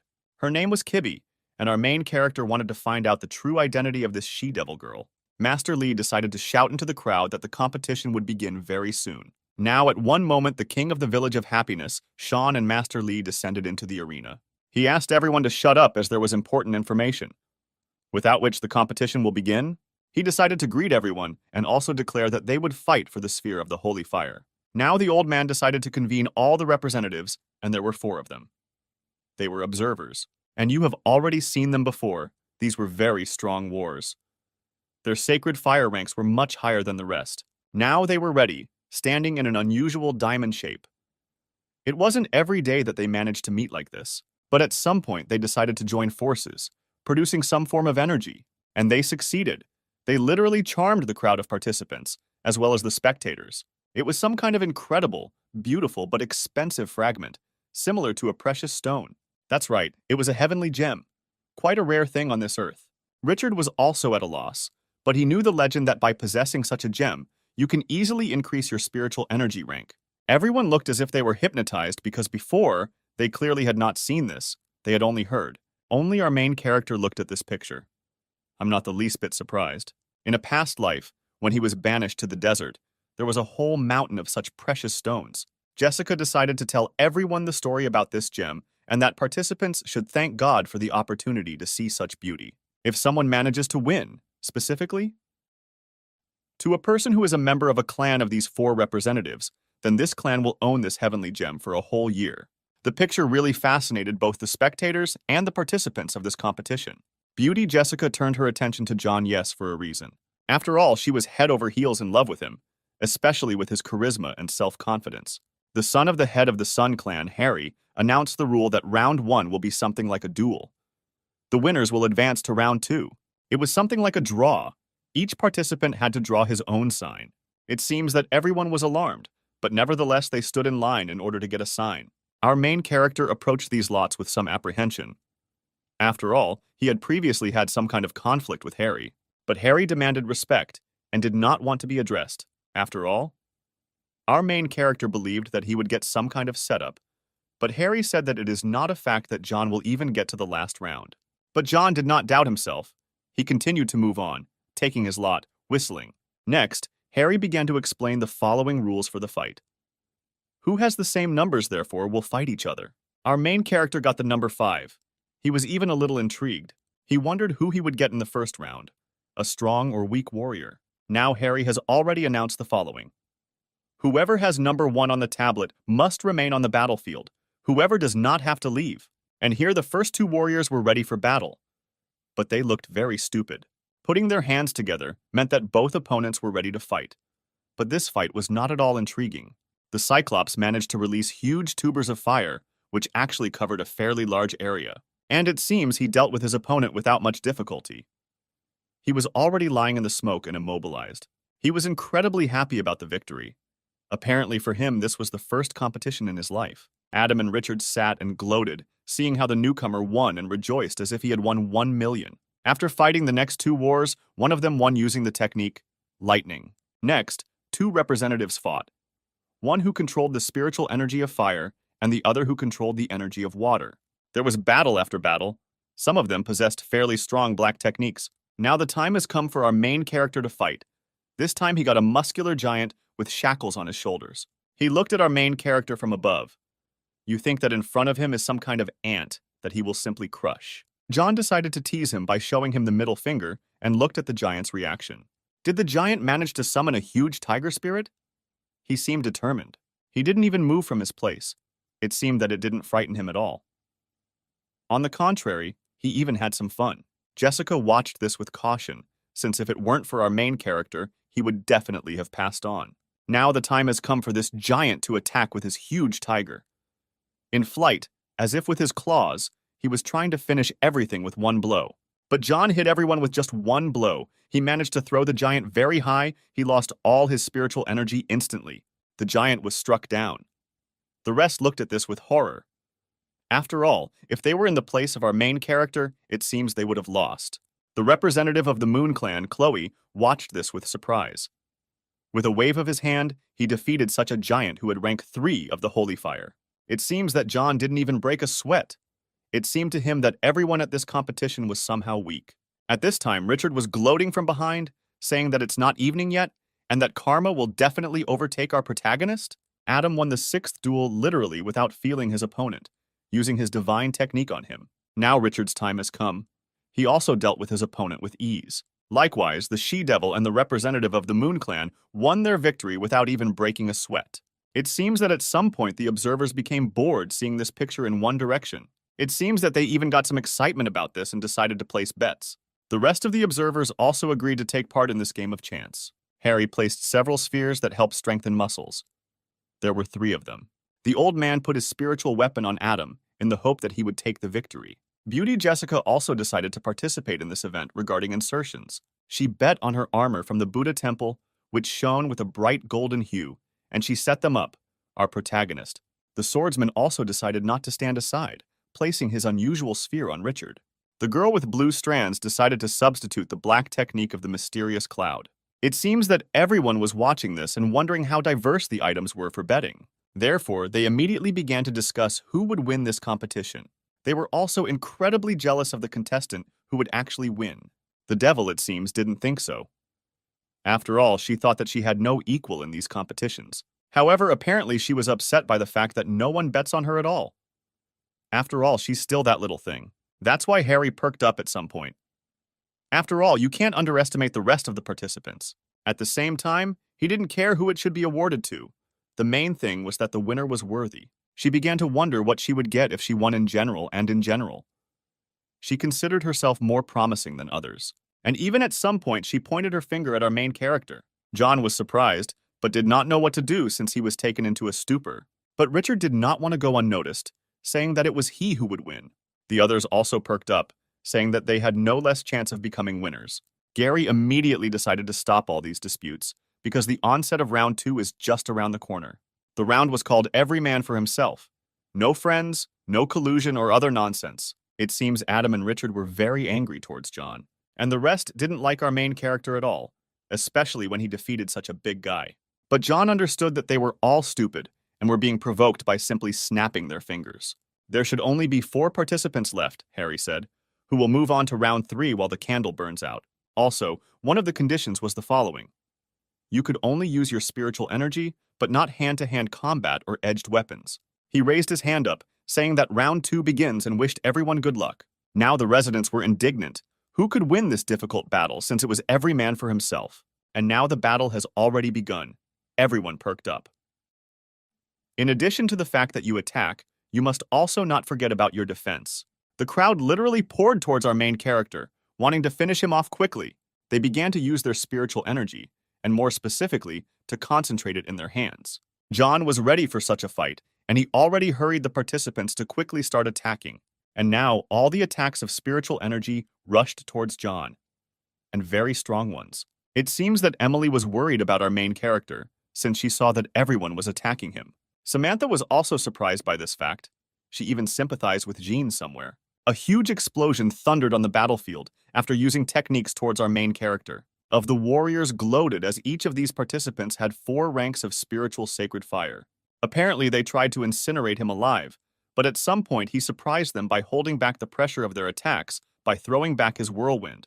Is the old man a master? He understood that our main character has rank 6 of the sacred fire. Emily was also happy for John, as if she were participating in the battlefield herself. Now their faces were not as joyful as before. After all, they were counting on others to destroy our main character. Apparently it was Adam's turn. Since he also had rank 6 of the sacred fire of his spiritual energy, he decided to shut up John. And of course, we shouldn't forget about Richard, who recently received a priceless gift from his father. Emily was horrified because she understood. These two have really great inclinations to win? Harry glanced towards the swordsman Zabuza, as he understood that it was he who gave the gift to Richard. That is, the clan of the Divine Spear. Now they were both ready to incinerate our main character with their rank 6 equipment, trying to combine it. They released flames of their spiritual energy towards John, and they looked like 2 fiery demons that literally took shape. Our main character was absolutely calm as they both unsheathed their techniques. After all, he was not afraid of their attack, since he had an ace up his sleeve in relation to them. He kept wondering when the time would come to show off his fiery phoenix. And now the time has come. The fiery phoenix literally consumed these 2 techniques with its mouth. It seems these 2 losers' ship of hope has been stunningly wrecked. Was the old master in deep shock when he saw this fiery phoenix and how it absorbed the techniques of 2 fellows? He even suggested that our main character has a rank 9 sacred fire. Harry was also in crazy surprise, since their head of the Sun Clan did not have rank 9. The rest of the spectators were shocked, because before their eyes, for the first time in their lives, such a crazy technique was called. Now these 2 cowards looked confused as they did not expect such an onslaught. The king of the Village of Happiness also watched this picture, because he understood how strong John was. He remembers the story that ones could master rank 9 spiritual energy. And also the old man realized that today there were no warriors like our main character. Was he incredibly proud of the fact that he was one of the witnesses to that? How a person uses, skillfully, rank 9 technique. Beauty Jessica was also terrified, since her mentor had a maximum of 8 ranks. And it seems that she had only one thought in her dreams, for our main character to marry her and become part of the Buddha temple. Samantha watched this picture with surprise. How strong this incredible fiery phoenix is. In a moment, she raised that when our main character was dying in the desert, he wandered and looked for the strength to return. This is the evil fate of fate. After all, the father of Kimberly and Samantha wanted to become related to our main character, but it turned out quite the opposite. He decided to get rid of him, and in return, John killed the emperor. She looked to the sky, trying to reach out to her father, so that he could see how strong John had become. Directing his spiritual power towards these 2 incompetents, he asked them a question. Did they really want to unite and get rid of it so easily? Now he sent a wave of sacred fire at them with an incredible concentration of energy. Now the two were literally burned by the phoenix fire. The attack hit them literally instantly. Now these were not wars, but two burned human losers who believed in their own strength. But John was merciful. He decided not to kill them, because he believed that sooner or later they would do a favor for him. And this will happen precisely until he gains his true strength, that is, perfection in his technique. It seems to our main character that the competition was over. Why did John think so? It was simply because he was saving his true weapon for dessert. And now having drawn it, continuing the competition is pointless. Suddenly, at some point, John began to concentrate his energy, creating some kind of incredible fireball. Everyone perked up because they had never seen anything like this before. Also, Emily couldn't understand what she thought her fiancé was doing. The devil really liked it because she felt nostalgic while watching this beautiful picture. After all, her mission was not a competition at all. She reincarnated herself in this body. This technique was called the sacred fire sphere of the phoenix. A lot of effort was spent to create this. Now our main character decided to attack everyone at once. After all, this technique carried with it the powerlessness of others. Everyone was terrified because they clearly couldn't hide from such technology. And there was nowhere to run. The picture was truly impressive. Where did he find so much energy in himself to absorb the others? The old man had never seen this before, because the use of this technique means that the phoenix's attack will literally dry out the others. That is, deprive them? Spiritual chakra. It was incredible. All the wars and participants literally fell to the ground. The representative of the Moon Clan, Chloe, was also in deep shock. She still wanted to meet our main character. She thought John was crazy because only a crazy person would do this. The capital enjoyed what was happening. Since she was from a completely different world, she decided to leave and return when John became even stronger. However, now our main character seemed to be left alone in this arena. He stood, and the smoke slowly cleared. Did you really feel superior, especially if you deprive others of spiritual energy? Then you will automatically become a winner. He seems to have no doubts about his victory in these competitions. All four were amazed. They didn't say a word because they didn't know how to react. Adam was more indignant because our main character imagined himself to be an invincible warrior.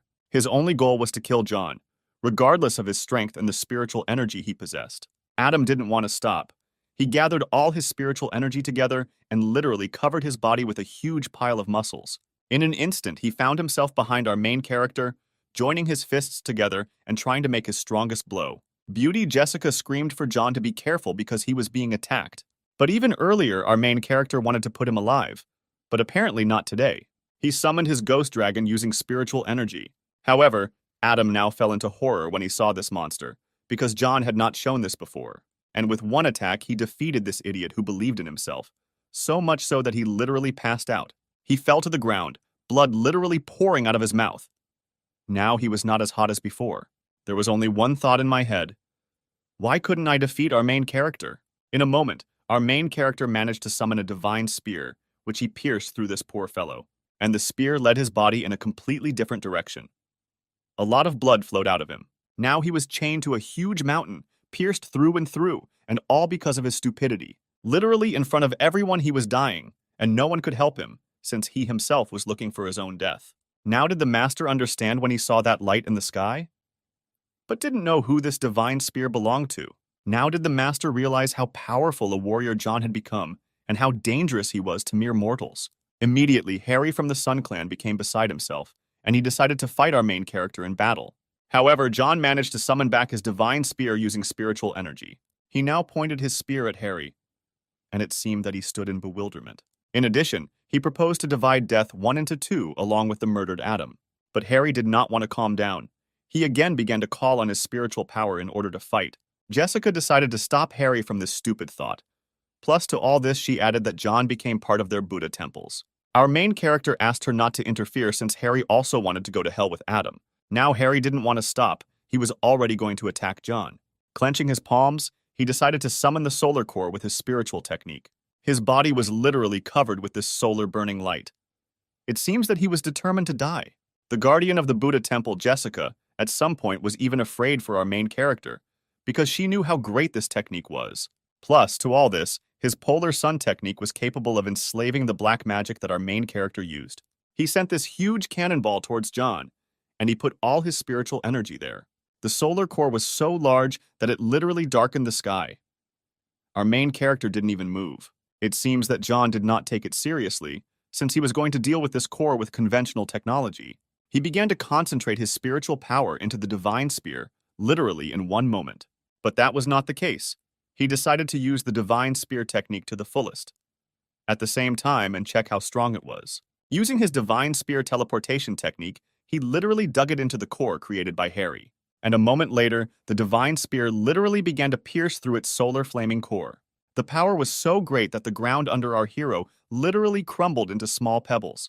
The son of the Sun Clan chief could not believe his eyes that someone had managed to break the polar glow of the core. And in a moment, he himself was pierced by this merciless energy. The spear literally pierced his body. What was most surprising was the concentration of spiritual energy our protagonist used. Samantha was also in shock after our main character, without moving, standing on the ground, managed to reach such an unprecedented height. Even Jessica realized that this is one of the earthly techniques that not everyone is given. Emily had some mixed feelings. After all, John was an extraordinary warrior. Even the old man did not know what to do with our main character. After all, it would seem that he was expelled in the desert being perishing. So Harry fell to the ground. Just after one attack from John, he hadn't even unsealed his entire arsenal yet. The son of the head of the Sun Clan was experiencing incredible pain. After all, he had no chance of opposing our main character with anything. John approached him and put his spear literally to his opponent's neck. Jessica asked to take pity on Harry. After all, he will break one more law, and the consequences will be irreversible? However, John was not going to listen to anyone. He believed that everyone would be punished. Harry approached death saying, "Won't the master intervene?" After all, the Weapon Clan and the Sun Clan had an agreement. At that point, the old man seemed to have broken free. It seems he was about to activate his spiritual energy, when suddenly he released his extraordinary weapon, a ring towards our main character, which literally attacked with waves of light. It seems that John has no other choice but to use his previously summoned Dark Dragon. And so the dragon appeared, trying to hold back the onslaught of Master Li's attack with his claws. Now, at some point, this ring began to crack.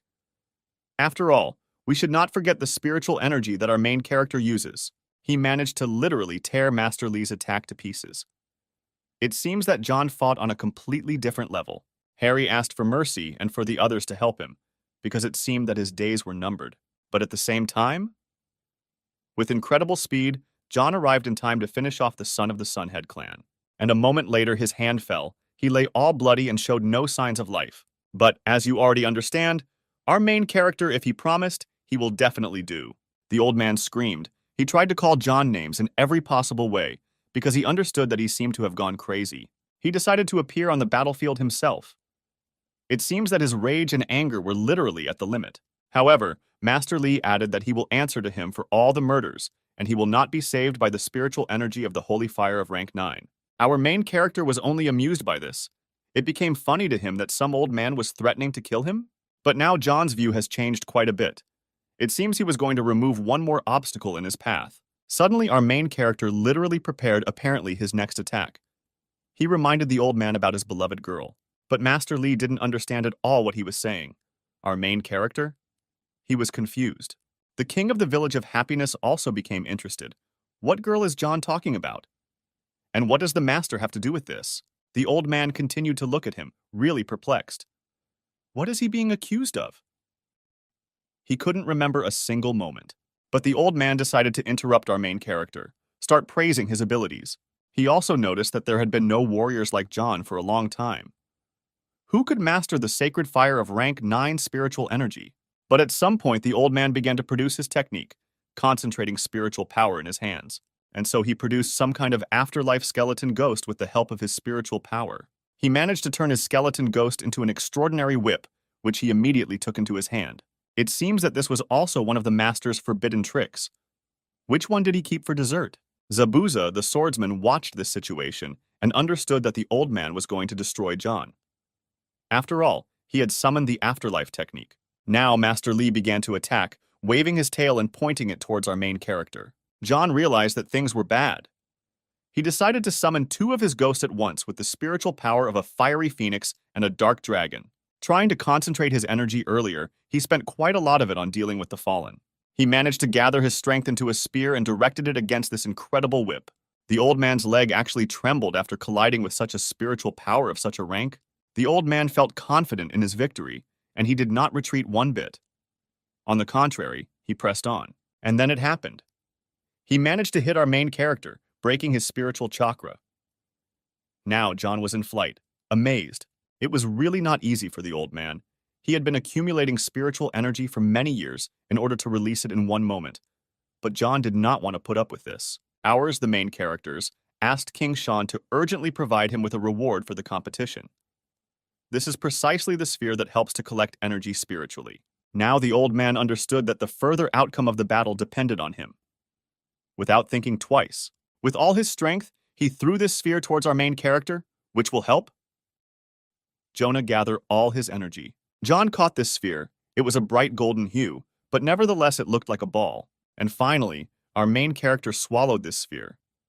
After all, he was literally at the limit. Suddenly, he felt the presence of incredible power inside himself, as if a symbol had lit up on his forehead. He began to literally burst with spiritual energy that immediately arose. It was bright blue in color.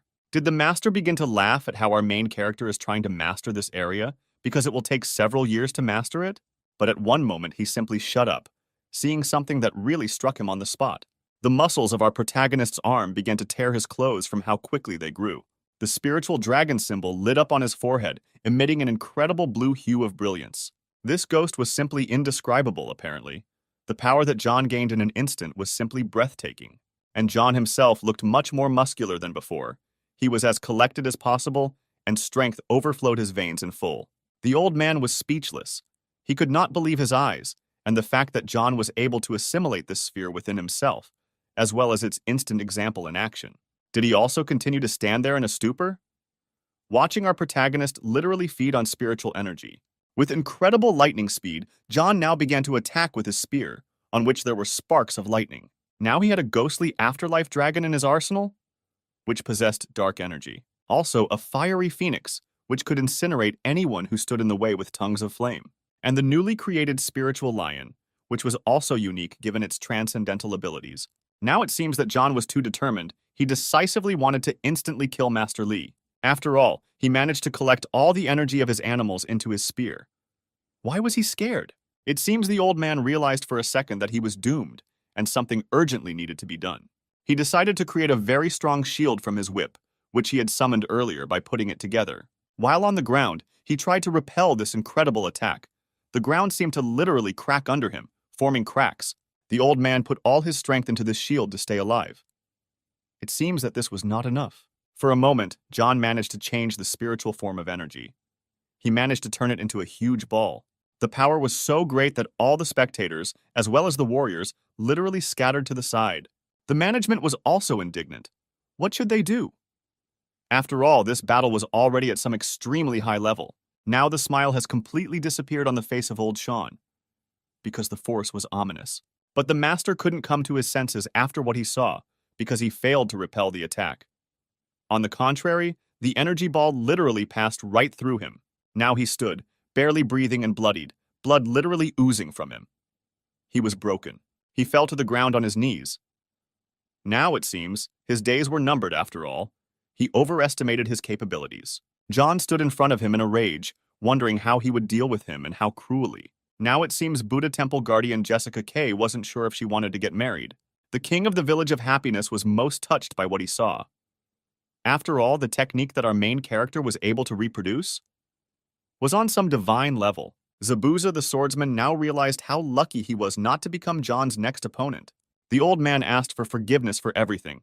Plus to all this, he begged for mercy so that John would not kill him. He looked very pitiful. He was broken, disgraced. He seemed to be in a dying state. But our main character didn't need anything.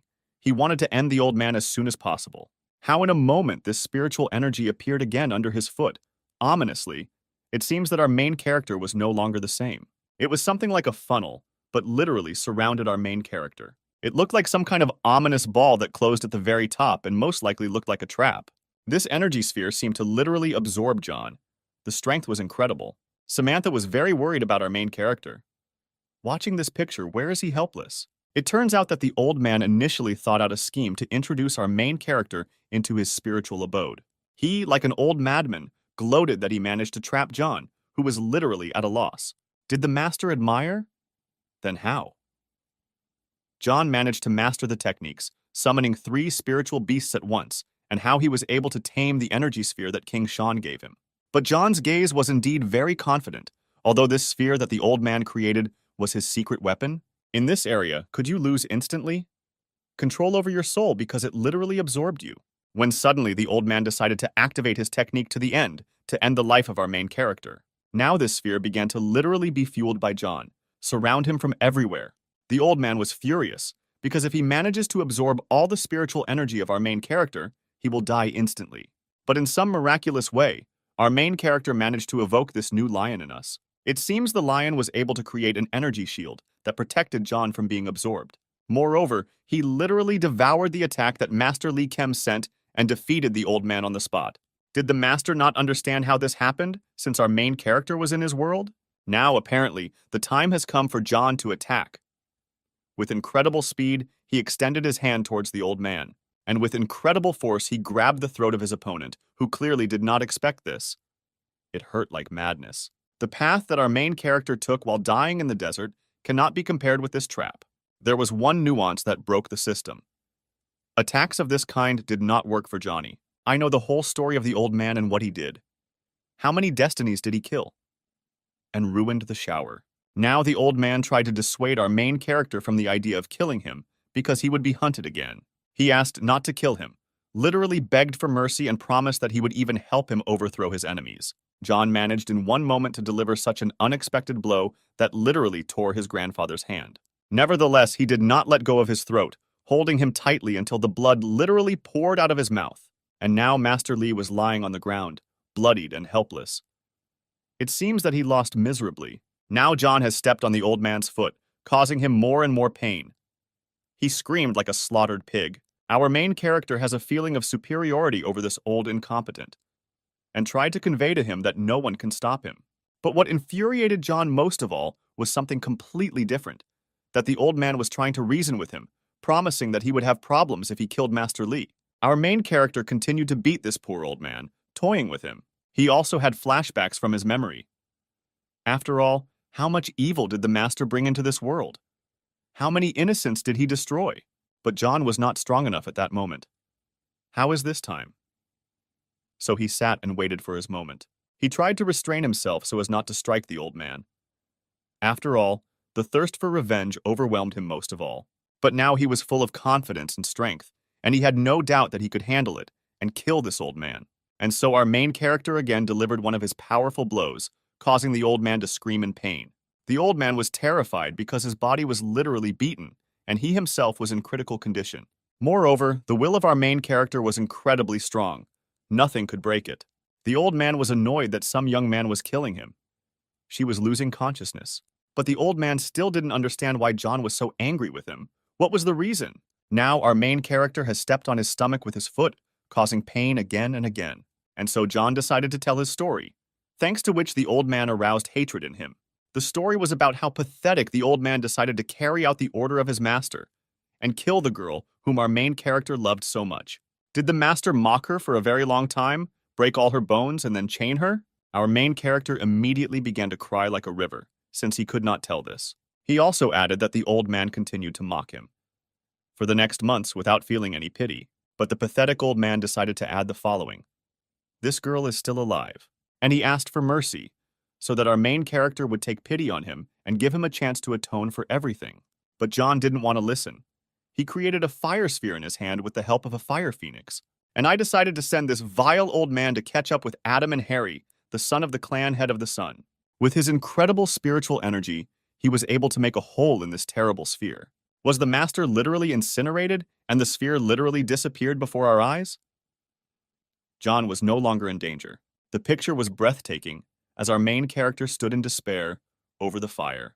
Emily and her grandfather could not utter a word because they really saw something transcendental. Samantha and the Green Mamba were also indignant because they had never seen him like our main character looked today.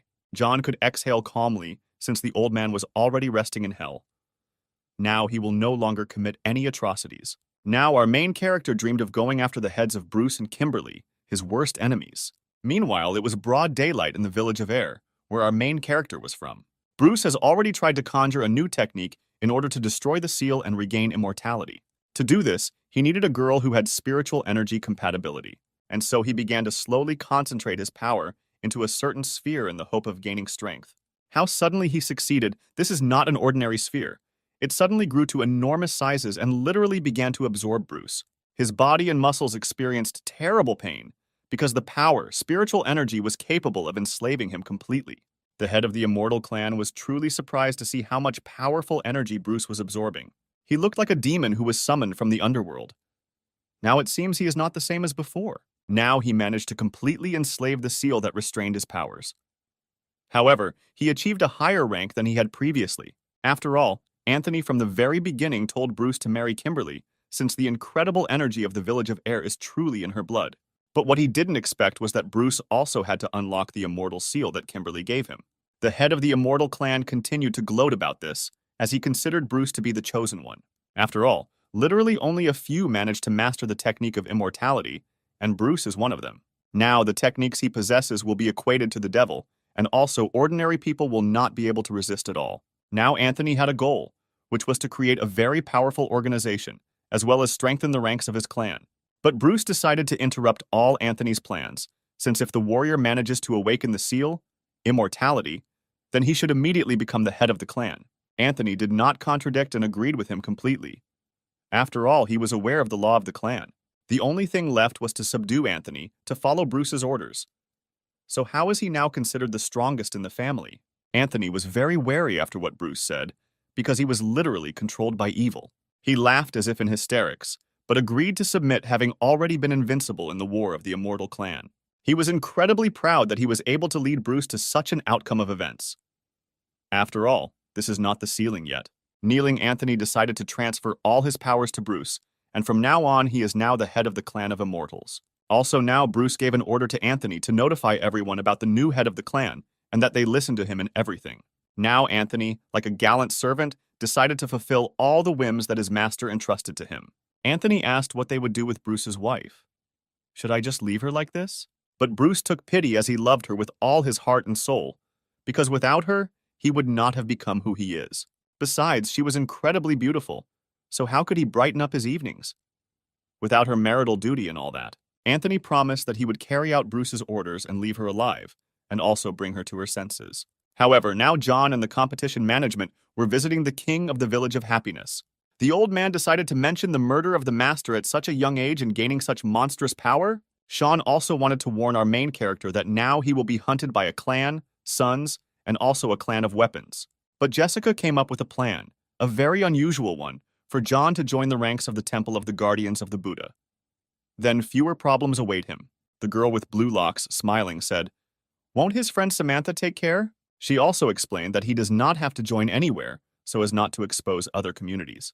But it seems that Jessica did not quite agree with the statements of the lady with blue locks. It turns out that the girl with blue locks meant that Samantha is part of her clan, and if you join them, John, no one will hurt him. She offered the position of the right hand of the head of her clan to our main character, promising a lot of goodies and great powers. Also, John will have very, very many people under his command. But Jessica decided to interrupt the girl, saying that she could offer the same conditions, and even better. The old man decided to resolve this dispute because the conversation had turned into a farce. But in a raised voice, it will not be possible to resolve the issue? But our main character still stood his ground. He decided that he would not join anyone's clan. The girls perked up when they heard John's decision and were even a little confused.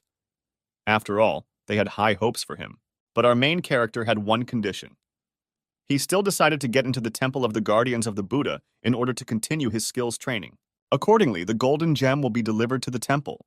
Beauty Jessica was incredibly happy about this statement, as she wanted it with all her heart. She was very touched by this, and she wanted to reward John with all sorts of honors. After all, he deserved it like no one else. The girl with blue strands still decided to give in and respected the decision of our protagonist. For some reason, he looked at her with caution, because he couldn't read her thoughts and what she was capable of. After all, judging by the story that our main character remembers, it was her fairy clan that helped the old man in many matters. Therefore, I did not see any prospects for the existence of clans in general, and in general, trust in this clan was undermined. Now the time has come to reward the bets that representatives of different clans made earlier. Old Man Sean called our main character to hand him a ring containing the stakes of 4 great clans. But John squeezed his hand and said that he didn't need it at all. But John asked to keep the ring as a keepsake. King Sean was very surprised after what was said. Also, our main character added that this will be his gift to remind him of his great army, and so that he can spend his old age comfortably. The old man repeated John's words regarding the great army. He let go of his head, looking at his exhausted hands. Nostalgic, tears flowed from his eyes. Our main character, King Sean bowed. The old man began to talk about the exploits of the great army, which won hundreds of battles, leaving clear skies above his head. The old man also helped the families of the victims in every possible way. Also, the old man had to give away all the wealth that he had to help. He also expressed gratitude for all the fallen soldiers and for the help. With his hand on John, the king told him thank you for such kind words. He was also going to tell him something, but John interrupted him, adding that he should not worry. He also promised to protect the weak, to work for the prosperity of the world. However, the old man knew that the will of fire is now in the hands of our hero. Jessica also appreciated these words. Temple of the Divine Spear. Richard, his father, knelt to his ancestor. The father slapped himself on the ground, and he also apologized for his weakness and the fact that he could never return the greatness of his clan. Richard tried to apologize to his father, but his father slapped him in a fit of rage. His father slapped him and ordered him to hit his forehead on the ground. But Richard decided to justify himself to his great-grandfather and father, saying that his opponent was inhumanly strong, and he was weak. But the old man began to threaten Richard with violence because he dared to justify himself to his father. Suddenly, the temple caught fire with some kind of blue flame. Having formed the image of their ancestor, he was ashamed that his descendants had become so pitiful. Father and son were shocked to see their ancestors in person. The ancestor took a deep breath, saying he couldn't take it anymore because Richard had a long pedigree. He will also have to open his spiritual consciousness, after which he will be obliged to revive the clan and return it to its former greatness. The ancestor raised his hand to his chest, and I was going to give him a unique token of his clan, which will open the way to the mountain monastery so that he can be cultivated. Richard realized that everything was serious. The ancestor also ordered him to find the remaining treasures so that he could fill his family with wealth, after which he simply dissipated. Richard immediately began boasting to his father that his ancestor had given him a unique token. The father also said that in the time of his great-grandfather, his family was one of the greatest on the continent. Also, no one could compare with him in strength. Once he insulted the clan of immortals. His clan fell into decline. Now the father was confident that his son would be able to revive the greatness that had been taken from them. Now Richard didn't care. What powers did our main character gain in the desert? Promising to take revenge on him. When suddenly father and son heard someone's familiar voice, they were shocked.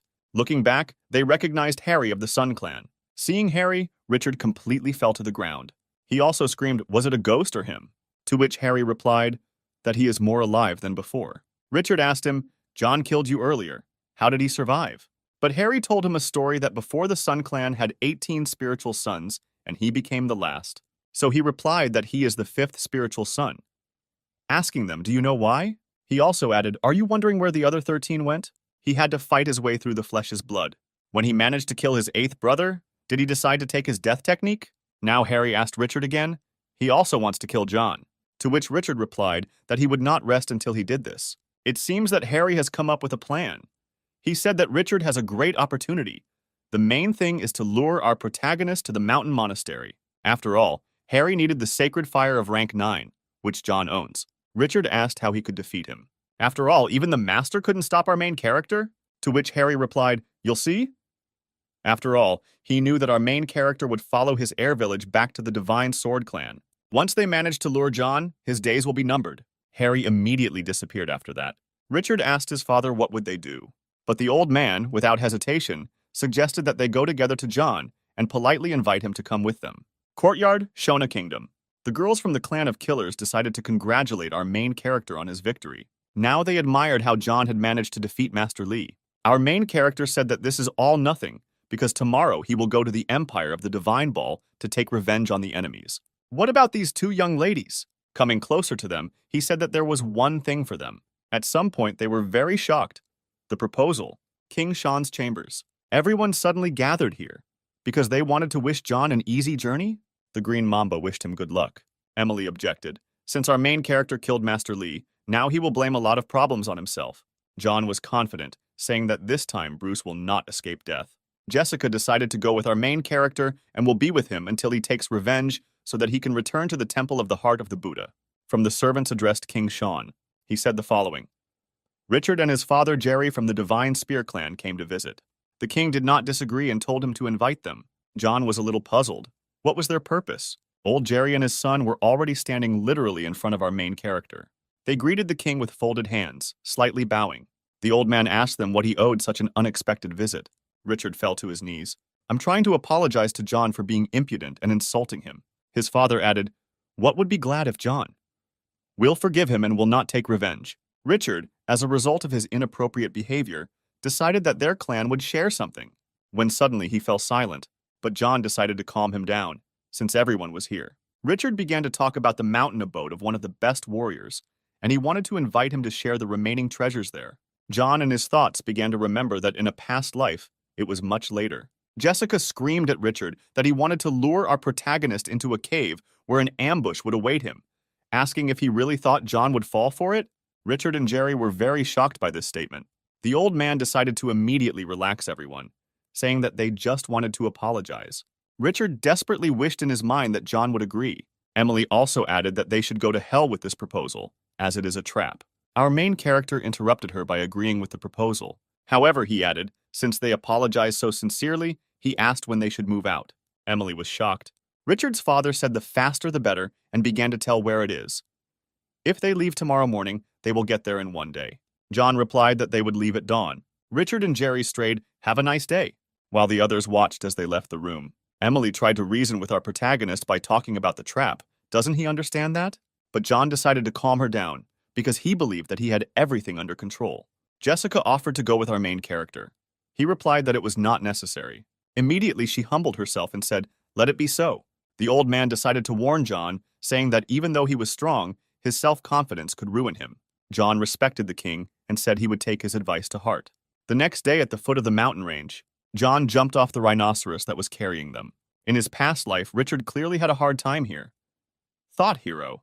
In this life, he was called apparently because he was able to win the conquest of the sacred fire, so the course of events in the future changed. Jerry turned to John, saying that the ancient monastery is located at the foot of the mountain, and ahead there will be an entrance to the cave. He asked to show him the way, to which the old man agreed. Most of all, our main character was wondering if they have an escape plan or if they want to die. The old man pointed to the place, saying that they had arrived. With your soft palm hitting the rock, he managed to form an entrance to the cave. He asked John to go ahead while they followed him. Father and son looked at each other, planning something.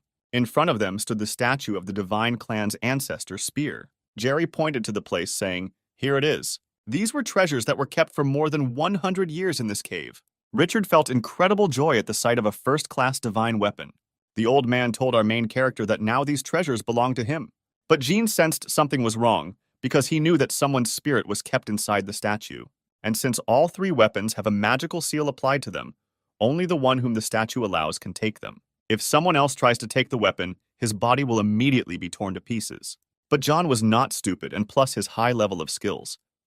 He was sure that these tricks would not work on him, when suddenly he grabbed the divine spear. At that very second, an explosion occurred, from which our main character tried to dodge. He began to collect air in his lungs. An instant with its incredible whirlwind blew out the flame.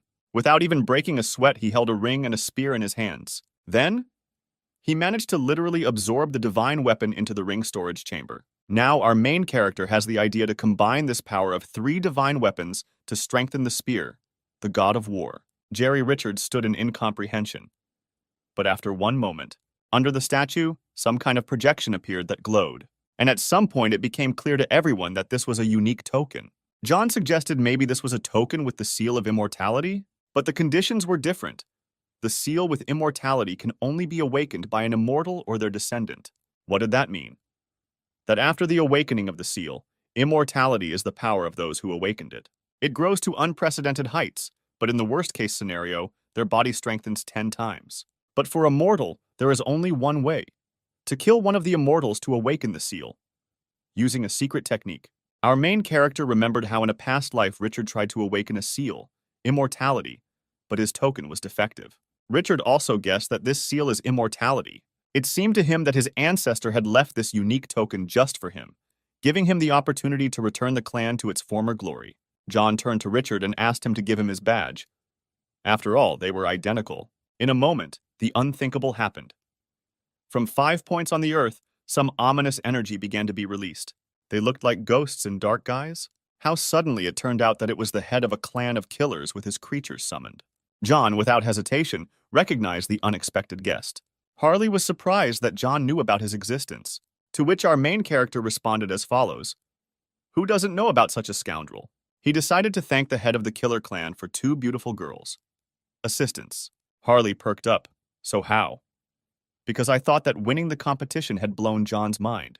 He also heard a lot about how our main character killed Master Lee. And a couple more, incompetent.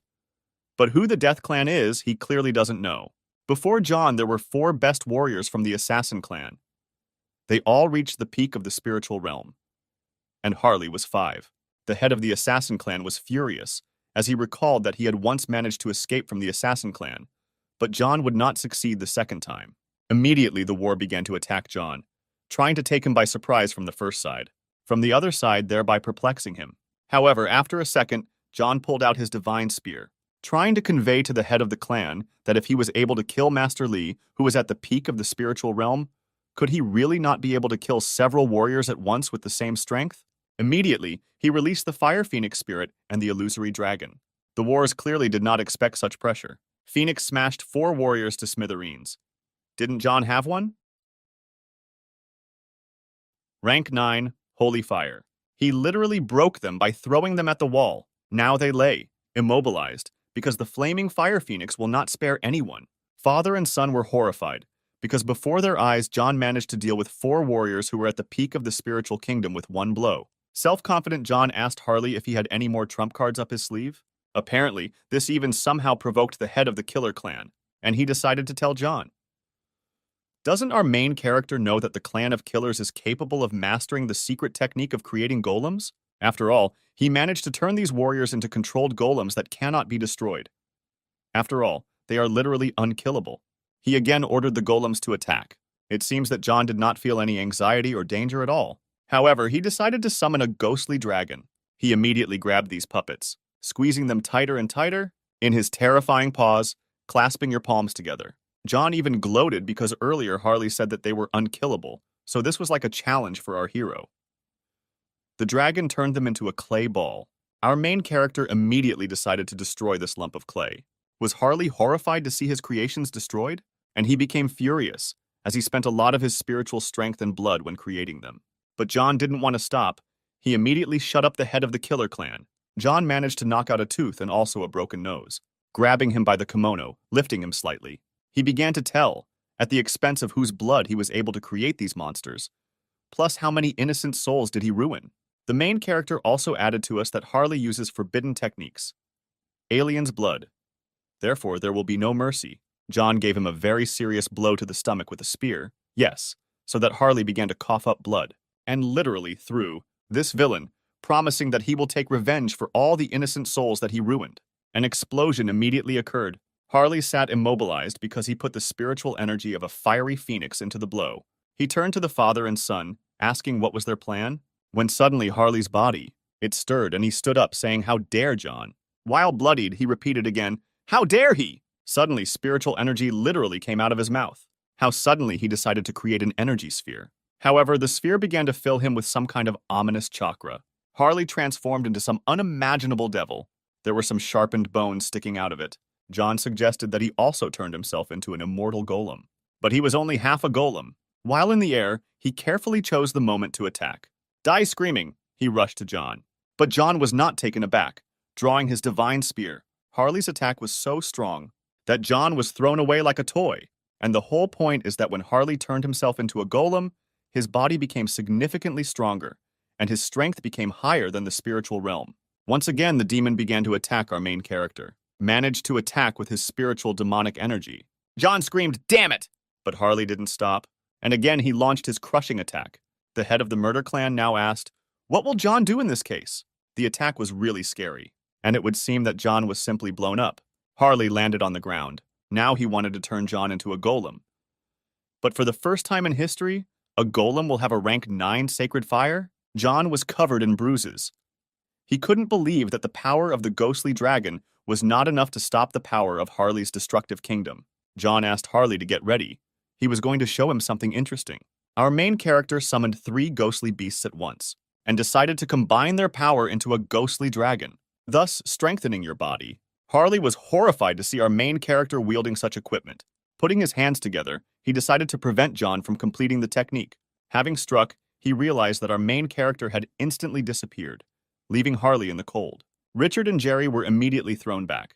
Relaxing your hand? He didn't expect it to be so troublesome to fight this kid. But nevertheless, I spent a significant part of my resources. How did he suddenly feel an unusual aura and was shocked that this aura belonged to John? He was partially covered in scales. Harley couldn't believe his eyes. One of his eyes was ominously black with a red pupil.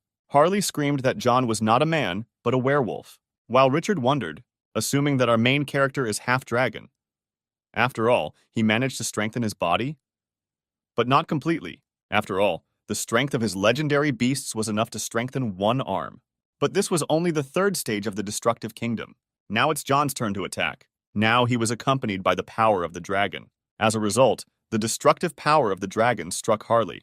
The energy of the phantom dragon literally sent him flying. After the victory over the head of the assassin clan, he changed back to human form, coughing up blood. Having spat out blood, he now realized that this was the end of his life. The main character raised his hand again and was about to finish off Harley. He called Harry for help. Why was John suddenly surprised? There was a sound coming from the wall that the Harley had disappointed him. Harry also said that John managed to survive, but next time he will definitely die. In a moment, Harry left this mountain. Now poor Harley was screaming how dare he throw it. But John told Harley that he was finished.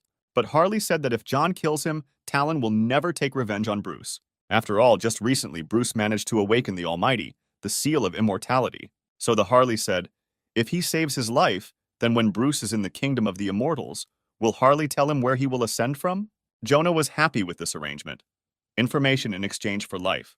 Harley smiled, asking our protagonist to swear on his soul that he won't kill him. John swore an oath and agreed to the deal. Harley sighed and said, according to the information we conveyed, Bruce's ascension procedure will take place on one of the mountains in the southwest of the Divine Ball Empire. However, he told him that if John did not manage to get there within 10 days, then he would never be able to kill Bruce. Since Harley provided him with such valuable information, John decided to kill him too quickly. He replied, Harley was outraged because he swore with his soul that if he broke his oath, the heavens would bring down punishment on him. Harley asked, are you ready to risk your soul? John, without hesitation, grabbed his opponent by the throat, and then he slammed him into the ground. After all, he did not consider it necessary to keep his word in front of such a scum of society. However, at that very moment, heavenly punishment literally descended and unleashed its fury on John. It was a lightning storm. Richard smiled, thinking that heavenly punishment would immediately incinerate him. But everything was not like that. He was protected by the called, the lion. He thanked his spirit beast, and Richard urgently needed a token. He didn't contradict. Richard took out his badge. Now he asked for mercy and said that he would not tell anyone that John was a werewolf and asked to let him go. Jerry's father said that he was to blame for everything and was ready to accept death. In exchange, John must let his son go so that his family would continue. But John did not want to listen because he did not consider it necessary to leave him alive. Since the ghostly dragon was very angry, he screamed, there will be no mercy! And then he used his spiritual power on both of them. Now he had 2 unique tokens in his hands. However, he wanted to reunite them. The merger was not long in coming, and the ghostly dragon began to absorb this enormous power. The main character's hand began to transform before our eyes from the seal of immortality. John was very surprised that it was the ghostly dragon who decided to get this power. The beast was no longer the same as before, much stronger and more sinister. Now our main character was ready. True, there was one, but the dragon could not absorb all the power of the seal. Immortality. Now John possessed the rank 7 immortality seal. The remainder of the seal that the dragon did not have time to swallow was used to strengthen his own spiritual strength. The atmosphere inside the mountain was literally tense. After absorbing the power of the seal, his hand strengthened exponentially, and the hero's cultivation reached the peak of the spiritual realm. However, John was aware of one fact. He managed to destroy the enemy, who had the 3rd stage of the destructive kingdom. John did not have time to go back to the Village of Happiness, since the path from the mountain to the mountain of the Divine Ball Empire would take a very long time. John decided to send a telegram to King Sean. In the letter, He apologized and wrote that he would go to take his revenge alone so that they would not worry about him. Now he was ready to follow Bruce. That same mountain in the southwest of the Divine Sword Empire. Anthony, Kimberly, and Bruce stood on a piece of mountain. Kimberly asked Bruce, "What is it like in the Heavenly Kingdom?" To which he replied, "We will definitely check." He promised her, having become a ruler, immortality will make her empress over all people. She hugged him and thanked him. But Anthony watched this with caution. It seems that the kingdom of heaven was ready to receive Bruce. Steps appeared from the sky. The stairs that led to the very heart of the Heavenly Father. They were greeted by Eve. From the line of immortals, she was divine, strong, and it was impossible to go down the stairs because she could bring chaos to mortals. Former head of the clan of immortals. Anthony reported that she was talking nonsense once to intimidate from the threshold. But Bruce asked his uncle not to start. After all, she was already dead. Bruce Kimberly began to climb the heavenly staircase. How suddenly on the horizon someone called Bruce. All three immediately perked up with a surprised look. It was our main character who managed at the most important moment. It seems Bruce was confused when he saw his worst enemy. John told him that their differences were not over. And where was he going? Eve became very interested. She recognized John. The immortal asked Eve, "Should I kill him?" It seems, Eva was impressed, especially since our main character managed to awaken the Supreme Seal and said that there was no point in interfering. The immortal did not contradict her. There was deathly silence. John looked very determined. Kimberly couldn't believe her eyes. Bruce was surprised by the fact that Joan managed to reach the peak of the spiritual kingdom in the shortest possible time. But John immediately replied that he liked Bruce crying and begging for mercy more, and not as self-confident as he is now. But Bruce laughed and said, "Even if our protagonist has reached the peak of the spiritual realm, he is not worthy to challenge him." He also added that he used to be jealous of John, since John gained enormous power in the desert. But now this does not scare him at all. Brought gave the order to Anthony to kill our main character. A few seconds later, Anthony was literally next to our hero, saying that he managed to expel the mortal ball from the Empire, and he hid like a mouse, and now he has come to certain death. John replied that Anthony overestimates himself. An explosion occurred after these two warriors clashed in battle. The immortals watched this with joy. She asked her partner how many blows Anthony could take. He answered not at all, since John can deal with Anthony with particular ease, and then he will deal with Bruce. Cue answer. She said that Bruce managed to awaken the almighty seal within himself, and he is at the stage of the destroying kingdom. Does he really have no chance? Even though John is at the peak of the spiritual realm, a ferocious force of an unknown nature can be felt in his body. And the hatred when he was in the deserts increased 100-fold. The immortal also said that he could cope with Eve. She was shocked. Bruce understood that Anthony had put all his strength into the blow. He was sure that John was dead. But through this smoke came the voice of John, who asked where Bruce was in such a hurry. Anthony was defeated? In addition, he accused him of hiding his strength from his wives until the last moment. Now he regretted that he had not killed him earlier when there was such an opportunity. But John replied that not everyone gets a second chance, telling him bye. John snapped his neck in an instant and threw him to the ground like a sack, adding to his words that his uncle turns out to be such a weakling. Bruce was furious to see his relative lying dead. Now he began to call upon the power of his immortal seal. John screamed for him to show the true power of his seal. Bruce managed to call from the afterlife? Your demonic sword. In addition, he tried to convince John that everything had changed dramatically since their last meeting. But then he realized that Bruce surpasses the peak of the spiritual kingdom. He is now the stage of destroying the kingdom. Moreover, all this is strengthened by the immortal seal. Bruce decided to bring all his hatred down on our main character. But John took the form of a ghostly dragon. He also managed to summon his divine spear by investing spiritual power into it. Now their attacks have reunited. John managed to form lightning attack, but he was thrown back with incredible force. It was truly a powerful blow. Bruce told him that he no longer considered John his rival. The moment John flew was open to Bruce's attack, and he was about to kick him in the face, but our main character managed to catch his leg. Didn't expect such a reaction. And it was as if he stuck Bruce straight into the ground with a sledgehammer, saying that it was too early to think about victory. Bruce couldn't come to terms with this maneuver. After all, this time I acted as number 2. Both warriors immediately stood up to attack again. Now this was try number 2. Only sparks were visible from their opposition to each other. John managed to catch Bruce, and he hit his opponent in the chest with his knee, so much so that he instantly flew into the air. From the zones, he continued to watch this picture. How did the opponent take flight? Approaching Bruce again, He was about to make another attack, with a spear. Now this was the second attack of the thunderstorm. Spear of Fury. John managed to get, unleashing the enormous energy of a mixture of the power of the Phantom Dragon and the thunderstorm. It would seem that everything is over because the attack reached the opponent. In an instant, John landed on the ground to make sure Bruce was alive. He called him because he knew that he had not killed. In the area where Bruce fell, supposedly underground, lava oozed. In addition, he told John that he was not capable of killing him and did not even damage a single hair. Bruce was sure from the very beginning that John would not be able to defeat him. But thanks to the seal, immortality, the battle seemed more interesting. John did not understand what Bruce was talking about, but he realized that the seal of the Almighty is still stronger than his seal, immortality. While John was distracted, Bruce managed to get behind him. He was shocked. Now the sword attack hit John from behind, and not even one. The sword strikes were with incredible speed. Now John was bloodied. Clenching his fist tightly, Bruce decided to add, he broke through his defense again, gloating that he couldn't take the blow. He managed to throw John away. He looked like a true swordmaster. In addition, he said that he was literally bursting with strength. Every cell of the body was filled with energy. In addition, he considered that our main character's strength had run out. But John said that the sight of Bruce disgusted him.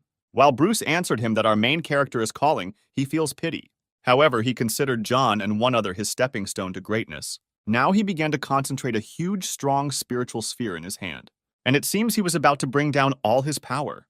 He screamed, "Die!" and sent this ominous energy straight to our hero, adding to his words so that John doesn't get upset. What is the stepping stone to Bruce's greatness? And that he was lucky to fight him. The Immortals continued to watch events. Eva even felt bored somewhere because his partner's predictions did not come true. When suddenly she looked at him, the Immortal replied that this is not the end. A real show awaits them. In one moment, Bruce decided to exhale after this fight because he thought that everything was over. After all, he thought that John, trying to take revenge, did not notice at all how much his opponent had grown and would not see what he would become. But apparently, John managed to escape thanks to the transformation of the ghostly dragon's hand. In addition, his seal was already rank 7. It seems that John himself has changed, or more specifically, transformed. He asked Bruce where he was going because the fight was not over. John was now ready for round 2. It seems that Bruce even began to feel fear at some point. The fact that he, being the owner of the Most High Seal, cannot punish a mere mortal. Eve, too, was uneasy, because she understood that our main character had gained some kind of strength in the desert. And how does he manage to fight Bruce? She asked her partner. I replied that the power of the legendary beasts that were in the desert is comparable to the power of the Immortals. But nevertheless, he himself was confused. However, he suggested that John managed to tame one of the most ferocious beasts in the desert. At some point, he was worried, realizing that he had to be stopped since he was developing every minute, which could become a threat to all Immortals. But I did not agree with him, because the enmity between Bruce and John is their personal matter. Moreover, she did not want to interfere with the development of events. After all, it seemed to her that if John was able to defeat Bruce, then this would be a blessing for the Immortals. The second of the Immortals agreed somewhere, but Eva decided to stop arguing. Is the Immortal puzzled? John took a step, and he asked Bruce if he was really afraid, as he saw that his body was shaking. He grabbed his heavenly sword again, trying to justify himself, and also told John who he thinks he is. Does he really think he can cause fear in him? After all, Bruce considered the seal of his Almighty. This is the limit. John must kneel before him. He immediately rushed towards John, promising that he would bring him to his knees. He managed to hit our protagonist's face with his straight hook. Swinging your sword, he decided to repeat the attack he did earlier, decided to stab John, shouting that he would never win. It became funny for the Immortal to watch the picture while listening to unnecessary conversations. Eva smiled, thinking over a plan to get John to her side. Bruce had no doubt about his victory. Putting his blade to John's throat, Bruce looked self-confident, but a moment later he was already choking on blood. Our main character managed to stay ahead of the curve. With the paw of a ghostly dragon, he pierced Bruce's body right through, tearing out the sacred fire along with the seal. What shocked Bruce, and a moment later he pulled his hand back, holding the holy fire. Our main character looked much more confident than Bruce. He continued to joke, adding a metaphor about the fact that great wars love to play with their victims, like a cat plays with sparrows. He clenched his fist, crushing the orb, and a moment later something magical happened. Bruce couldn't believe he lost with the Supreme Seal. He began to ask the Immortals for help, and John looked at their reaction. Eva upset him, saying that even if she wanted to help, she couldn't. Choking on blood, he screamed in rage, and John dealt his final blow to Bruce. Yes, with such force that it was torn into atoms. Kimberly literally collapsed to the ground in shock. Her body was numb from the horror that had just happened. John began to rapidly approach Kimberly. Our main character asked her if she regrets everything. Tears flowed from her eyes. She answered that she doesn't regret it a bit. I'm trying to justify that she did all this in order to become stronger. She wanted to become the empress of this world and rule people, and she asked John to kill her quickly. John told her that everyone has a choice. He added that she was not mistaken in her choice and achieved success in becoming empress. Suddenly, she asked him if she had really become an empress. Crying out that she had made the right choice, she began to laugh, and continued to make this evil laugh. Our main character, standing in front of her, decided to say it's over. He raised his gaze to the immortals. Eve asked him if he knew what consequences await John for killing Bruce. With a smile on his face, he replied that he would be happy to listen. She decided to tell him that Bruce had previously awakened the seal of the Almighty, and he was to become the ruler of all immortals in his family. Therefore, this meant that Eve was obliged to take revenge. However, John reported that she also wanted to see Bruce die. What is one of the immortals for? Said John doesn't understand what he's talking about. But still, John answered him that he always reacted this way to events with a sour face. It seems that the immortals perked up after what was said. I couldn't understand how he could know. So close to the immortals. After all information about them was protected by a magical barrier.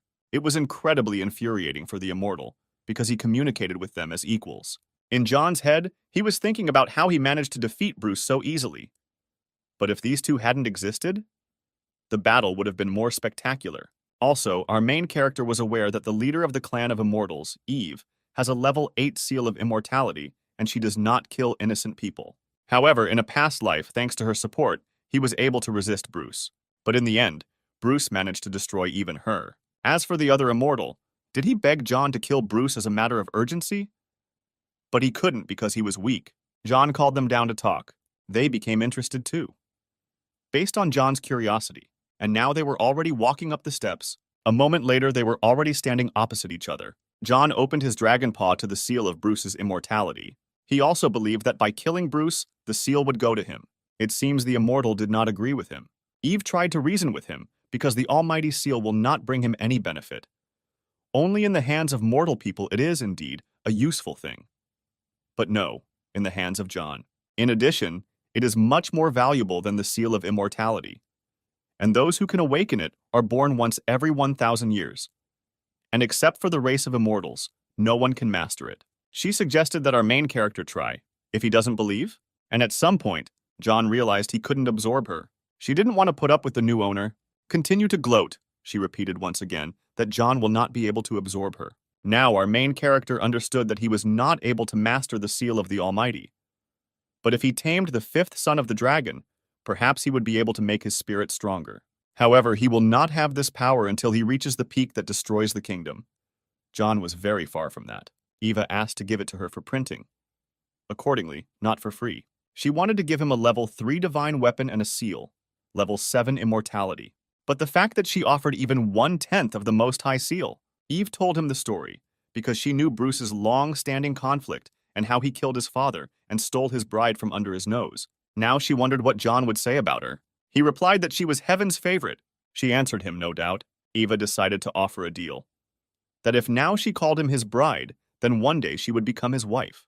John was a little puzzled. Reacting strangely, the second immortal asked not to do this, addressing John. He was infuriated by the fact that he made a face. After the proposal, he asked if she really wouldn't do. Our main character asked, what should he agree to now? The immortal was strongly against. Moving closer to John, Eve explained that she was speaking in all seriousness, pointing at his dragon scales. She explained to him that he is not strong enough to be her husband, but he has great potential, promising that she will help him develop himself 100%. She also added that he should not worry, plus besides, she was going to announce her future marriage to everyone. Eve's brother thought this idea was crazy. She also reminded John that he had lost Kimberly, and that she would be a worthy replacement. John was amazed by her determination. After all, she was ready to get married, just so that he would take her side. But he took her hand. After apologizing, he added that the offer was very interesting, but he would refuse. She asked him what he was afraid of. John replied that nothing scares him. He's just not interested in her. But Ava did not want to put up with this fact, since she opened her heart to him, pointing out that he is strong, and does he really hope to defeat his sister and brother alone? To which John replied that he would fight to the last drop of blood, to death. The immortal was indignant because the choice seemed very stupid to him. Take her as a wife and save his life or just die. However, John answered boldly that they could not kill him, although he knew what trump cards they had up their sleeves. In addition, he added, if they do not kill him, then John will pose a danger to the entire race of immortals. Now he felt angry. Now he again showed his seal of the Most High, threatening them that he would give it to someone else from their clan. The immortals asked him, is he threatening? To which John replied, what he is saying, in fact. Eva interrupted this verbal spat, and also asked, what does our main character really want? John demanded a tier 4 divine weapon, and also 10 rank 9 pills. After all, the almighty seal had no value for him, and holding it in the hope that he would someday be able to pump up his power is stupid. He also demanded 3 seals, level 7 immortality, which enraged one of the immortals. She promised that she would give him a divine weapon of the 4th degree, but she does not have 10 pills. In addition, she was ready to give him 1 rank 9 pill, 10 rank 8 pills, and 50 rank 7 pills as well as 3 seals, level 3 immortality. The brother was furious with Eva. She said that these things can be acquired. There is no need to worry about losing them. Now she asked if he agreed. He extended his hand in a way that suited him. She said she was glad to cooperate. Their hands missed each other. But most of all, he was surprised that she didn't give him anything, and the immortals decided to climb back up the stairs. She couldn't be happier with the seal she received. Her brother didn't want to put up with how arrogant our main character was. She told him to just swallow it, because they had received the almighty seal. Looking at John, Eva added that he is very cunning and thinks several steps ahead. After all, rumors about him spread all over the world, and the power of which I found in the desert is incommensurable. The brother did not want to put up with this and asked for clarification. However, Eve immediately replied that this John is no longer the same John that was before. Her brother wondered if he could die and be reborn, because then it would become clear where he got the sacred fire of the 9th rank of tamed legendary beasts. And he also managed to kill one of the immortals with the Most High and the seal. Eva said it's just a guess. I'd better stay on good terms with him. In a moment, they left the earth. But someone's foot is behind the mountain. It was the devil who watched all the events. What struck her most was that John managed to negotiate with the immortals, and that he was also able to use a beast from the desert. Now she had a dream of becoming his wife, since her parents would like John.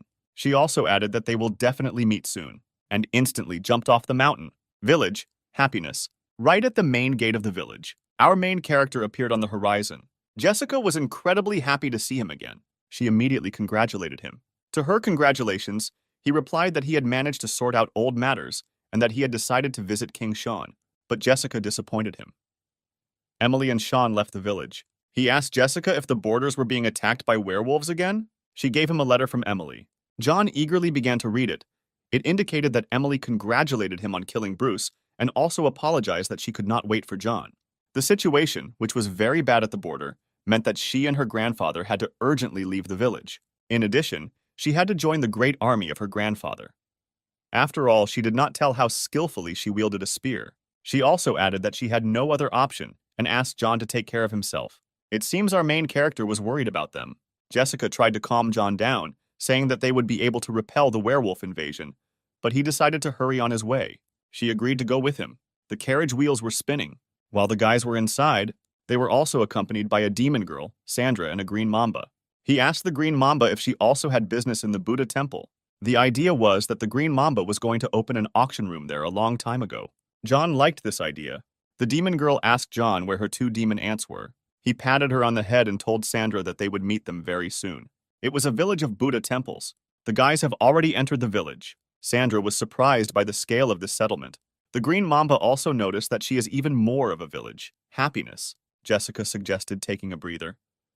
And in a couple of days, will he go to the temple? And something happened ahead. John looked out the window. Jessica was puzzled. John turned to her and asked if she knew anything about this. These were free wars that recruited newcomers to their teams. Accordingly, for the sake of money, and John guessed that they were going to go to the desert lands for treasures. Jessica contacted him. To which John replied that everyone has their own path. It was a huge holiday estate. The guys got out of the carriage. The girls were shocked how huge she was. This manor belonged to Jessica. The main character would also like to rest, and then go for a walk tomorrow. Night has come. John began to practice on his spiritual energy with the acquired. More recently, divine weapons. He had to grab a spear to suppress the fire that the weapon emitted. And here he is, resorted to suppression techniques. The energy flow literally waved upward outward. Now he managed to concentrate energy into a spear. However, he managed to recreate his grade 4 divine weapon. Now he has already begun to concentrate the seals and the power of his ghostly dragon. He collected 3 seals into one, 7th degree immortality. The phantom dragon tried to devour it all. With unquenchable greed, he literally swallowed the energy. Burping, John realized that the dragon had left him no strength at all. He called him heartless. Now, after absorbing 3 stage 7 seal and immortality, John could summon both hands covered with dragon scales. Now he began to concentrate and absorb the energy of the pills. However, he began to absorb everything into himself. Moreover, an ordinary grade 7 pill can make a war the owner of the peak of the spiritual realm. But his goal was to reach the stage of the destructive realm. He became strong literally before our eyes. The bright source of energy was visible throughout the surrounding area. He managed to complete the merger. Now he was at stage 1, destroying kingdoms. His goal was completely different. Reach the peak of 7 stages. After all, he will become 10 times stronger. But John wanted to increase this to 100 times. After all, did he mean 7 stages? Spirit divisions, destruction, emptiness, mergers. Ascension, inviolability, and supremacy. Given his new powers in the hands of the dragon, he could overcome the war from the 5th degree of the destructive kingdom. Now he was confident that he could cope with most strong warriors. Now in the Empire, there is no one left stronger than our main character. In his previous life, he managed to achieve in just 40 years. Now he was only 18. After reaching the Void Realm, would he be ready to go to the desert?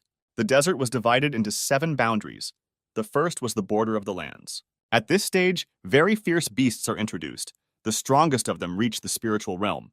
The second stage is a giant depression, and everyone who tried to pass it was dead. But that was not the limit.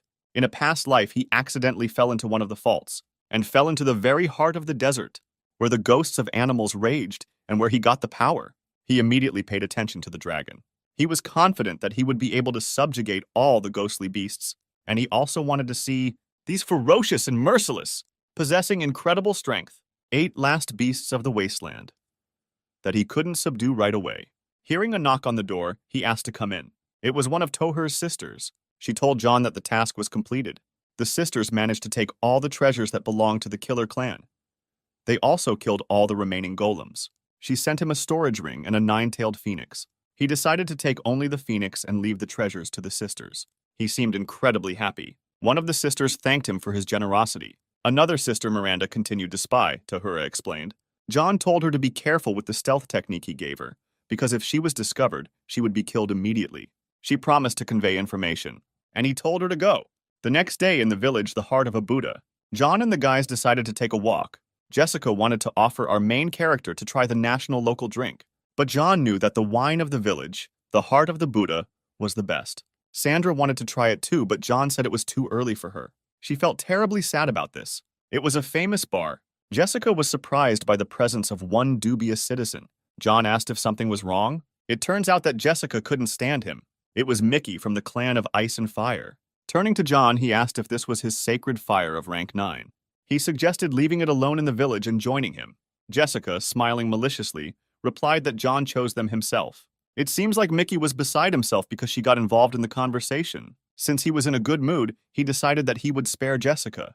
This made her terribly excited.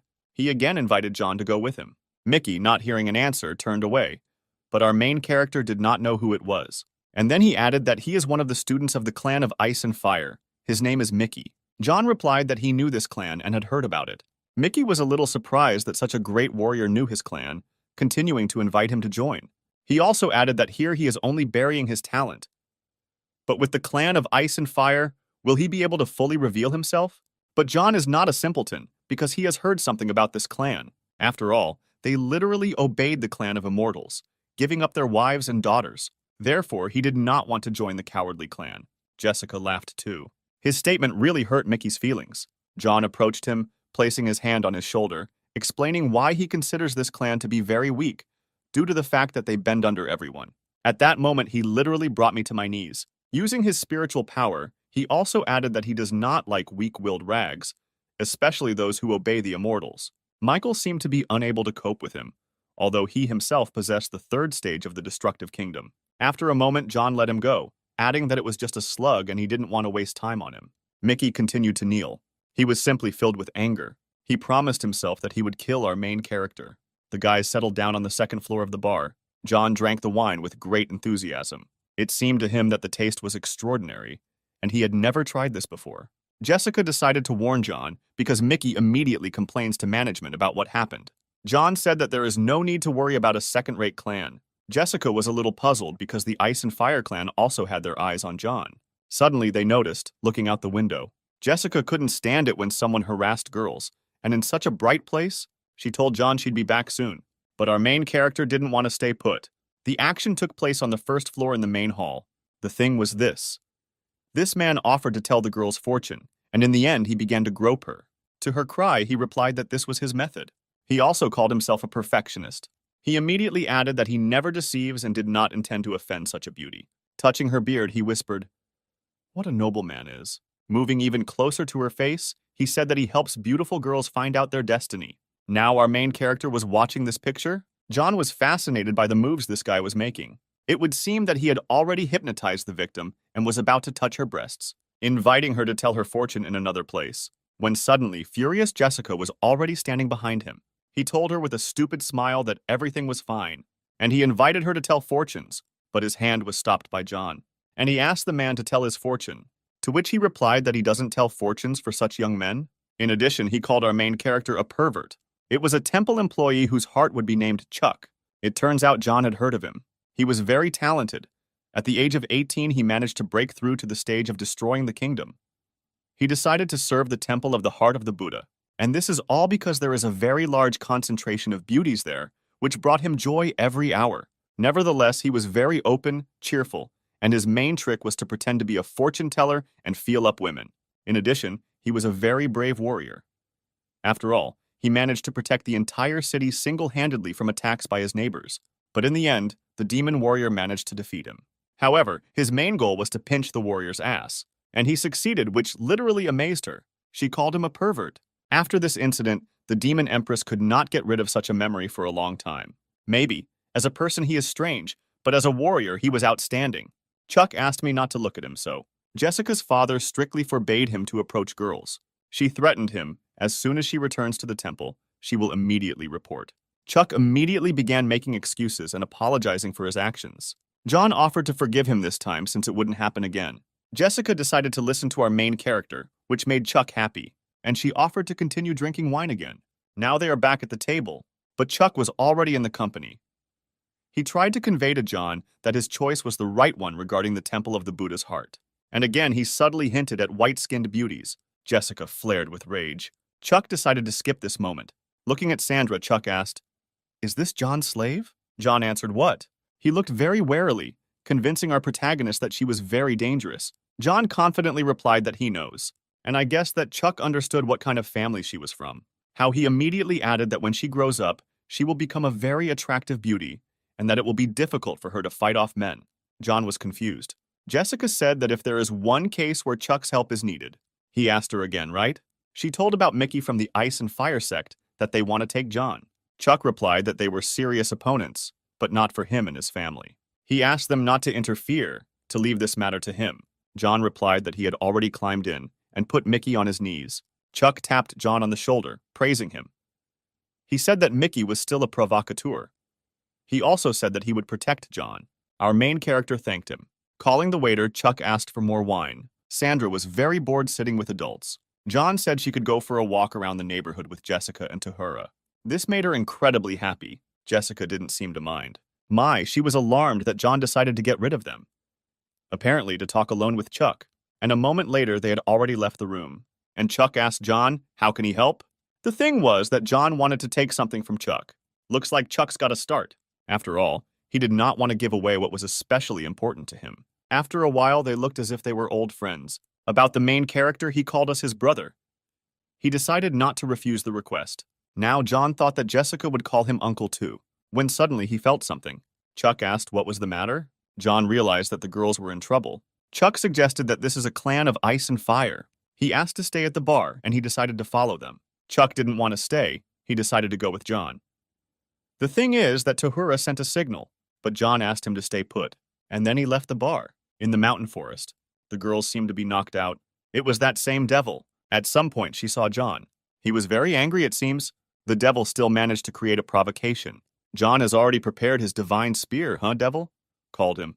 But in a moment, a divine spear was already flying towards her, and at incredible speed, she jumped sharply. What struck her most was the flame that enveloped the spear. However, a moment later, John was already very close. Did he manage to catch her? Once on top of her, he asked if she wanted to die. She felt hurt. She tried to say something. He asked who she was. Where to pray, asked him to loosen his grip, since I didn't intend to harm anyone. She was surprised by the hot temperament zone. She just passed the meeting with him. He asked her if she was from the clan of Ice and Fire, replying that Ice and Fire are just a bunch of pathetic losers and minions of the immortal clan. John couldn't understand what was happening, and asked what she needed him for. But she asked me to take my hand off her neck, and John removed. The she-devil told him why she needed him. She wanted to invite him to join her clan because John had tamed the beasts from the desert. It even shocked him a little. Now he was filled with anger. He asked who she was, and she knows about the ghostly dragon. The devil asked him not to be nervous. Since he possesses the desert beast, he is close to her, she said. And she decided to admit that her father, from guards like the black dragon in the desert lands, and the devil is his daughter. John, asked the black dragon. It seems that she managed to surprise John. After all, he did not know about her father. Now she was sure that he had been reborn after all. She asked him if he knew how big the desert was. He answered no. In response, she told him that the desert lands have more than 100 million kilometers in area, which is even larger than the kingdom of the immortals. Accordingly, it is divided into 7 stages. The devil's father belongs to stage 7, and also in strength he is not inferior to the head of the immortals. It seems John managed to surprise. He asked him about the black dragon, because in his previous life during his 10 years in the desert, he had never met. But did she know his ghostly dragon? It seems that the ghostly dragon himself tensed up a little. He began to say something in John's mind. The fact was that the black dragon was the brother of the ghostly dragon. John seemed to be amused by this situation. Accordingly, the she-devil believed that John should join her clan. John said that he was a loner, thanking him for the invitation. She asked him what he was afraid of or did he not trust. But the thing was that he wasn't interested at all. In response, the devil said that he no longer belongs to the human race, so he would feel better with her, also mentioning the conversation with immortals. John guessed how she knows about the conversation with the immortals. After all, at the moment when he killed Bruce, she was somewhere nearby. But nevertheless, John stood his ground and was not going to join her. As a result, she resigned herself, but said that he could join their clan at any time. Having finished there, he said that they had to go. What infuriated me most was the technique of this she-devil. Therefore, next time he promised that he would punish her.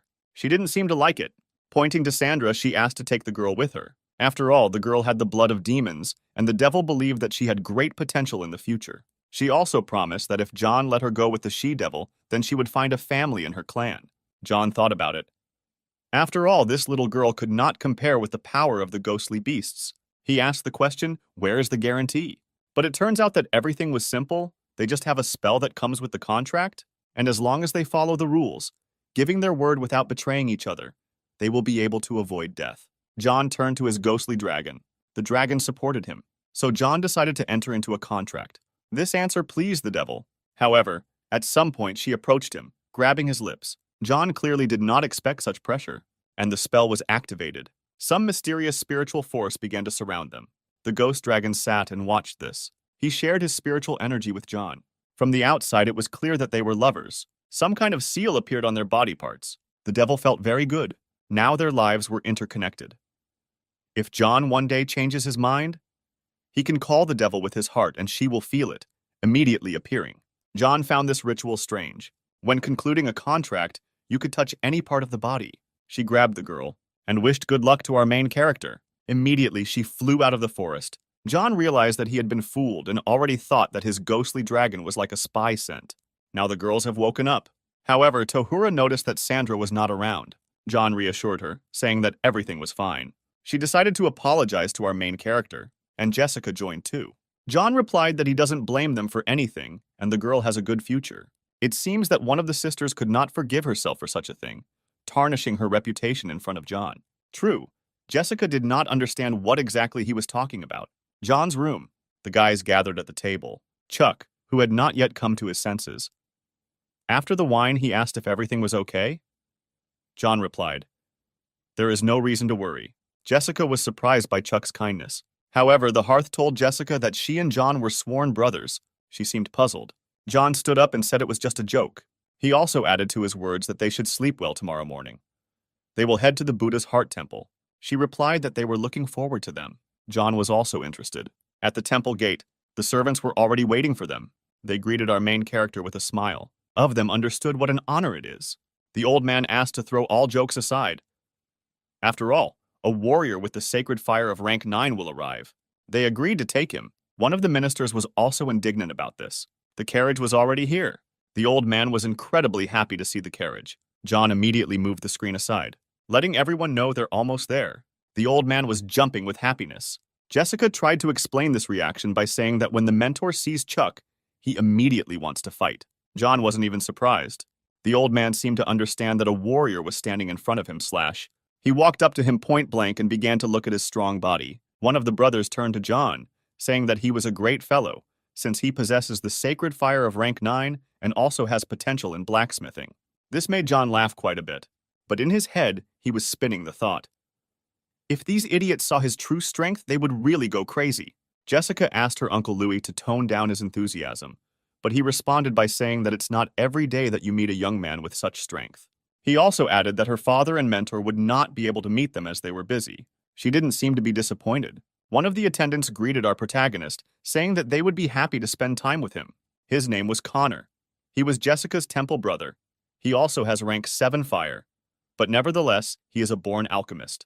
But in his cultivation, he is at the peak of the spiritual realm. Having introduced them, she noted one more point, that Connor is friendly. I embarrassed him. He replied that they praised him too much. John liked Connor's reaction, but John felt some kind of connection with the Sun clan. He told John that they were going to have a banquet in his honor. He would also be pleased to teach John his techniques. Our hero thanked him. Jessica was happy that they would become friends. In response, Uncle Louis said that the Buddha's heart temple is always kind. Now everyone has decided to get inside? It was very beautiful inside the temple. The minister girls greeted John. Now he realized how right Chuck was about the girls. Connor informed our hero that they have a special order and restrictions. But the most important thing? Jessica is a student of the temple, and her father is considered the strongest warrior. The one who marries her will have the temple in his hands and many people under his control. He asked John to behave appropriately and be careful. John asked if he dreams of becoming the owner of a temple. He replied that he didn't need it, considering her as his own sister, and he was going to teach her how to brew elixirs and forge weapons. John reported that he would not achieve much success with this approach. John was wondering, one more point. Is it possible to train without temple techniques? Connor answered that they only train techniques that are provided to them by their mentors. However, John had the right to develop techniques that he began to master before joining the temple. Our hero liked this exception. They seemed to be interested in each other. Connor decided to invite John to the main hall. It seems that the banquet was getting ready in full swing. From the servants invited the guys to the table. They immediately joined dinner. Jessica asked, "Where are the others?" The servant replied that some were on the way, and the head of the clan should arrive soon. Louis was kind enough to invite our hero to dine. John agreed to try the food. After some time, everyone raised their glasses and made toasts. But Louis began to worry, why didn't the others show up? Jessica was also worried about where her father and mentor had gone. Louis told the story that they went to fight off a pack of werewolves, and the leader was the owner of the 7th stage, destroying the kingdom. Since he was a very strong and cunning warrior, the head and the mentor decided to deal with him once and for all. John considered that the beast of the 7th stage, which destroys the kingdom, is dangerous. But for the head of the temple, it does not pose a threat. Louis didn't feel at all calm and chalked it up to another reason. He also suggested a glass of wine. When Jessica's father suddenly appeared, he happily shouted Jessica. Holding the beast on his shoulders, he said he was sorry. The teacher was ultra calm. He immediately began asking her if she had lost weight. Jessica told him that he was too hyperactive. He immediately threw the beast to the floor, saying that he was glad to meet you. He complimented John that he looked very good. John was a little puzzled. The head of the clan asked his daughter why he was so unfriendly. Jessica contacted him. It turns out that John knew this werewolf. After all, this monkey had 4 eyes and was quite strong. But the head of the clan had never heard of him. Having said that, let him inspire some kind of horror, but for a general, he is weak. The mentor said that they had a banquet in honor of John's arrival and that it was a dead monkey, not worth attention. Jessica introduced our main character to the mentor, whose name was Salma.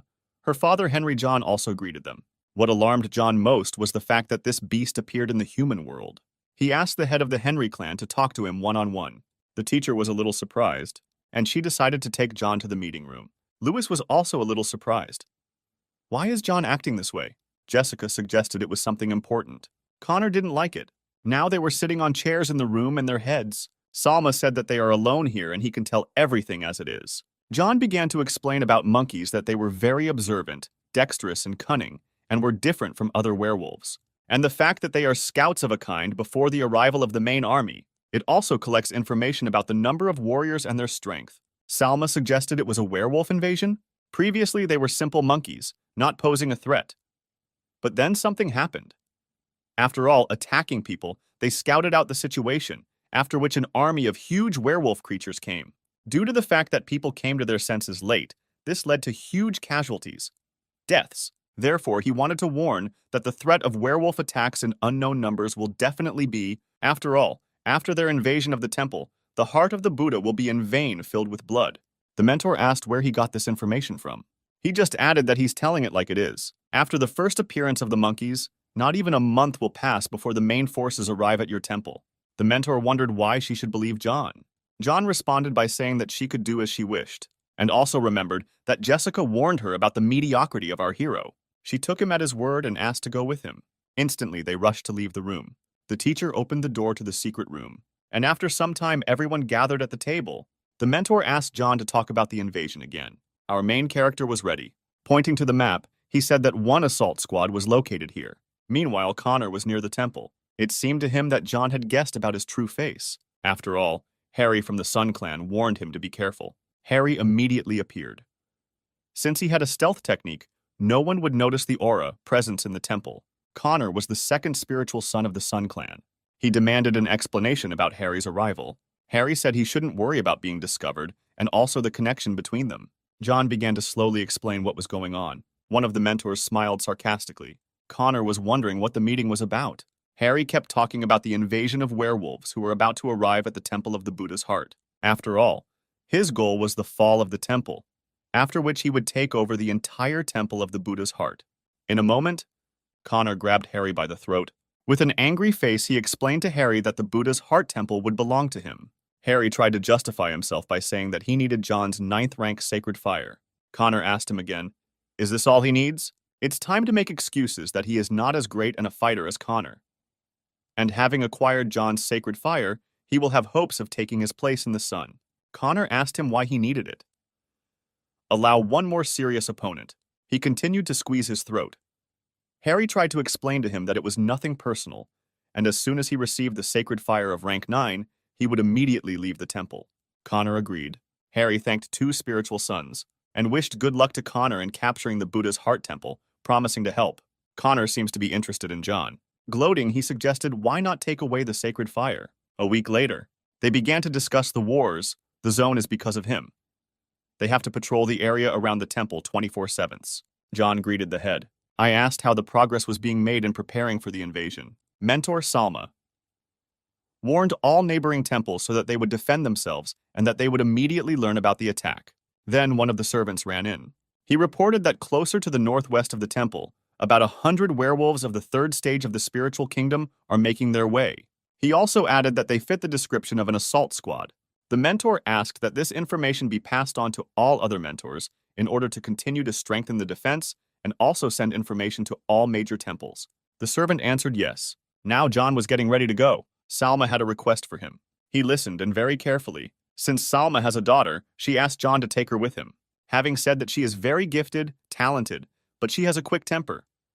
But if she were next to John, everything would be quiet and calm. He immediately agreed. Salma thanked him. After all, she understood that he did not intend to enter the temple. It seems John realized that she had guessed. In addition, she added the following words: that she understands why he does not want to enter the temple, because he has such treasures from the desert.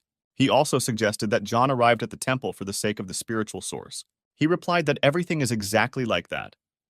Who needs 3 months to harden their body? After all, spiritually, the source was able to strengthen bones and joints in general, the whole body. This is what's happening. Even if John considered himself very strong, it wouldn't hurt. That's why Salma asked our main character to be with her daughter. John said that before he leaves the temple, he will give her one of the martial techniques where she will be safe in the future. Salma was very happy with John's words and promised that her daughter would come to the training arena. John answered well. And a moment later, I visited the training arena. She was already there. "Lisa!" shouted to John. "Look both ways," throwing a shuriken at him. Shuriken moved at very high speed towards John's back, but the main character easily caught him. He even became interested. After all, this was followed by one more attack. He immediately returned from her. Several more shurikens flew towards him, and there was an explosion, but John managed to escape. Lisa was nearby, standing in front of him. She complimented him but wasn't impressed. He asked her that she was testing him. After all, Salma told her that John would teach her, but Lisa read our main character weaker. John decided to teach her a lesson. Is it wrong to underestimate anyone? After one moment, he managed to fetter her movements, forming a circle of ropes of spiritual power. She couldn't understand why she couldn't move. Her shurikens immediately collapsed. Our main character said she lost. She guessed that he had led her into a trap, having lulled the vigilance that he had set in advance. He patted her on the head, saying that she was very smart. She accepted the loss and asked to be released. John snapped his fingers, and in a moment the ropes disappeared. She said it's time to move out. John didn't contradict her. The warriors were already sitting in the forest and waiting for the werewolves. Lisa asked about John and Jessica's good relationship. He responded by asking that she also thought he should stay away from her. However, she said that they are suitable for each other. But he was alerted by one person. John asked, "Who are we talking about?" She meant Connor. Our hero asked, "Why?" However, she told him that he was quite cunning. After all, every time she passed by him, she felt a very dark energy, but she had no evidence. He replied that she had good intuition, but Lisa said that he should beware of Connor if he wants an alliance with Jessica. John asked her if she liked who. Lisa replied no. He indicated his candidacy. She could not contain her emotions, explaining to John that he is indeed a very reliable person who can be relied on, and she loves such people. She also added, "If Jessica doesn't mind, then Lisa will happily seal the alliance with our hero." But John was just joking, and he said that it was time for them to move forward. However, Lisa did not want to put up with it. Suddenly, a warrior stood in front of them. He asked, "Is John and Lisa from the Buddha's Heart Temple?" His name was Robert. He was a senior student at the Black Tiger School. He also said that they had everything under control. However, Lisa said that she knows him and how talented he is as a student at the school. What is she calm about? John thought it was very familiar, but could not understand where and when he could have heard about this war. He also objected, saying that he was still far from being like Lisa and John. He asked me to follow him. They immediately set off. It seems that John was on his guard, because the guy managed to deceive the girl. However, John was embarrassed by the fact that he reported the situation immediately. It was late at night and John was cooking pheasant on a spit. He gave one of the fried thighs to Lisa. She asked our hero if werewolves could appear at night. He suggested that maybe, but if they don't come this night, then they will come tomorrow or in a couple of days. John asked to tell about Roberta. Lisa replied that he recently turned 20 years old and is a Black Tiger disciple, the eldest. He was a simple son of an ordinary farmer. At an early age, he entered the school of the Black Tiger. Incredibly talented, innate rank 7 sacred fire sword. Even if Lisa is considered gifted, she was much inferior to him, because he was at the stage of the destructive kingdom. John was surprised that he was the son of an ordinary farmer and immediately became such a strong warrior. She also added that just a year ago, when he was at the peak of the spiritual realm, he killed a werewolf at the 3rd stage of the destructive realm, and he became famous after this incident. When suddenly John stood up from the log, shouting that he remembered. Lisa shouted that he scared her and let him give her hip. John began to rummage through his memories. He remembered that in a past life, during the invasion of werewolves, people died in batches. However, things were not so sweet for the werewolves, and they decided to recruit their spies among people. And it seems he managed to bribe many, because they were looking for very gifted children, going to different churches and schools. The most famous traitor to humans was the Devil's Swordsman. He was very secretive, but after reinforcements arrived, he killed more than 500,000 people. Because he behaved very mysteriously, people did not understand or know anything about him. John believed that Robert was the Devil's Swordsman from a past life. Now he was on his guard. After all, he understood that the guy had been sent by werewolves. However, he had not yet given people. A moment later, a huge explosion thundered. John reported that the werewolves had arrived. They were very close. The quantities were uncountable. The guards immediately got ready and used their fire technique to incinerate werewolves. However, werewolves were not so simple. One of the warriors fell into a trap. How suddenly a sword appeared, which literally destroyed everything in its path. It was that Robert, the traitor swordsman of the devil. This time he fought against werewolves. Steel Wars were extremely pleased with the appearance of Robert. The ferocious beasts were extremely evil. Robert began to use his spiritual technique, delivering 1,000 sparkling sword strikes. He managed to deal with a bunch of werewolves. He thought it was too easy a fight. Lisa found out Robert's cultivation and how strong his sparkling sword martial technique was, which he himself produced. However, John understood that this was a fairly strong technique of the earthly level. But for a warrior at the first stage, destroying a kingdom, it was truly great. Now John and Lisa appeared before Robert. Robert greeted them again. Lisa praised him, but he became modest, saying that it was just a warm-up. He asked John if they would continue to be in the forest. John said that before the main army advances, they will send several more advanced detachments. He told about beetles, but subsequent waves will be extremely strong. Now Robert realized that he would not be able to relax. Lisa was sure that as soon as the invasion came, they would not necessarily be overcome. But suddenly, Robert looked at his hand, which had a wound on it. Lisa offered to disinfect it, Robert agreed, and also suggested everyone to sleep. Lisa asked John to go with her. However, John was concerned that in the past life, this wound had caused John to switch sides. This happened because of the red scorpion. After all, he was a very rare werewolf who had the natural gift of controlling the minds of other people. He secretly attacks the best warriors, pulling them to his side. However, every Scorpio has an advisor, which is why they win over people. In a past life, John heard what happened to the Buddha's heart temple and everything was confirmed. Now he knew that in this battle, there would not be the most insidious werewolves. Therefore, John could cope with the advisors himself. I didn't want to see how werewolves defeat people and fill the whole earth with blood. After a couple of hours in the cave, from the tiger advisors turned to the Scorpio, and the scorpion replied that Robert was already hooked. We must wait. The advisor understood that being a natural swordsman, Robert was of particular importance in their invasion. Plus, he promised a scorpion reward in case of victory. She thanked the tiger general. However, the general was aware that the owner of the sacred fire of rank 9 would appear on the battlefield and said that he also needed her. But it seems that the scorpion believed that John had immunity. The general suggested that John's cultivation is not that advanced yet. Therefore, he said that there is hope for the scorpion. Plus, in addition to all this, he will give her especially elite units to help. Now Scorpio did not doubt his abilities. The general sent her back to the battlefield. He believed that this battle would give him the opportunity to prove himself to the fullest, and he would be able to prove to the werewolf empress that he was the best candidate for the leader of all. A few days later in the forest, shurikens literally tore the werewolves apart. It seems the invasion was not so strong. Lisa managed to show her strength. John praised her. He began to have dinner, believing that the second invasion was much weaker. On the fourth, Lisa was like an experienced warrior. She asked where our hero got such a technique from. But he said it doesn't matter, because if she fully masters this technique, she will have no equal in the temple. Lisa thought that her temple was underestimated, but she decided to thank him. John became thoughtful. She offered to give herself to him. He said no need. Lisa seemed very cute when she was embarrassed and asked, maybe they will become brother and sister. Now she was wondering when the main army would arrive. John replied that there would be 7 false attacks in front of the main army, and then, within a couple of weeks, there would be a battle. Our hero was worried about something else, that he was unable to get on the trail of the Scorpio advisor. However, since he possesses a rank 9 sacred fire and stood up to protect the temple, he believed that he did not attract the attention of werewolves. Seems to be disappointed, believing that he is no longer the same as he used to be to those around him. After one moment, Robert was already standing in front of the guys. He said that something bad happened. John was very wary. Robert said that 30 kilometers from here there was an attack by an elite squad of werewolves of the 7th stage, the spiritual kingdom. Most of the disciples and warriors fell. John wondered how many werewolves there were. Robert replied that one of the students managed to record a video before his death. He took out a scroll. There were 16 werewolves visible in the picture. However, they divided into 2 squads and went their separate ways. Robert reported that they are closest to the troops. We must hurry. Saying that he could not catch up with 2 squads at once, he asked for help from John and the person.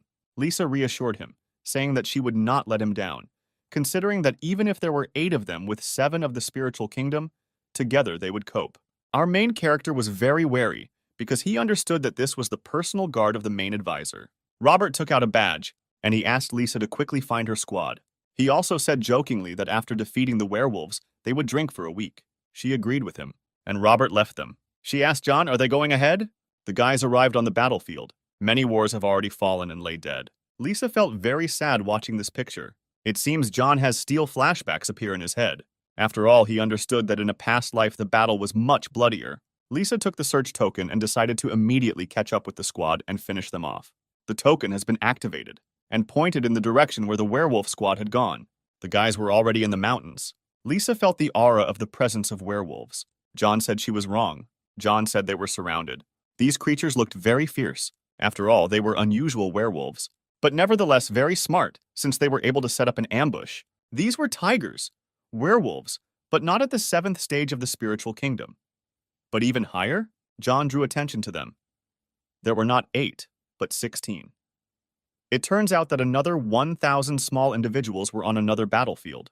Lisa began to worry because they were trapped, and even more so against them, there were such a number of the most powerful werewolves. And even if John managed to defeat Master Li earlier, then he has no chance before these creatures. Our main character understood the seriousness of the danger that surrounded them, and Lisa realized that there was simply no other way out. Activate your most powerful technique. After all, she wanted to clear the way for our main character so that he could convey this news to all the warriors. She also added to her words that if she dies, so that John will take revenge. And then the brave girl rushed into battle with the ferocious beasts, but John grabbed her hand, convincing her that these are not even rivals for him. In response, she said that he is a very strong warrior, but he cannot cope with so many. However, our protagonist said that she had not yet seen any trump cards up her sleeve. A second later, he managed to summon a divine spear. He also added that she would watch him very carefully, but not fall in love. The tigers were excited and decided to attack, but our hero was ready. It had been a while since he had used his spiritual energy. With incredible power, he literally took off from the ground, deciding to attack with lightning energy. Simple Earth, it literally turned into a pile of stones. The werewolves were terrified. After all, the thunder wave was so powerful that it literally threw them away by creating a large energy field. The energy was so great that it blinded Lisa, and in a moment he landed. Having said that everything is ready, she was in deep shock because she understood that with one attack, he cut off the heads of all the werewolves. But he proudly said that this is not all he has to show. The lightning spear technique belongs to the celestial level weapons, so the effect was amazing. Scorpio stood at a loss. After all, before her eyes, one warrior scattered 16 personal guards of the Tiger General. But nevertheless, she was ready to attack. Her poisonous sting would have overtaken our hero. She succeeded. She giggled, not expecting to hit him given his strength. You were besotted with the fact that if John came over to their side, their chances would increase 1,000 times, and immediately left the battlefield. John stood and did not understand what happened. Surely he had a plan for this. Lisa didn't understand why he missed the attack. In response, he said that they could return. She was still stunned. Meanwhile, in the barracks, Lisa yelled at Robert because he gave false information. He apologized, saying that he would not allow this to happen again. Turning to John, he asked for forgiveness. However, John patted him on the shoulder, having said that soon they will become brothers, adding that our hero will soon need his help. Robert was happy to hear this. However, Lisa did not understand what was happening. They decided to postpone the conversation until later. Night fell. Robert watched from the mountain. Are there any guests? John came to him. However, Robert's intentions were not at all good, because he told our hero that they would become the left and right hands of the Tiger General. John played dumb, saying that's why he was counting on Robert's help. Robert was delighted, and also asked to quickly take him to the general. However, Robert told him not to rush, adding to his words that very soon the general will organize a very huge attack, and also that they have to fight it off in order to gain the respect of people, and only then will no one doubt their authority. John believed that the general was really cunning and smart, since he knew how to make such moves. Robert hugged our hero, saying that very soon he would initiate him into all the secrets. Harry was very happy to see this picture. He was pleased with the fact that John and Robert were now on the side of the werewolves. Considering that this was really luck, he initially hoped to take control of the temple, the heart of the Buddha, but everything is much simpler. He assumed he wouldn't put in much effort, and then disappeared. On the territory of the barracks, was Lisa snoring from fatigue, dreaming? Our hero was thinking about how to find the Tiger General. After all, he would have to break through to the 2nd degree of the destructive kingdom. And when he managed to figure out the location of the general, his goal was to grind him into powder. After all, having reached the 2nd degree of the destructive kingdom, he will be able to summon a bull. He began to practice his skills again. He managed to summon his inner vision. After all, the 8th grade pills were ready, and he was going to devour them right there. After all, his strength will increase greatly. If he takes 10 of these pills, he will reach the 3rd stage, destroying kingdoms. However, since he was unable to sit, strengthening the body in the divine source, there is no other choice. He began to evolve again. However, after swallowing 10 pills, his muscles literally tore. This was a side effect because he did it too early. The ghost dragon watched this picture, and again shared his strength. After a moment, John accepted the partial transformation. He managed to enter the image of a werewolf in dragon form. The power was incredible. After all, he was going to combine all the elements in himself, more and more absorbing energy. Did he manage to form some kind of sphere? In a moment, he finished his cultivation. John has reached the third stage, destroying kingdoms. He activated the summon scroll to call an angry bull to reunite with him. He greeted him. The power of this beast was simply great. John decided to hold a reunion ceremony. The bull symbol lit up on his forehead. Spiritual energy literally overwhelmed him. Our hero also managed to turn on his peripheral vision in order to find the general. No doubt he could do it. Who would have thought that at the third stage of the destructive kingdom, he would improve his skills so much? Spiritual energy incredibly enveloped our protagonist. John decided to wake up the sleeping beauty. However, she was very sleepy. John decided to warn her that he would leave this place for one night, and she remained in charge. Lisa agreed with him. This was the Tiger General's cave. He praised the Scorpion for the work he had done because he believed that a rank 9 sacred fire warrior and a swordsman were in his clutches. Now the general was ready for the final offensive. Scorpio congratulated him, saying that victory is very soon. The general promised that if he was appointed leader of all troops, then Scorpio would be showered with treasures. He also believed that if he was made a military general and a military advisor at the same time, there would be no competitors for promotion. However, John appeared here, saying that it was too early to rejoice. Both werewolves perked up. She screamed as he managed to find a place. Our main character replied that it was not difficult. Scorpio couldn't believe her eyes. Now General Tiger realized how wrong he was. After all, he did not expect that the power of the sacred fire of rank 9, John and the hero himself would be able to outwit everyone. And also with the help of its bite. Find the place of the general. The general also added that John turned out to be much stronger than the swordsman Robert. Now he stood up from his throne, looking down on our hero. The tiger also believed that if John came one, does he think he can cope alone? However, our main character was not lacking in confidence. In addition, General Tiger was aware of the origins of John and his family, which always fought for the good.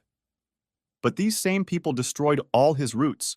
Why did he decide to stand on their side? After all, people live off their greed and meanness and are ready to literally bite each other for money. He considered werewolves magnificent in everything, adding that very soon they would gain power over the whole world. General Tiger again asked John to join his ranks, finding a lot of advantages in the fact that no one will discriminate against John for his origin, but on the contrary, they will consider him family. He also added a compelling argument that werewolves have a great future. However, our main character decided to interrupt him, saying that it all sounds tempting, but he will never stop his enmity against such creatures as General Tiger. And he promised to kill him. The general exhaled. Now he was convinced that people were pathetic and incapable of thinking rationally, and then he decided to attack our hero. After all, if before he had big plans for John, now he will have to kill him. General Tiger decided to simply crush the zone with his huge paw. However, our hero managed to fend off the threat. At some point, I realized how strong the general was. Immediately, the tiger flew into a rage, seeing the resistance of the pathetic little man, and struck John with his stunning energy attack. And at one moment, our main character's eardrums couldn't stand it and burst. He didn't even have time to recover when the general dealt him another blow, and it seems that he was invincible. In his aggressive style, he decided to finish everything with one blow, and our main character hugged the rock. It seems that the Tiger General had no doubts about John's death. He didn't want to kill because he thought he could win him over to his side. The general also ordered that his meat be distributed to the rest of the werewolves to feast on. Scorpio is about to overtake John, giggling. But at one moment, even the general himself perked up. Scorpio said that Johnny is a man. It's like he's a demon in the flesh. He managed to take on his true form. He asked if they really didn't want him to join their ranks anymore. Now the leader of the werewolves realized that John possesses beasts from the desert. Our hero asked if they were ready to die. The general's head was racing with a lot of thoughts. It seemed to him that people had called John from the desert. General Tiger decided that he should quickly inform the Empress. So what if the animals have wastelands, and people have a military alliance? Then their situation will be bad. The tiger decided to leave the cave. But John was clearly not happy with this arrangement. He immediately destroyed the portal created by the general.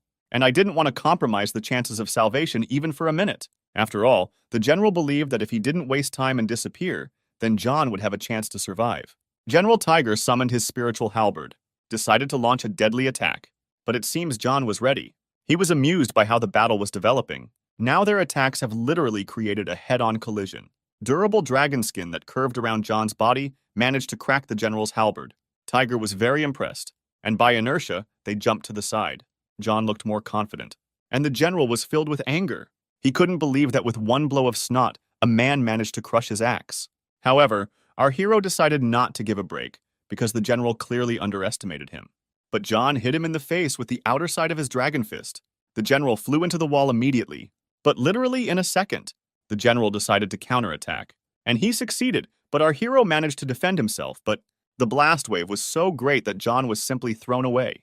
General Tiger began to advance. He also managed to change his form, reaching the destructive realm.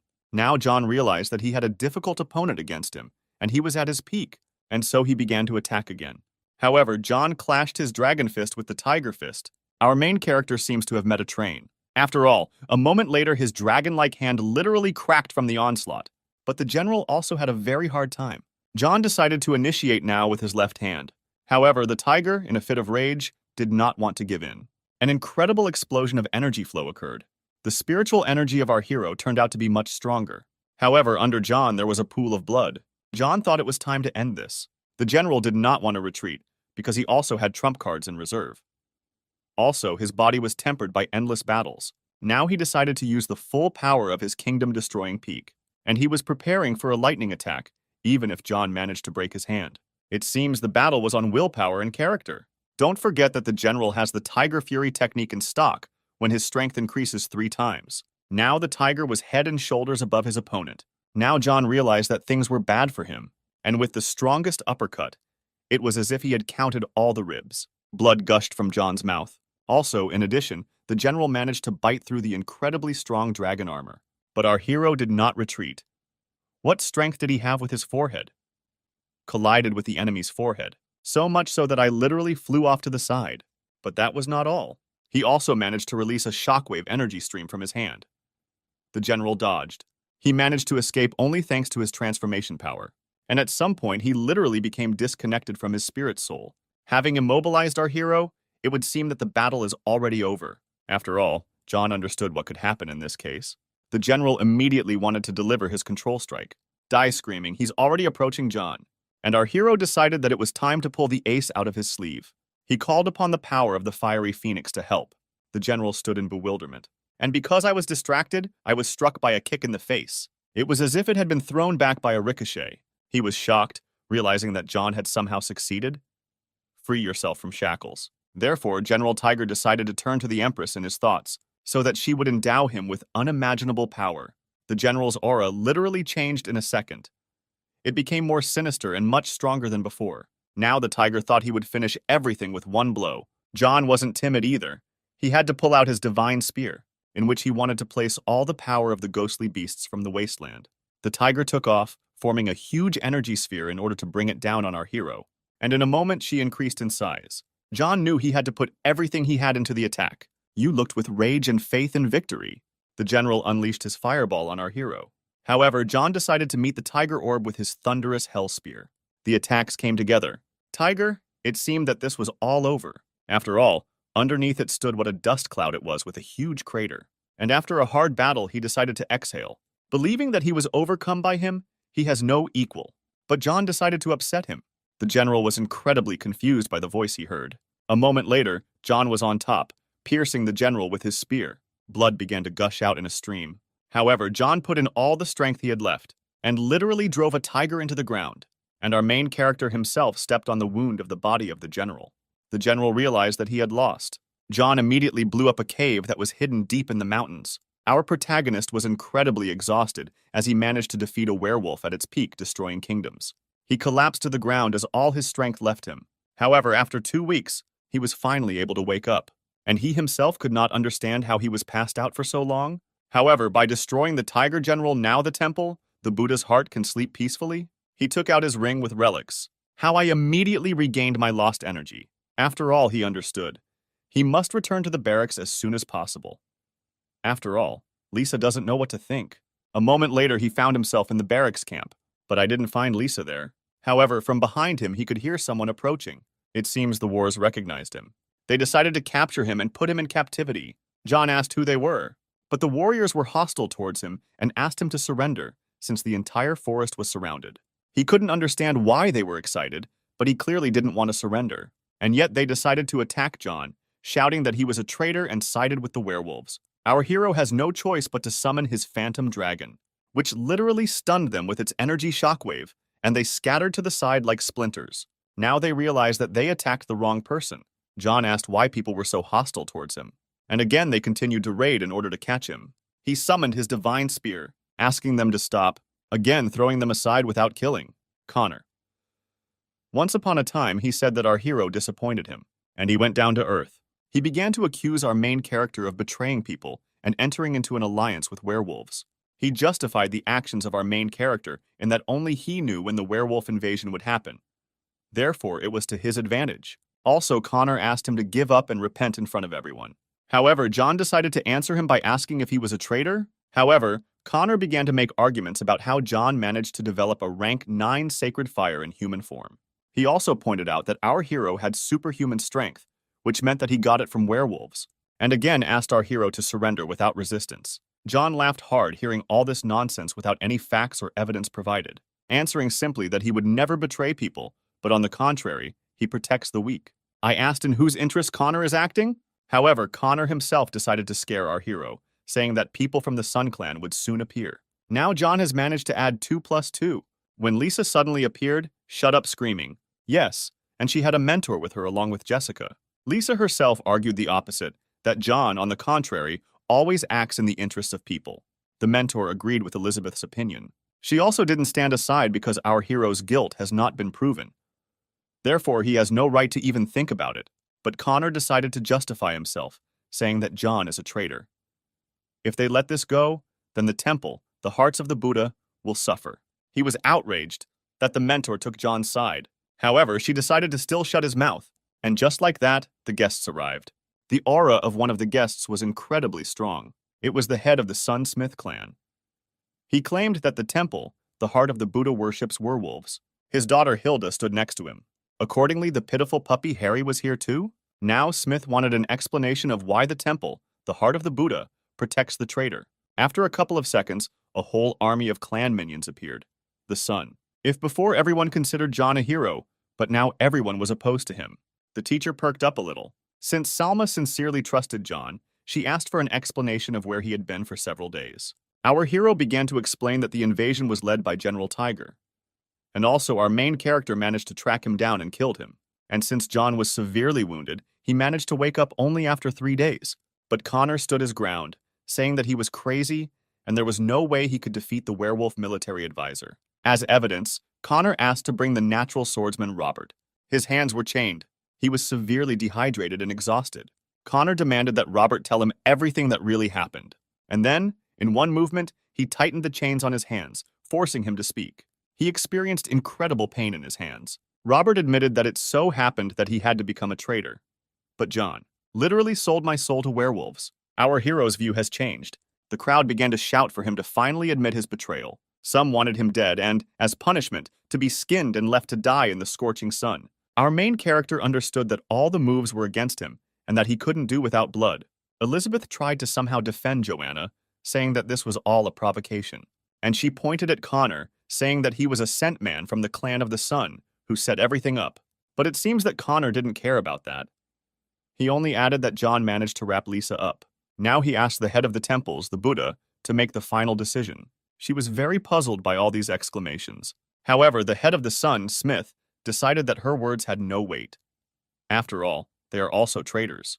And he also decided to take our hero captive, and only a few days after convening all the other temples to bring him to trial. In addition, he added that the Buddha Heart Temple should not interfere while the investigation is ongoing. However, if he is innocent, that John will be returned back. Gary began to gloat, saying that our hero turned out to be a traitor and even framed the entire temple. Now John realized that it was Harry's plan. He praised him, saying that everything was very plausible. However, will they be able to capture our hero? But Harry felt too self-confident. Hilda told John not to put up any resistance and just give in, Otherwise, he would be crippled. The rest of the warriors perked up. They knew that the girl had a sacred fire of rank 7, and she was at the third stage, destroying kingdoms. As if everyone started rooting for her, saying that she would kill him with one blow. However, the mentor said, since our main character is part of the temple, they will conduct an internal investigation. The head of the Sun clan, Smith, said that she is naive, but at the same time beautiful. But there is little reason to believe in the temple, the heart of a Buddha. And even if the clan doesn't mind the sun, the rest of the warriors will be indignant. That's it, they were very excited. But Salma was already starting to get nervous. Otherwise, Smith said that then he would have to fight with their army as well as the members of the Sun clan themselves. John thanked for the support, but decided to deal with everything himself. Now our hero understood that it was not in vain that he entered the temple, because they stand behind him with all their might. John, without hesitation, put his spear forward. He offered a bet. If Hilda can withstand the blow of our hero, he will surrender. She seemed to be very amused by this exclamation. Smith continued to gloat, but what was most infuriating was the fact that John did not take his clan seriously. However, John shouted at him to shut his mouth because he would come for him too. Hilda was very angry because John insulted him. And then I decided to punish our hero. She created a huge stream of energy with her axe that broke the soil. But I didn't notice the main thing. John was already nearby. Now she realized that she was in trouble. She decided to create a certain field against the attack of our hero. And John, together with his divine spear, literally dug into this shield. Our hero managed to break the barrier that she created. Moreover, on a bunch of small fragments, and also carry out an attack on the target. In one instant, he managed to hit Hilda from the mouth, from which blood gushed out. Was there an explosion after that? Old man Smith couldn't believe his eyes, basically the same as Harry. And a moment later, Hilda was already lying on the ground. Poking his divine spear into her body, he said that she had lost. She was incredibly shocked, because she didn't even have time to uncover her arsenal. But in one blow, our hero stunned her. Smith believed that werewolves gave him incredible strength, because he had previously managed to defeat Master Li. Jessica arrived in deep shock. However, Elizabeth was most happy for our hero. Now Mentor Salma also didn't know how strong John was. Now it's Harry and his father's turn. John summoned his ghostly dragon, telling them to attack and try to capture him. All the warriors stood in horror. Harry screamed, a traitor, saying that he unleashed his rage against people from which to fall altogether. Accordingly, stupid people decided to listen to Harry after all. This is a mongrel from the clan. The son believed that John had no chance. Smith wondered how long our main character would last. He immediately released the power of the divine spear combined with the energy of the phantom dragon, literally scattering these fools. They also decided to use their spiritual energy on John. And our hero again summoned the dragon. This is what tore apart the combination of techniques of these incompetents, also adding colorfulness with his thunder spear scattering opponents. The head of the Sun clan now understood how great this skilled warrior was, because a few minutes later, he was already standing on a pile of bodies. He asked the head if there would be anything else, or is that all? The remaining soldiers began to literally run away from the battlefield. However, this happened for the first time in front of Smith's eyes, so that the army would run away in fear, aware of the fact that John hadn't even revealed his true power. It seems that the head of the Sun clan himself was eager to take to the battlefield. The teacher was about to intervene, but our hero asked her not to interfere. He could handle everything himself. John promised that he would teach them about their impudence because of false accusations. She seemed to literally admire him. People screamed that although he managed to defeat the soldiers, there was no way he could cope with the head of the Sun clan. But this only made our hero laugh. Smith has now entered into spiritual unity mode, promising to finish John once and for all. Suddenly, the sky and everything around took on a completely different color. It seems that the old man was shocked too. John felt some kind of ominous and very dark aura. Summoning your phantom dragon again. He asked him if it was worth hiding. Some long chains began to descend from the sky. The people couldn't figure out what was the matter. It turns out that these chains completely drained the victim, leaving only bones. Instantly, they killed dozens of warriors. John had no doubt now that they were in big trouble. Was this the same empress of all werewolves? She became interested in seeing how many people came to die. The head of the Sun clan also began to snap at her. But a second later, she was already behind me. Since he was old, she decided to kill him the very first. The werewolf princess literally split him open. So much so that only blood splatters remained. Everyone fell into some kind of horror. The mentor tried to figure out who it was. However, John replied that she was the empress and werewolves. But why did she come? She turned her gaze towards our main character, and he seemed very familiar to her. She guessed that John had killed the tiger general. John remembered her because she, like a blood-sucking bat, is capable of immobilizing with just one glance. I realized the complexity of this situation. After all, she was head and shoulders above John. She had first level, the realm of fusion. However, John decided it was time to attack before she killed everyone. She managed to get as close as possible to John. She asked our hero again, "Did he kill?" General. She liked to play with her victims, and looking at John, she became somehow bored. However, he replied that he was sick of her and how ugly she was. However, she thought differently, that John was attracted to her. Most of all, she wanted to taste John and taste his blood. But our hero thought through his further actions. He managed to activate his spiritual energy and free himself from the shackles. She jumped back sharply. John really wanted to summon his maximum energy, but after a moment, she touched his forehead, interrupting the concentration of energy. It seems he stood immobilized again. Now she was going to bite him. And she succeeded. She sank her fangs into John's shoulder, and it was as if she was pumping the blood out of him. And along with the blood, the vitality of our main character also disappeared. The vampire was content, having fully dined on John. And since he was truly a skilled warrior, she was fuller than ever. John lay half dead. Elizabeth screamed with tears in her eyes. Now everyone saw that he did not give people. Jessica couldn't move either and watched John leave this world. Even the teacher began to behave very strangely. At some point, Connor sensed something was wrong with Harry. After all, he literally became petrified. Connor was terrified. Now the wars have realized how wrong they were about our hero, and others, on the contrary, condemned him. Now this warrior was not interested in anyone at all, and she decided to get rid of everyone at once. Activating my death technique, she managed to gather spiritual energy together. It seemed that everyone was doomed because she was seriously strong.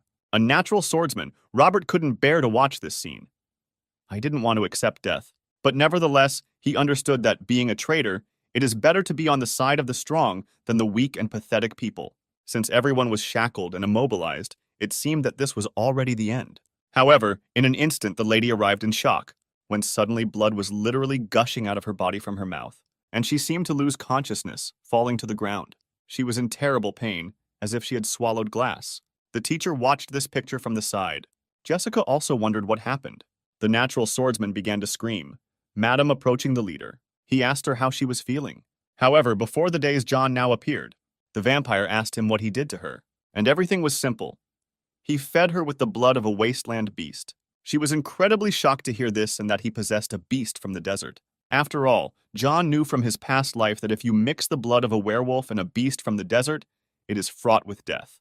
The moment she swallowed enough of John's blood, her organs seemed to be incinerated.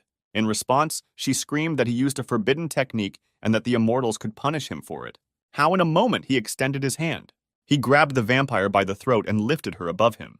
He simply answered that he didn't care about any laws between werewolves and immortals. He was a man. She found it very difficult to breathe. He didn't explain to her where he got the beast's blood from because he wanted to end her life right there. She couldn't believe that they managed to trick her like a girl.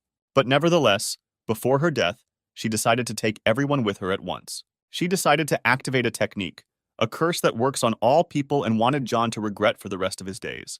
The black sphere literally began to destroy everything in its path. John responded by saying that he doesn't feel sorry for anyone at all, and he instantly split it. However, the curse began to act immediately. It had a very detrimental and destructive effect on people. It felt like this curse was literally tempting the organs. The mentor turned to our main character. She apologized, even if these people were her, and asked him to leave the place as soon as possible. Jessica said goodbye to our hero forever. Even Lisa asked him to survive and take revenge for all of them. However, he was very puzzled, because this technique was an ordinary curse that clearly does not lead to death. John decided to get rid of him by once and for all activating the 9 heavens, destroying fire technique. The fire managed to incinerate the floating remains. Curses. Now John said it's time for them to go all together. However, he decided to teach people a lesson and wait a little until they began to beg. The whole crowd began to ask him for forgiveness so that he could save them. They do not want to die. They asked to quickly dispel the curse as it was unbearable. John even began to joke that he could stop this suffering without doing anything. They were literally already on their knees begging him. He asked them if they were counting on his help. However, everyone seemed dumbfounded. It was precisely these faces that he wanted to look at. Having called him a traitor, they wanted to seize him and bring him to trial. To rise higher, why wouldn't he ignore their request? And now they are waiting for some kind of help when they don't deserve it. They asked him if he was really so heartless that he would allow people to simply die in front of his eyes. John thought it was very funny because he had to go through such tests swim through boiling water, wade through barbed wire, and he considered them parasites who do not have their own opinions, so he does not feel a drop of pity. Blood was literally gushing from the mouths of the poor fellows. Initially, John wanted to kill them painlessly, but now he had completely different thoughts. Our hero turned to his mentor Salma. However, Salma answered John that he should take Hilda with him and leave. The guys left the battlefield. However, after him, one of the warriors shouted that he had sent it to all clans. How cruel he is. John watched as the natural swordsman lay in the ground and wondered what to do. Now he looked far away, and not like the fierce warrior that he once was. After all, John did not forget about him and his betrayal. He decided to incinerate him with his Phoenix Fire technique. In the end, there was nothing left of Robert. He asked the girls if he had acted too cruelly towards them. Jessica justified the actions of our main character, saying that they themselves were to blame, even if the outcome was sad. However, Lisa believed that they got what they deserved and even little. And it seems that John finally breathed deeply and freely. But at one moment he felt very bad. Apparently he had a headache. He was screaming in pain. Jessica came over to ask what was happening. Our hero believed that this was due to the fact that the vampire drank a lot of blood. He needed to recover, and he just passed out. The girls woke him up and tried to understand how deplorable his condition was. However, something unknown was happening in the desert lands. The devil decided to return back to her father, who was resting. However, the same girl was with the devil, the demon Sandra. She took on her true human form and greeted my father. The black dragon was incredibly happy to see his daughter, and even with a guest, Sandra had goosebumps all over her body and was afraid. He immediately felt the girl's aura and how close she was to werewolves, thanking his daughter. The black dragon immediately opened its mouth, trying to literally swallow the girl, but the devil stopped him. She asked her father not to rush, because the purpose of her coming to the desert lands was to cleanse herself of the werewolf and become one of the beasts of the wasteland. It seems that the black dragon was completely out of sorts, and his anger clouded his mind. He did not understand what his daughter was talking about. However, the other animals were very excited. It looked like easy pickings to them, and at some point, they simply surrounded the girl from all sides. Sandra hid behind the devil's back because fear enveloped her even more. But it seems that she was already furious when she saw such a reaction, and the fact that they refused to listen and understand her. She seemed to ask everyone with an angry roar to step back immediately and not to scare the girl. The animals immediately went to the kingdom of dreams. It seems that the father was indignant. After all, purifying the blood of a werewolf is not a common occurrence. But the she-devil was not going to argue with her father. She simply confronted him with a fact. Interrupting all this demagoguery, she decided to talk about the fact that she met our main character, describing him as a very unique and interesting character. The father became interested, asking what was wrong with him. The she-devil replied that he was a vessel for the beasts of the wasteland. The black dragon's eyes sparkled like never before. The father suddenly blew himself up, so much so that all the animals started up at once, and the black dragon turned himself into a half-human form. He couldn't believe that someone like them was walking on Earth. The she-devil said that his name is John. He owns the sacred fire of rank 9 and is quite young. He refused the invitation to become one of them. However, when the animals from the desert want to get to the Earth, our main character can help them with this, which is why she entered into a contract with him. The father was angry because he was not satisfied with the situation that his daughter was making a deal with someone unknown. He grabbed her hand and asked to see the seal of the deal, but as soon as he touched it, he sensed his own blood. The image of the ghostly dragon John appeared before him. The black dragon was very surprised, because it was his brother. The devil thought that her father was completely delusional and was talking some nonsense. Now his opinion has changed dramatically. He approved the contract that she concluded, since it was necessary. The black dragon pointed at the demon girl Sandra, and he allegedly ordered to follow him immediately. However, the devil tried to calm the girl down, saying that everything was fine and her father approved of her choice. Sandra followed the black dragon, but she was uneasy at heart. However, tears began to flow down the cheeks of the fierce black dragon. After all, if it turned out that his brother had to leave the wasteland, there was a reason for it, and he promised himself that he would take care of John as a son. He immediately wiped away his tears. The black dragon turned towards the demon girl, saying that in a few months a holiday would await them, and then they will become full-fledged members of the family. It seems that the girl was both happy and scared at the same time. It was a werewolf palace. On the throne sat the mistress of the world of werewolves and their creator. The werewolf queen was the most merciless among all the inhabitants of the earth. One of the commanders decided to report that the vampire bloodsucker failed to complete the task. Another, the commander of the werewolves, said that bloodsucker died at the hands of a man, and he has one candidate to replace her. The half-turtle werewolf said that it would be very difficult for Bloodsucker to find a replacement. It seems that the queen of the werewolves was not upset at all. After all, she understood that after her departure, the other commanders began to be afraid. They immediately perked up. The Bloodsucker had your candidacy in this regard. But most of all, I was interested in who managed to defeat her. Even if the Bloodsucker didn't have crazy strength, she certainly had no equal among people. The semi-dinosaur lizard dared to suggest that this was apparently a gifted one-off, and most likely, the Bloodsucker simply underestimated his opponent. She decided to give the order to the commander so that the three of them would go to the temple and find this man in order to win him over to her side. Well, if it doesn't work out, then just kill him so that it happens with all cruelty. However, the werewolf commander asked why send all three when he could defeat any person alone. But it seems the werewolf queen realized something, and she didn't describe what was what, but simply gave the order. The commanders immediately left the queen's mansion. A very strong aura was formed in the air. It was one of the immortals. The werewolf queen welcomed such an unexpected guest into her chambers. The immortal informed the queen that the tribute she previously gave to the immortals was doubled. She was literally stunned by such conditions. But the immortal did not want to discuss anything. He simply presented it with a fact, and he also added that if they get close to John again, they will be in trouble. A moment later, the immortal left her mansion. Fury burned inside her. She was indignant. Who is this John? Meanwhile, in the heavenly realm of the immortals, Eve rode on a swing above the holy springs. How her brother suddenly appeared, interrupting his leisure time.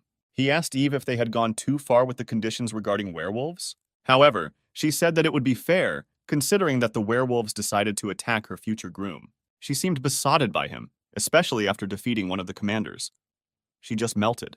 But his brother decided that she was a little alarmed, because John was too closely associated with the animals of the wasteland. It was better not to discuss this topic. However, she took on the appearance of her supreme seal, and she believed that she would become the next ruler of all immortals. And even if there is enmity between the immortals and the beasts of the wasteland, it will be endless. But John will help put an end to all this, Eve believed, and will also force them to submit to the immortals. The immortal brother decided that there was no point in arguing. Eve tried to calm him down and also asked him to look after John in the mortal world. After all, in that battle with the Bloodsucker, he was lucky. Next time he may not be so lucky. John began to cultivate and strengthen his body at the source, and Mentor Salma kept an eye on this. After all, he literally fell into a trance and did not wake up for 10 days. Jessica arrived unexpectedly. She was endlessly worried about John's health, and why did it take so long? Doesn't wake up. However, the mentor believed that a little more time was needed and asked how the investigation was going. Jessica managed to find out everything. Connor was a spy who was infiltrated by the Sun Clan, but that's not all. He was also the second spiritual son of the head of the Sun. After such movements, the mentor believed that they should be executed. Jessica also managed to find out that the brothers began to gather their strength and announce to all other temples that the temple, the hearts of the Buddha, were to blame for everything.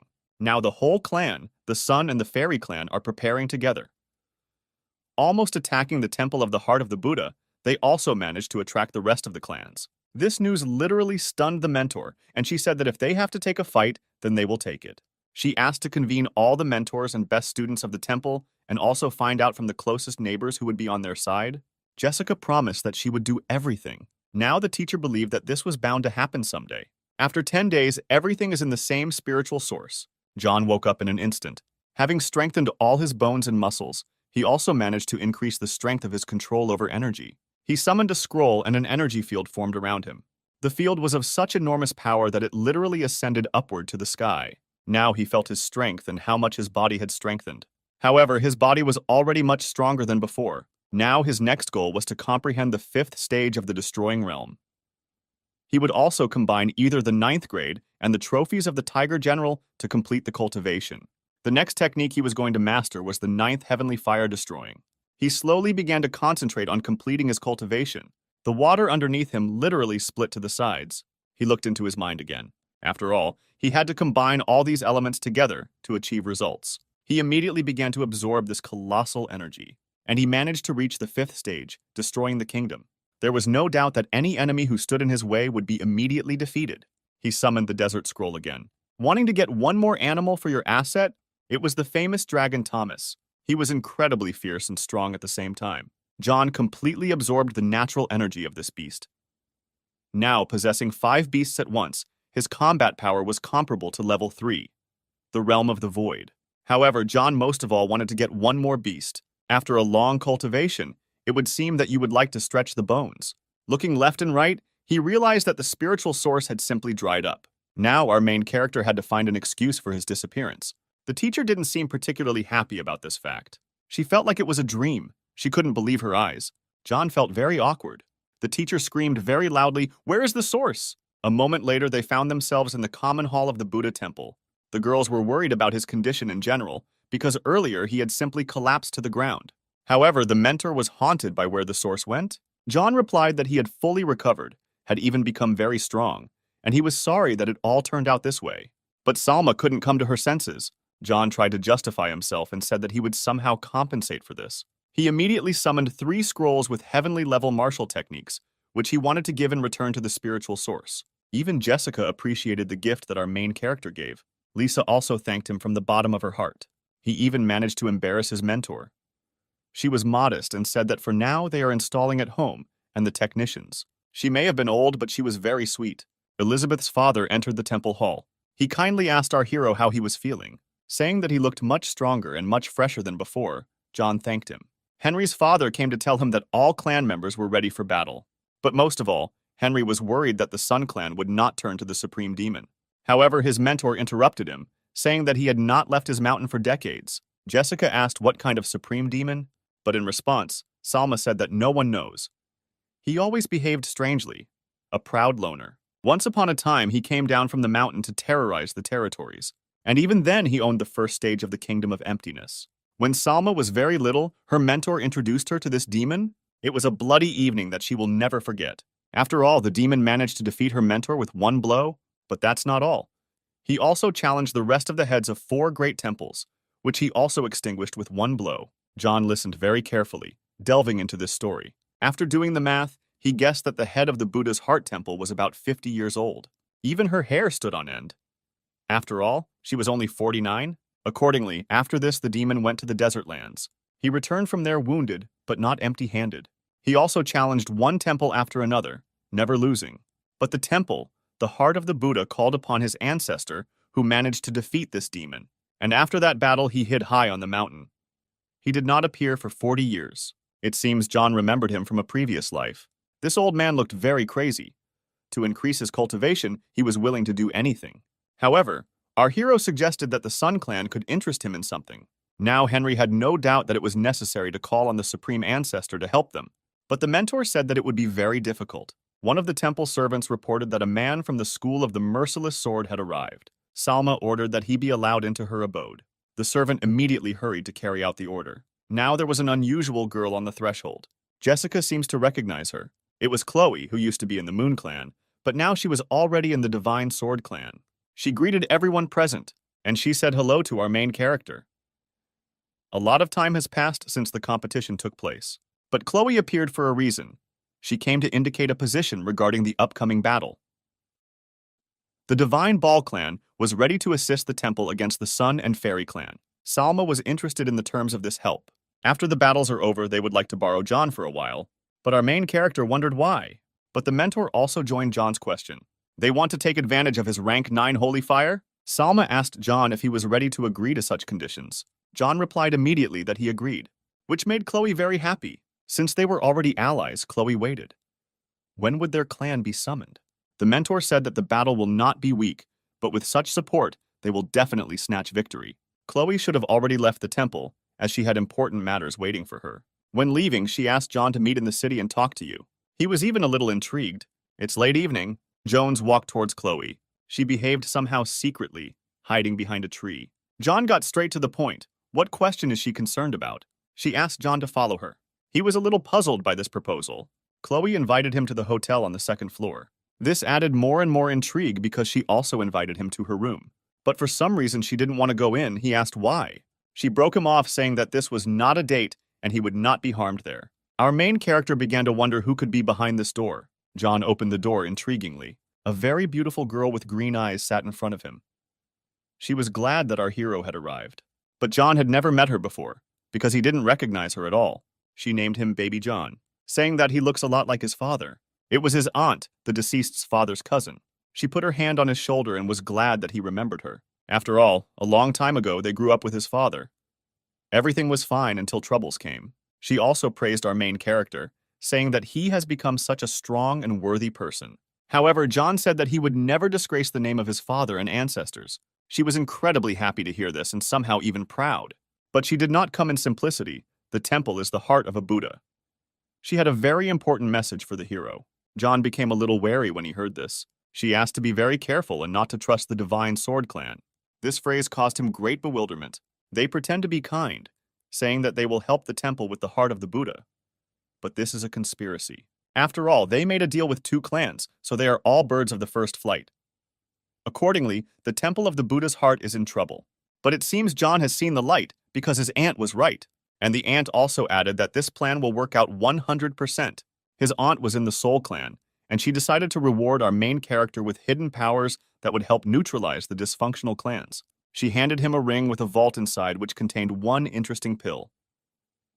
When John is in danger, be sure to take it. The most important thing is that there was the spirit of the spear of the god of war. John was seriously surprised after what was said. However, the aunt gives this gift for a reason. It is something like compensation for lost loved ones. So she believes with all her heart that he will use this power wisely. Now John understood where the spirit was kept, the spear of the god of war. It was with his aunt. After all, in a past life, when he returned from the desert, he searched. After all, John believed that the spirit, the spear, died with his father and his uncle. However, in a past life, Auntie died after being attacked by werewolves. She also warned him to be careful because his father died because he trusted the wrong people. And since he is the last in the family, he needs to save his life at all costs and continue the family. Our main character reassured him, saying that he could be relied on and that he would return his family to its former glory. She felt very warm in her soul after hearing what she heard. And most importantly, she had an incredibly good time, even if John thanked her and asked her not to take risks, for the sake of eliminating the divine sword by the school. If there is danger, it is better to avoid problems. John didn't have to worry. She wasn't as old as she was skilled. He wished her a good evening and she wished him too. Chloe joked that she wasn't going to see John off because he knew the way. He replied, undoubtedly, he will find a way, and immediately left her. She was surprised that he turned around and left so abruptly. She apparently expected something completely different.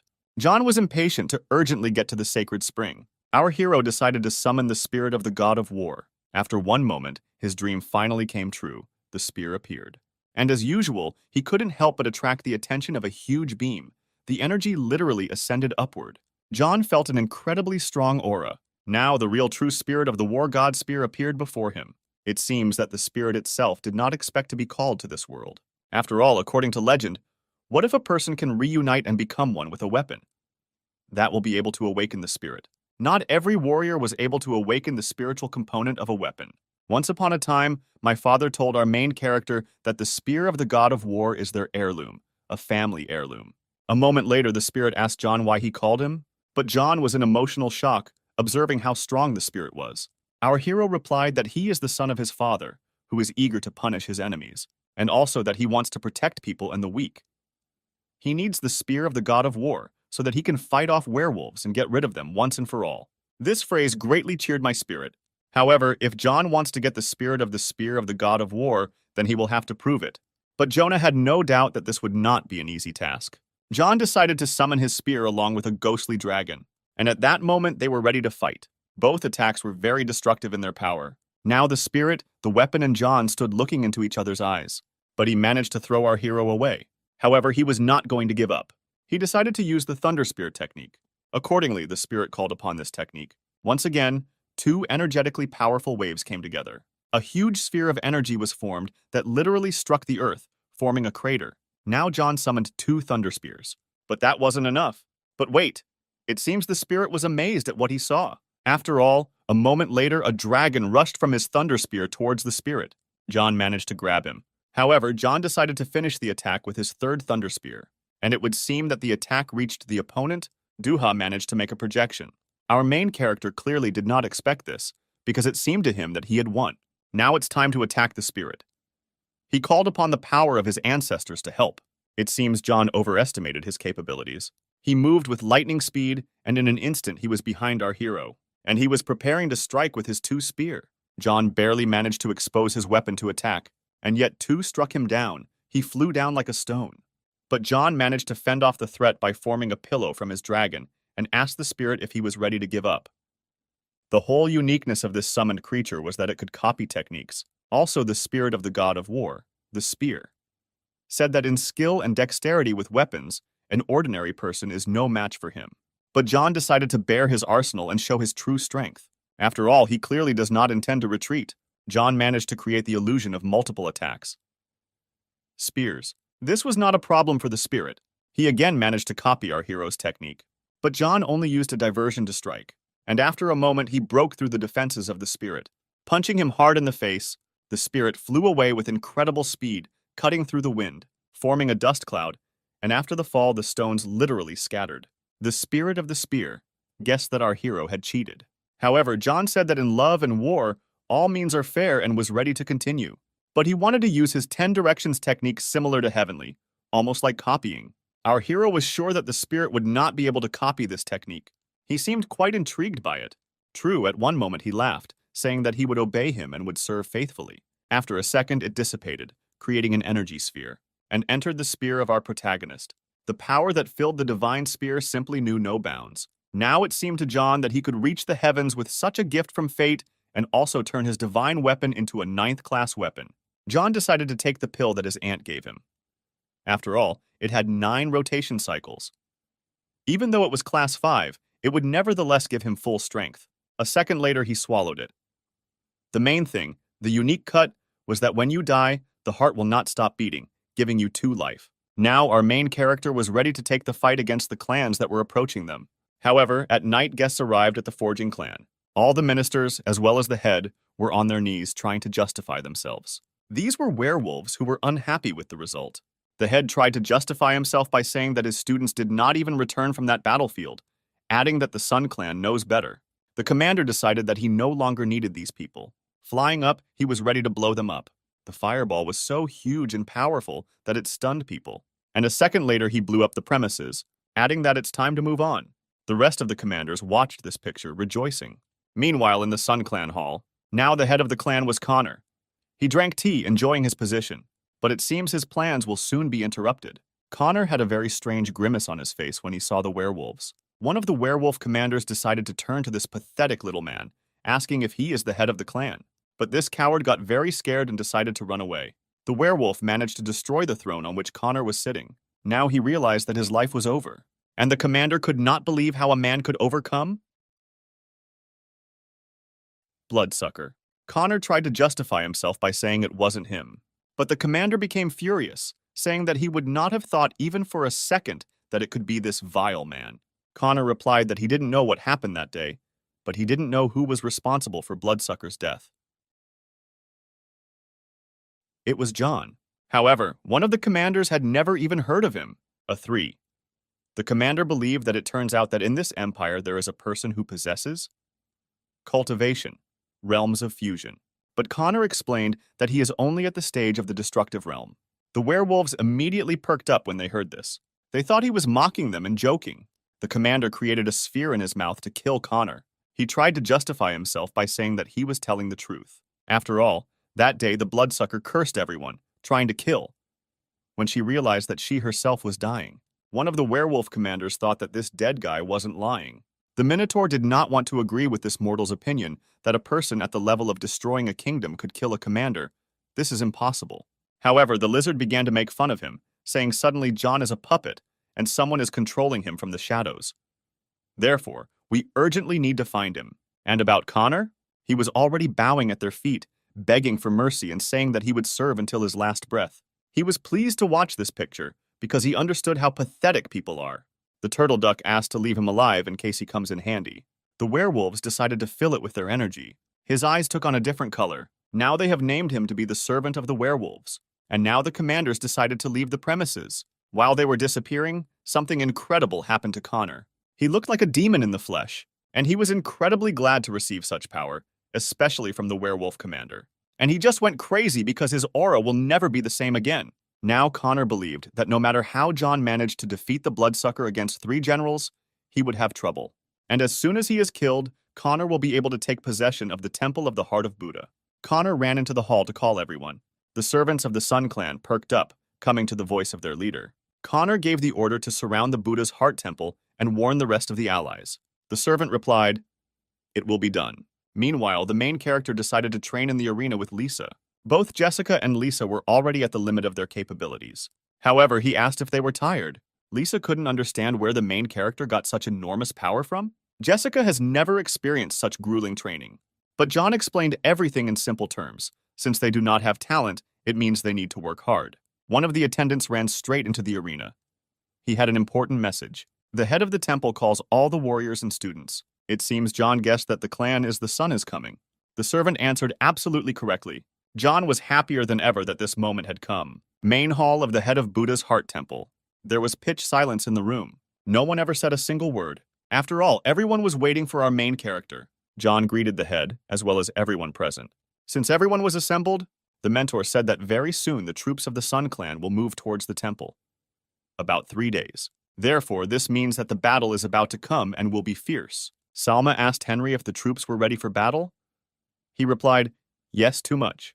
It seems that Lisa's father most wanted to fight the traitors. One of the advisors added that the Sun Clan must be exterminated forever. One of the servants immediately ran in, screaming that something bad had happened. He turned to the main one, the mentor, but she could not understand the servant's confused speech. Everyone who previously entered into an alliance with the temple sent letters refusing help. The advisors immediately perked up. Henry suggested that it was all most likely under pressure, so they refused. One of the mentors told Salma that they will fight to the end, regardless of whether there are assistants or not. Henry objected, saying that the main thing is not the number of warriors, but the quality of combat. The mentor was very serious and agreed with the other mentors. Everyone bowed down and seemed ready. John and the girls arrived back at the training arena. All the warriors were already ready to fight. It seems that Jessica was most worried about the outcome due to the clash with other clans. John tried to cheer everyone up, saying that victory would be theirs.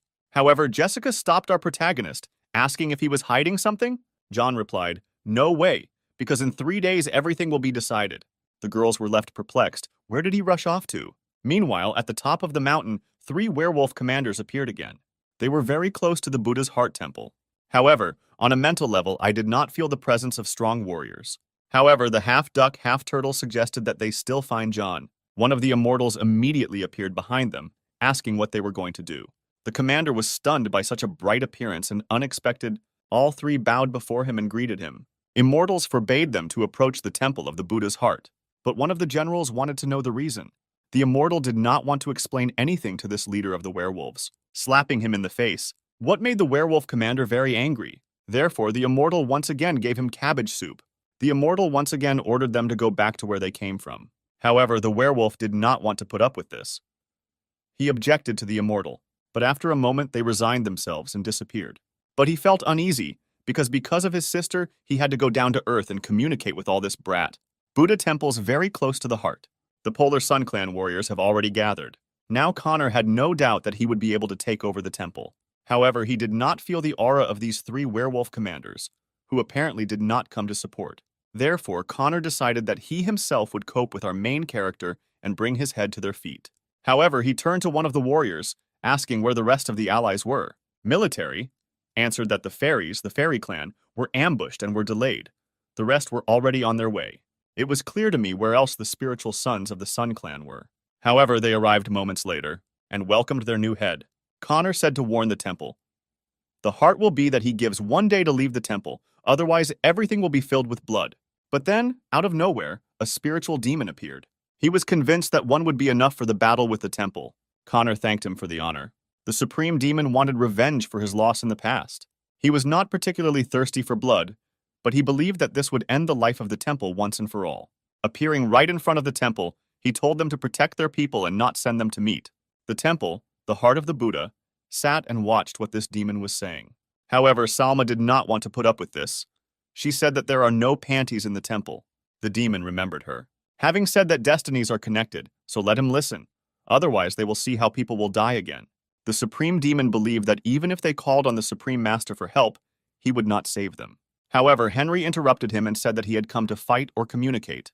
The demon praised them, saying that the aura of strong warriors was indeed felt here. But they were no match for him. and after one moment, he destroyed the earth with his spiritual energy at once. Everyone seemed to be in shock. Henry felt how strong this demon had become. After all, his strength was at the sixth stage, the realm of destruction. He gloated about how he had managed to impress them. John arrived in time with his ghostly dragon. It seems he knew all sorts of tricks of this demon. The demon was slightly confused when he saw our hero. He laughed and noted one moment that finally the temple had brought its abode to a truly strong warrior. He pointed his cane at our hero, asking what his name was, but John rolled the barrel at the demon, saying that he would not tell his name to the person who was above him. This amused the demon supreme even more. He immediately descended to the ground, standing opposite our hero. The demon said that it was in vain that John came to protect these weaklings. He introduced himself to the supreme demon. However, what impressed the supreme demon most was that after using the technique, his pressure did not even flinch. Noting the moment that the temple of the Buddha's heart was already doomed, he invited him to enter into an alliance with him so that his talent would not be wasted.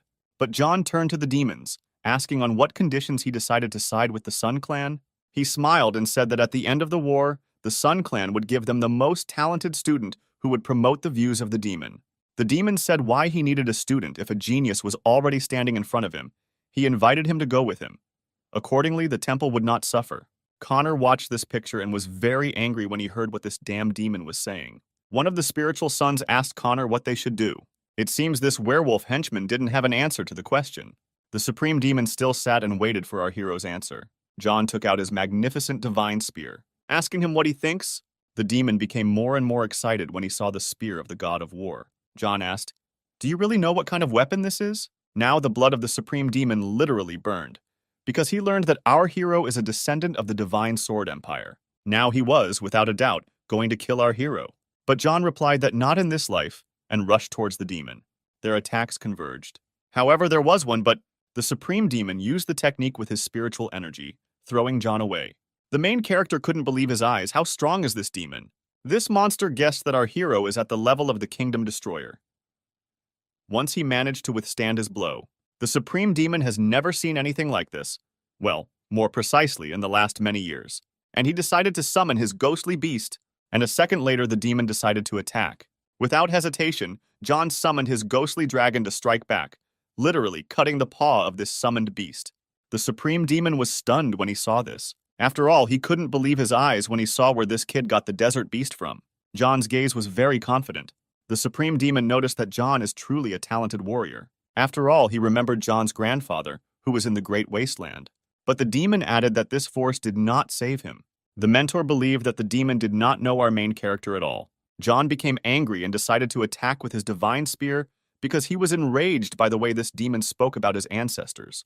However, the demon summoned some kind of poisonous cloud in front of our hero. But John didn't care. He decided to break through this black magic, what literally struck this supreme demon. And this moment really provoked him. The battle was indeed very dangerous. The supreme demon began to advance again, forming some kind of energy field. However, John did not take it. Now the supreme demon understood who he was dealing with. A skilled warrior and not a rag. Our hero landed on the roof after dodging a demon technique. However, John was worried that this old man knew how to wield a heavenly level sword, and this is a class 2 divine weapon. The supreme demon summoned his beast again, saying that he was simply testing the abilities of our hero. Now the jokes are over. But John began to snap back, saying that usually old people end up very poorly. However, with such classes of forces, this is simply impossible. Now they both started attacking each other again. John managed to summon his 4 beasts. The Yinglong dragon, which is very mysterious but nevertheless strong, collided with the fist of the summoned beast. But the supreme demon said that this would not even the chances of our hero one bit. John decided to summon the spirit of the divine spear. The supreme demon beast was horrified when he saw this. After all, after one moment, John managed to pierce the ghostly beast right through. And with him, the supreme demon. He couldn't believe his eyes, the way our hero managed to hit him. Thanks to the concentration of energy in the spear, a huge explosion occurred. But what surprised John most was that the demon was still alive. He also only had guesses about how our hero managed to break the demon's class 2 weapons. John replied that it was nothing. The supreme demon did not want to accept defeat and did not admit that he had lost. After all, once upon a time he lost to the ancestor of our hero. The bloody demon seems to have realized that he has no chance against the entire family of our protagonist to fight. He reached out to John, but after one moment he died. But the main character could not understand because his grandfather fought alone with this demon. Moreover, in just decades, he has pumped up to an unknown level. Also, our main character, trying to add 2 plus 2, did not understand why the demon did not come to his family to take revenge earlier. Connor was very disappointed about the demon and that John managed to defeat him. Of the Supreme Sons understood what trouble he was dooming himself to, and a second later Connor attacked him, threatened that he would kill him. He also screamed that he could defeat the Supreme Demon himself. After all, he incredibly wanted to end the life of our hero once and for all. John guessed that Connor had joined the werewolves. Henry seemed to be very amused by this, and after one moment he decided to attack our main character. But John managed to teleport with lightning speed behind the back of his opponent, whom he struck with one blow to the back. Connor was in incredible pain and was choking on blood. John hit with such force that he literally drove the enemy into the ground. It seems that the power that was awarded to Connor, the werewolves, did not give him a chance. A moment later, Joey was pressing his foot on his opponent's face. John tried to reason with him that, even with strength and werewolves, there is a huge difference between them, and it wouldn't be difficult to kill Connor so brutally. Now the pathetic enemy tried to call someone for help. John believed that there might be werewolves somewhere nearby, but he did not sense their presence. There was deathly silence. Connor couldn't believe that the commanders never came to save him. John stood with a grin, and our main character literally crushed his opponent's face. The rest of the wars from the Sun Clan, as well as alliances, realized that things were bad, but John didn't even consider it a battle because it ended instantly. However, Salma was worried that none of the mentors of the Sun Clan were. Suddenly, the voice of the Sun Clansmen was heard from the sky. They insisted that victory would be theirs. Some kind of strong solar aura was observed in the sky, and there were 2 people in it. These were the main mentors of the Sun Clan. After all, they sent their clanmates just to have fun, but everything turned out to be much sadder. They considered themselves the strongest in the clan and the best warriors of decades. Harry appeared behind them, who, as always, behaved like a rat, watching from the side. His joy on his face did not disappear, because he understood that 2 of the best ancestors were fighting for him. From the mentors realized that Connor was, as always, worthless. He ran ahead of the locomotive. However, another mentor read that it was they who were to blame for everything since they allowed this to happen. The mentors began to visually study our main character. They understood that John had the power of werewolves, but the main forces were previously drawn from desert lands. The old man could not understand how our hero managed to survive in such conditions and return there with the loot.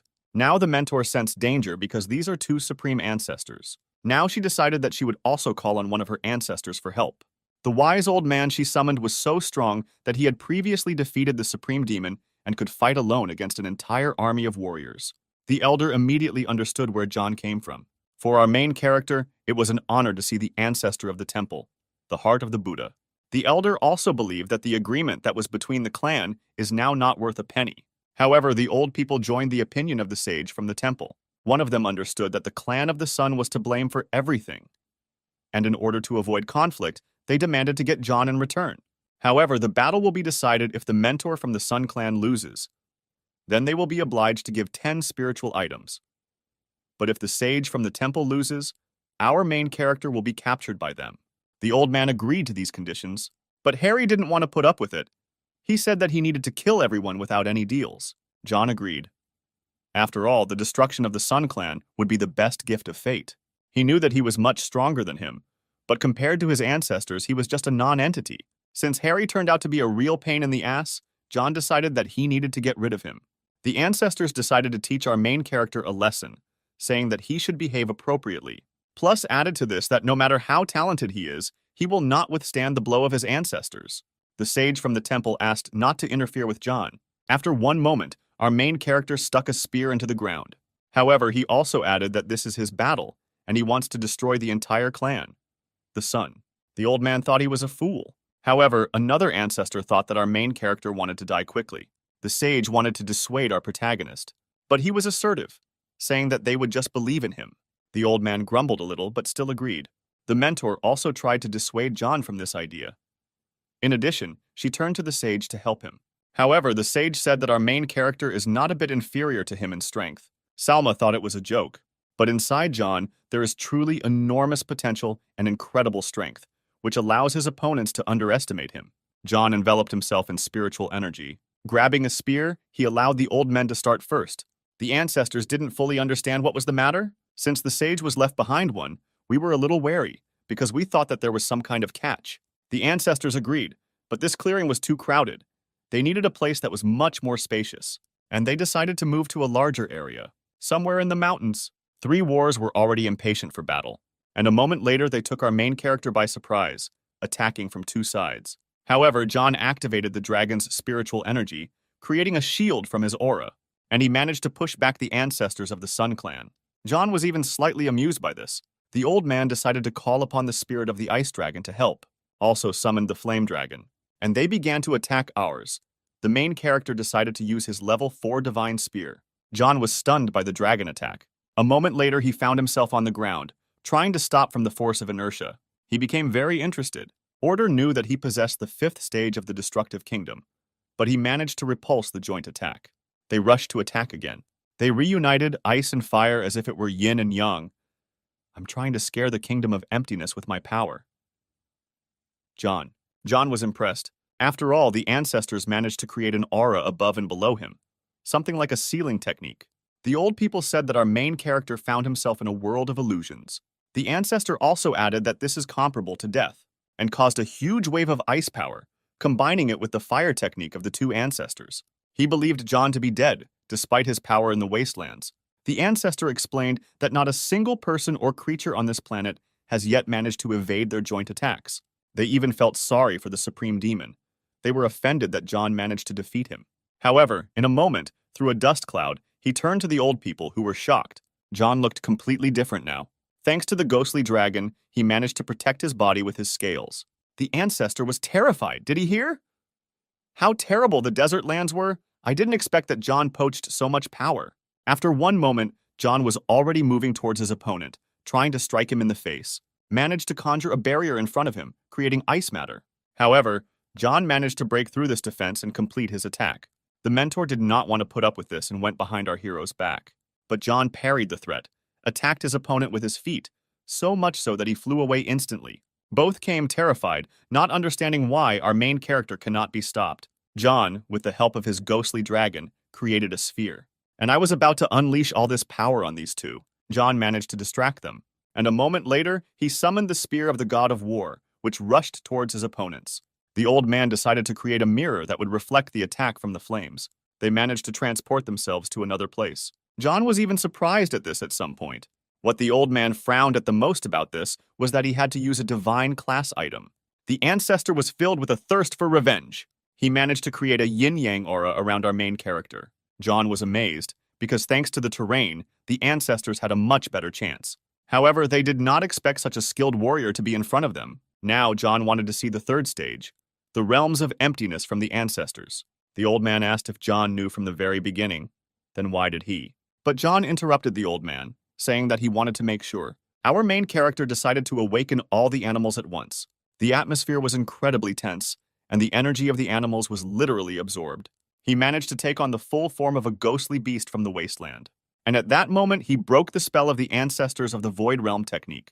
The old man was horrified to see how easily he managed to do this. John expected these opponents to be the strongest. But do not forget that our main character has become stronger than all his previous and current rivals. Now he looked very terrifying. It seems the old people are completely confused. Now John wanted to show his true strength and power. Waving his finger to the heavens, he began to summon a whole cloud thanks to his spiritual energy. It was the 6th beast that inspired terror. He decided to unleash the full fury of the beast, the Wasteland Dragon Power technique. The old man realized that this technique is called the Mirror of Change. John managed to copy the technique and bring down all the power slash, and after a moment they literally sintered. It turns out that John only needed one call of a red dragon to destroy these ancestors, from the forbidden techniques of the Eye of Chaos, which sucks the souls of those whom the technique brings down. Now these were 2 empty shells, or more simply put, vegetables. John managed to acquire the Ice and Fire technique, and after one moment he already grabbed these 2 bastards by the collar and rushed off. Meanwhile, in front of the Buddha's heart temple, Harry felt some strange sensation that something happened to his ancestors. After all, he believed that no one could cope with them on this earth, for sure. Therefore, he had one equipment in stock. The old man began to laugh as if he was losing his mind. Salma asked why she was laughing at such a tense moment. He only said that now the ancestors have become puppets of the temple. The head perked up a little after these words and was happy at the same time. Now John appeared in front of them with 2 lutes. The spiritual sons of the Sun Clan were surprised. Harry was especially sad when he saw this picture. However, a second later, John brought his technique to Harry. The moment it was destroyed, in just one moment he got rid of this slug. To all this, he added one phrase that there are no more clans of the sun. John told the mentors that next, it's up to them, and left the temple. Salma now did not understand at all who our main character was. Now he was rushing in a different direction. His aunt sent a message that she managed to escape. After all, the fairy clan had the support of some warrior. Therefore, they retreated. However, they are approaching the temple. Now it was the fairies' turn to die. Somewhere in the mountains, the leader of the clan was a little disheveled because they managed to avoid a collision with John, and the ninth son of Emperor Carrie helped them in this. However, they did not yet know that the Sun clan had crashed. Carrie wasn't worried about this because he thought that the fairy clan would be able to stop John. Now the mentor understood that if she had gone there alone, she would definitely have died. The head thanked the prince and promised that she would serve him faithfully. Now he proposed to speed up so that all the glory goes to the Sun clan. The head said it's time to hurry up. They instantly found themselves on the mountain. Suddenly, one of the prince's servants appeared, asking what he was doing here, advising them not to get involved in the battle. He replied that he was very bored being in the palace, so he decided to take a walk, but the servant did not object. At one moment, they felt a very strong aura. Our main character appeared in front of them. The teacher was very surprised to see him. The head saw John for the first time in all his glory. After all, she had heard a lot about his fifth degree, destroying kingdoms. John said that today the fairy clan will collapse and cease to exist. He was going to use the 9 Heavens lightning spear. However, John was very surprised to see the prince. After all, this was the next successor who would rule the empire? The head was a little worried. Why did he come one? John addressed the future emperor. After all, John had heard a lot about how he managed to subjugate the will of all people to himself. In his past life, he was a real emperor. When everyone was confused, he managed to give the impression of a skillful ruler.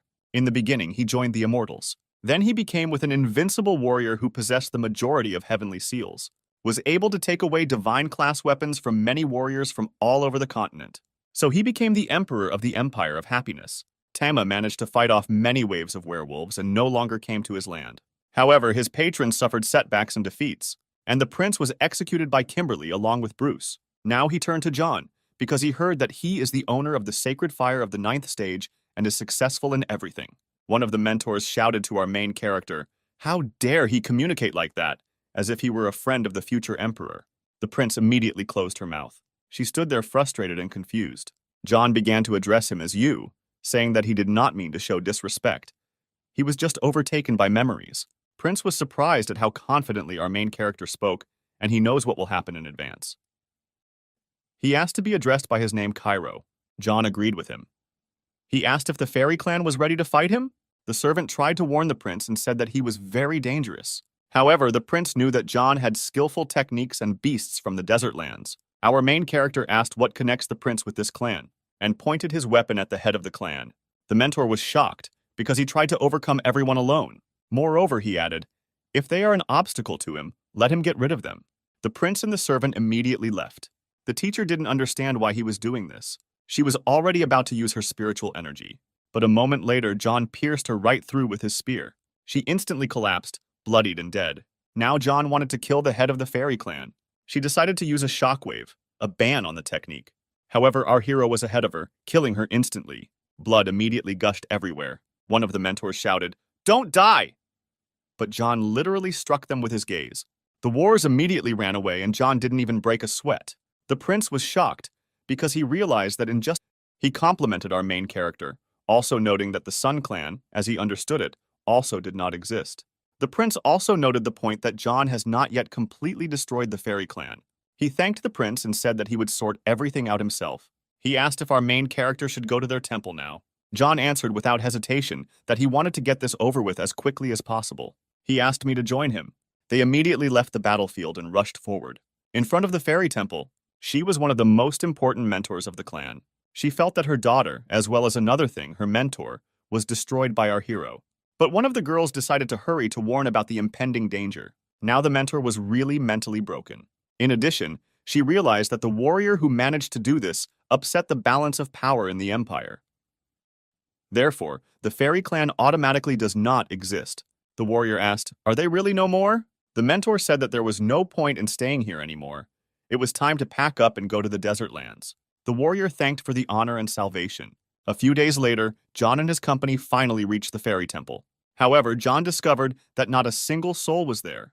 The prince's servant decided to tell him that he did not feel a single spiritual aura within the clan's territory. In addition, he added that all the treasures were also taken with them. John suddenly decided to close his eyes and call his sixth beast. And thanks to this, the dragon, he still smelled something. He also asked me to follow him. After one moment walking, they stopped in front of a well. The prince was slightly surprised. How did John know these places? However, the main character asked the prince if he was ready to go down with him. The prince agreed, but his servant was not particularly keen. Now Prince Cairo knew that John seemed to be guests from the future. The prince became interested. It seemed to him that they would find something interesting there. However, the prince's servant did not sense anyone's aura. John asked Cairo to borrow the divine seal. A second later, the prince released her. John walked up to the rock. The servant was surprised, because this seal was 7th grade. However, the prince did not regret it one bit. After one moment, John succeeded in the rock. Open portal. The guys went through this passage. It was a very ancient tomb. Prince asked John if he had met her earlier. The tomb belonged to the rulers of people. However, our main character added that the prince also has the spirit of the ruler. He was very surprised. John smiled and said that they would soon see for themselves. John began to apply his spiritual energy to the tombs. How did we disturb the lions from the statue? They seemed to be quite unhappy, and they were about to destroy our main character. John watched their actions very carefully. After some time, he decided to open the tomb. It contained truly valuable relics. Our main character decided to keep the divine weapon for himself. What about Cairo? Give the scroll. But after one moment, the spiritual energy of the scroll seemed to fall upon the prince. An ancestor appeared before him, and the ruler of people himself, who asked if he really wanted to receive his inheritance. Prince greeted the bishop. The old man felt the spirit of strength and that the prince's chances of becoming the same ruler were 100%. However, he turned his gaze to John with surprise. A second later, this lord turned into some kind of beast, using his spiritual energy on the prince. However, John understood that meeting with the spirit of the ruler of people, as well as with its carrier, was fate. After a moment, he felt the power of his ancestors, because the ruler of people awarded him with his inheritance. Carrie thanked our protagonist for giving him the opportunity to become much stronger than he was before. However, the servant asked to quickly get out of here. Managed to get out of this hole. Cairo turned to our main character. However, upon reaching the surface, he discovered that the sky, and indeed nature, was raging. Accordingly, his spiritual energy instantly reacted to this. It seems that nature rejected the young prince. The servant also stood in confusion. All this happened only because the empire currently has an emperor. And how was it clear, according to legend, that a tiger and a dragon cannot get along on the first battlefield? John realized that it was his mistake because it would lead to chaos. A second later, two beasts came together in this brutal battle for power. Emperor of the empire, happiness in the moment awakened, and he began to choke on his own blood after the prince slayed the dragon. His strength has disappeared somewhere? He was terrified and did not understand how to solve it. The emperor's mentor immediately appeared at this cry. The emperor explained that his strength had left him. However, the mentor was not enough to put up with this, could not understand why, and promised to resolve this issue. However, a second later, his eyes and bodies changed completely. It seems that the young prince's punishment overtook him too. Now the mentor guessed that I would soon appear on Earth. The energy of the new emperor is much stronger than the current one. The prince managed to swallow the power of the mentor and the current emperor. Therefore, the mentor was powerless against this Cairo. However, he hastened to reassure the emperor, saying that he would not lose his position. The mentor advised to gather all the cultivators, or rather their energy, and use it to confirm his position as emperor. The emperor asked to explain in more detail. However, on the side he said that all destinies are closely interconnected. If you gather all the martial arts masters together, you can force them to fight for you, and then it will be possible to suppress this spiritual energy of the new emperor. Therefore, he tried to convince the emperor that there were still chances.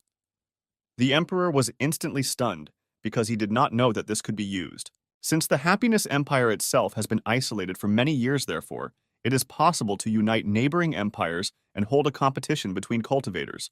However, at the moment, the strength of the cultivators is not enough to accumulate, was lost by the emperor. Therefore, the emperor immediately agreed, laughing. Now they were about the same fairy temple. The young prince asked if John would like to go with him. However, our main character said that he would be powerless if he ended up in the imperial box. Therefore, he wanted to return back to the temple, the heart of the Buddha. He also asked Cairo not to show his true strength. The prince replied that he understood everything. A second later, John left them. Cairo felt the most confident. The mentor wanted to warn the prince about John that he was dangerous. However, Cairo said that on the contrary, John was their savior. Meanwhile, at the Buddha's heart temple, John appeared. He was greeted by the wars. He smiled because the temple took all the treasures that were kept by the Sun Clan. Jessica Elizabeth was very happy to see our main character. Lisa was as happy as a child, asking if the main character succeeded. Destroy the fairy clan. However, John approached the head, and she ordered a meeting with one of the mentors of the fairy clan. Since the fairy clan was considered a traitor, therefore, a girl from the clan was kept locked up. But suddenly the silence was interrupted by our main character. The girl was very sad. She asked John again, did the fairy clan really no longer exist? He replied that because of their meanness, they had brought trouble upon themselves. He patted her on the head and said that she needed to be with our main character, and he would protect her. However, he greatly embarrassed her with his openness. Now he understands that he needs to be a little more restrained. John began cultivating again in the temple's secret spring. He stayed there for a whole month. He really wanted to reach the 9th stage, destroying kingdoms. After all, if he can awaken one more dragon, then he can instantly go to the desert lands. Suddenly, the cultivation was interrupted by Elizabeth. John asked what happened. Eliza said that a championship would be held soon, more like a competition between cultivators. She said that the number of participants is not limited, and the prizes are very serious. John asked what prizes there might be. We were talking about 100 divine and 1-class weapons. John believed that talented students would come to these competitions. However, there was one, but it was our main character who guessed to give his spiritual energy to the Emperor. Now John wanted to get all the treasures to enter the desert lands. Now he has decided that he will participate in these competitions. It seems that Lisa didn't doubt this at all and wanted to be with our main character. However, Jessica will not be able to go with them, as she has very urgent matters to attend to. Lisa even began to urge John a little, but he replied that he needed to say goodbye to everyone in the temple. John, the girls from the fairy clan, and Elizabeth told the head and mentors about the upcoming competitions. The head wished them good luck and not to return without victory. Salma would also like to see John move up another notch. This time he didn't go alone. He took sisters from the former murder clan with him. Also, Uncle Louis. Louis believed that he could take second place in these competitions. However, Elizabeth is not happy with this arrangement. But Louis explained that John will 100% take first place, and he will be second. After all, he believed that if he became 2, he would definitely be able to marry one of the princesses. Elizabeth called him a pervert. The guys were already near the border of the Happiness Empire. However, it was very dangerous to retreat further because adventures awaited them. One of the sisters suggested that this is connected with werewolves. John explained that this is not only because of the werewolves, but, 1, there may be several cultivators on the way, and they will pose a great threat. Louis also knew what was coming. But at that moment, someone managed to destroy the cart. The guys were shocked. Now John had only one thought, to walk. In the evening, they enjoyed the fire burning in silence. Louis took out a scroll, where on the map he indicated that they need to get to the village of sorrows. Suddenly, out of nowhere, guests arrived at them from the forest, who wanted to take all the precious things in exchange for life. John turned sharply to them. Now the wars are on alert. Our main character gave them a chance to just leave. After all, he felt the aura with which they came and how weak they are. What literally got the leader excited and angry. He decided to attack our main character with a sharp lunge, and he said that he was giving him a chance to give away all the jewelry without sacrifice. However, our main character explained to him that he clearly would not give up his divine weapon. A second later, the warrior seemed to wake up and realize that he had to quickly run away. They left the guy's area and Louis asked if he wanted some. Follow them. John replied that it was not worth doing this, since the guys realized that they were mistaken. However, he changed his mind and decided to follow them and see what was happening. It was a village of sadness. The old man seemed to have gone through several world wars because he looked very lousy. Tears began to flow from him, because he also used to stand in the family of our main character. Realizing that he had disgraced the family, John burst in and asked who this old man really was. The old man answered a counter question. Who is he? John explained that he is a member of the Divine Sword Dynasty. The old man suddenly exploded. It seems he wanted to attack. But after a moment, John used spiritual energy and immobilized the enemy. His minion decided that it was time to intervene, but the old man told him not to interfere. He shouted and asked everyone to leave the premises. Now John is left one-on-one with this disabled person. Our main character freed him from his shackles, and again he asked the question, who is he with? The old man said that he is a descendant of one of the ancestors and is also a soldier of the buff camp of the Divine Ball Clan. John had never heard of this camp before. The old man decided to tell everything. Once upon a time, His father was one of the servants of the Divine Ball clan and received an order to lead the buff detachment. John guessed that it was his grandfather's guard. On that day, the Divine Ball clan was raided by strong warriors. Arriving there, the father and the old man managed to repulse the attack and defeat everyone. However, out of nowhere, a very interesting and mysterious warrior appeared. He managed to destroy the entire camp, Buff. The father gave the order to his son to run away and save his life, risking his life. After that, he wanted to return back to the camp, but he found out that this man had connections with other clans. In addition, he sent troops to search for the camp. At one moment, they blocked all escape routes. Therefore, everyone rushed to run. The old man wanted to regain his name. He failed. Now the goals of his life are simply lost. He also decided to change his appearance and began to engage in robbery. He did it only for children whose fathers died then. He bowed to John and said that he deserved to die for his cowardice and actions. Our main character thought a little. Suddenly, one of the minions burst in and said that cultivators were heading here. The old man cried out that John was a traitor and not from the divine sword. However, our main character said that this was not true, and he would be happy to meet the cultivators. A considerable army appeared before them. The warrior said that taking the lives of everyone because the wars were like full-fledged disabled people. John decided to go outside, and he asked the guest what he wanted from the clanmates of the divine sword. This was a girl who wanted murderers and exterminate the entire clan, taking away all the wealth. John warned this warrior, saying that he had a chance to survive, and a second later he grabbed me by the throat as if it were a rope. Wars, and the leader himself was shocked by this and promised that he would give up all his wealth in exchange for life. The main character besieged him with a slap in the face. The warriors saw their leader fall and immediately rushed to flee. However, John did not want to let go and decided that he would punish them. The old man was delighted. Literally a second later, they were gone. John wondered what other people might be hunting this clan of disabled people. However, the old man decided to explain that by killing one of the chiefs, they brought disaster upon themselves. Our main character wanted to know more detailed information. Now the old man explained that the rest of the enemies belong to the government, the villages of sorrow. It seems John's eyes lit up. He wanted to punish them all right away. Uncle Lewis was a little surprised because he found people who served the family of our main character. The old man wanted to urgently convey this information to his clan, but our main character said that this clan no longer exists. Since John was about to move on, he left his subordinates for further explanation. One of the servants asked to take him with him. Even if he didn't have the abilities, he wanted to see for himself how revenge would be accomplished. The old man screamed that this shouldn't be done. John immediately agreed to take with him a young guy with one eye. He grabbed him and, using spiritual energy, they flew away. Village of Sorrow. The sum of the hero and his companion happened to get where they wanted. However, inside the tower, the ruler of the Village of Sadness was enjoying the hot springs. A servant approached him to ask if he would like some refreshments. However, the enraged ruler immediately gave the order to capture those who destroyed his squad. But literally 1 moment later, someone burst into the ruler's room. This was our main character and the one-eyed guy. The ruler was in anticipation because he realized that in front of him was the very person who beheaded his squad. He told his servants in vain to urgently kill our main character. The ruler considered himself the strongest and the smartest, believing that his wars could easily cope with John. However, John summoned a ghostly dragon, which easily dealt with these losers. The ruler was terrified and, it seems, became afraid of John. The ruler wanted to get rid of our main character with wealth, but it seems John wanted something completely different. The ruler guessed that our main character came for revenge. John also added, did he really think that the ruler would get away with anything?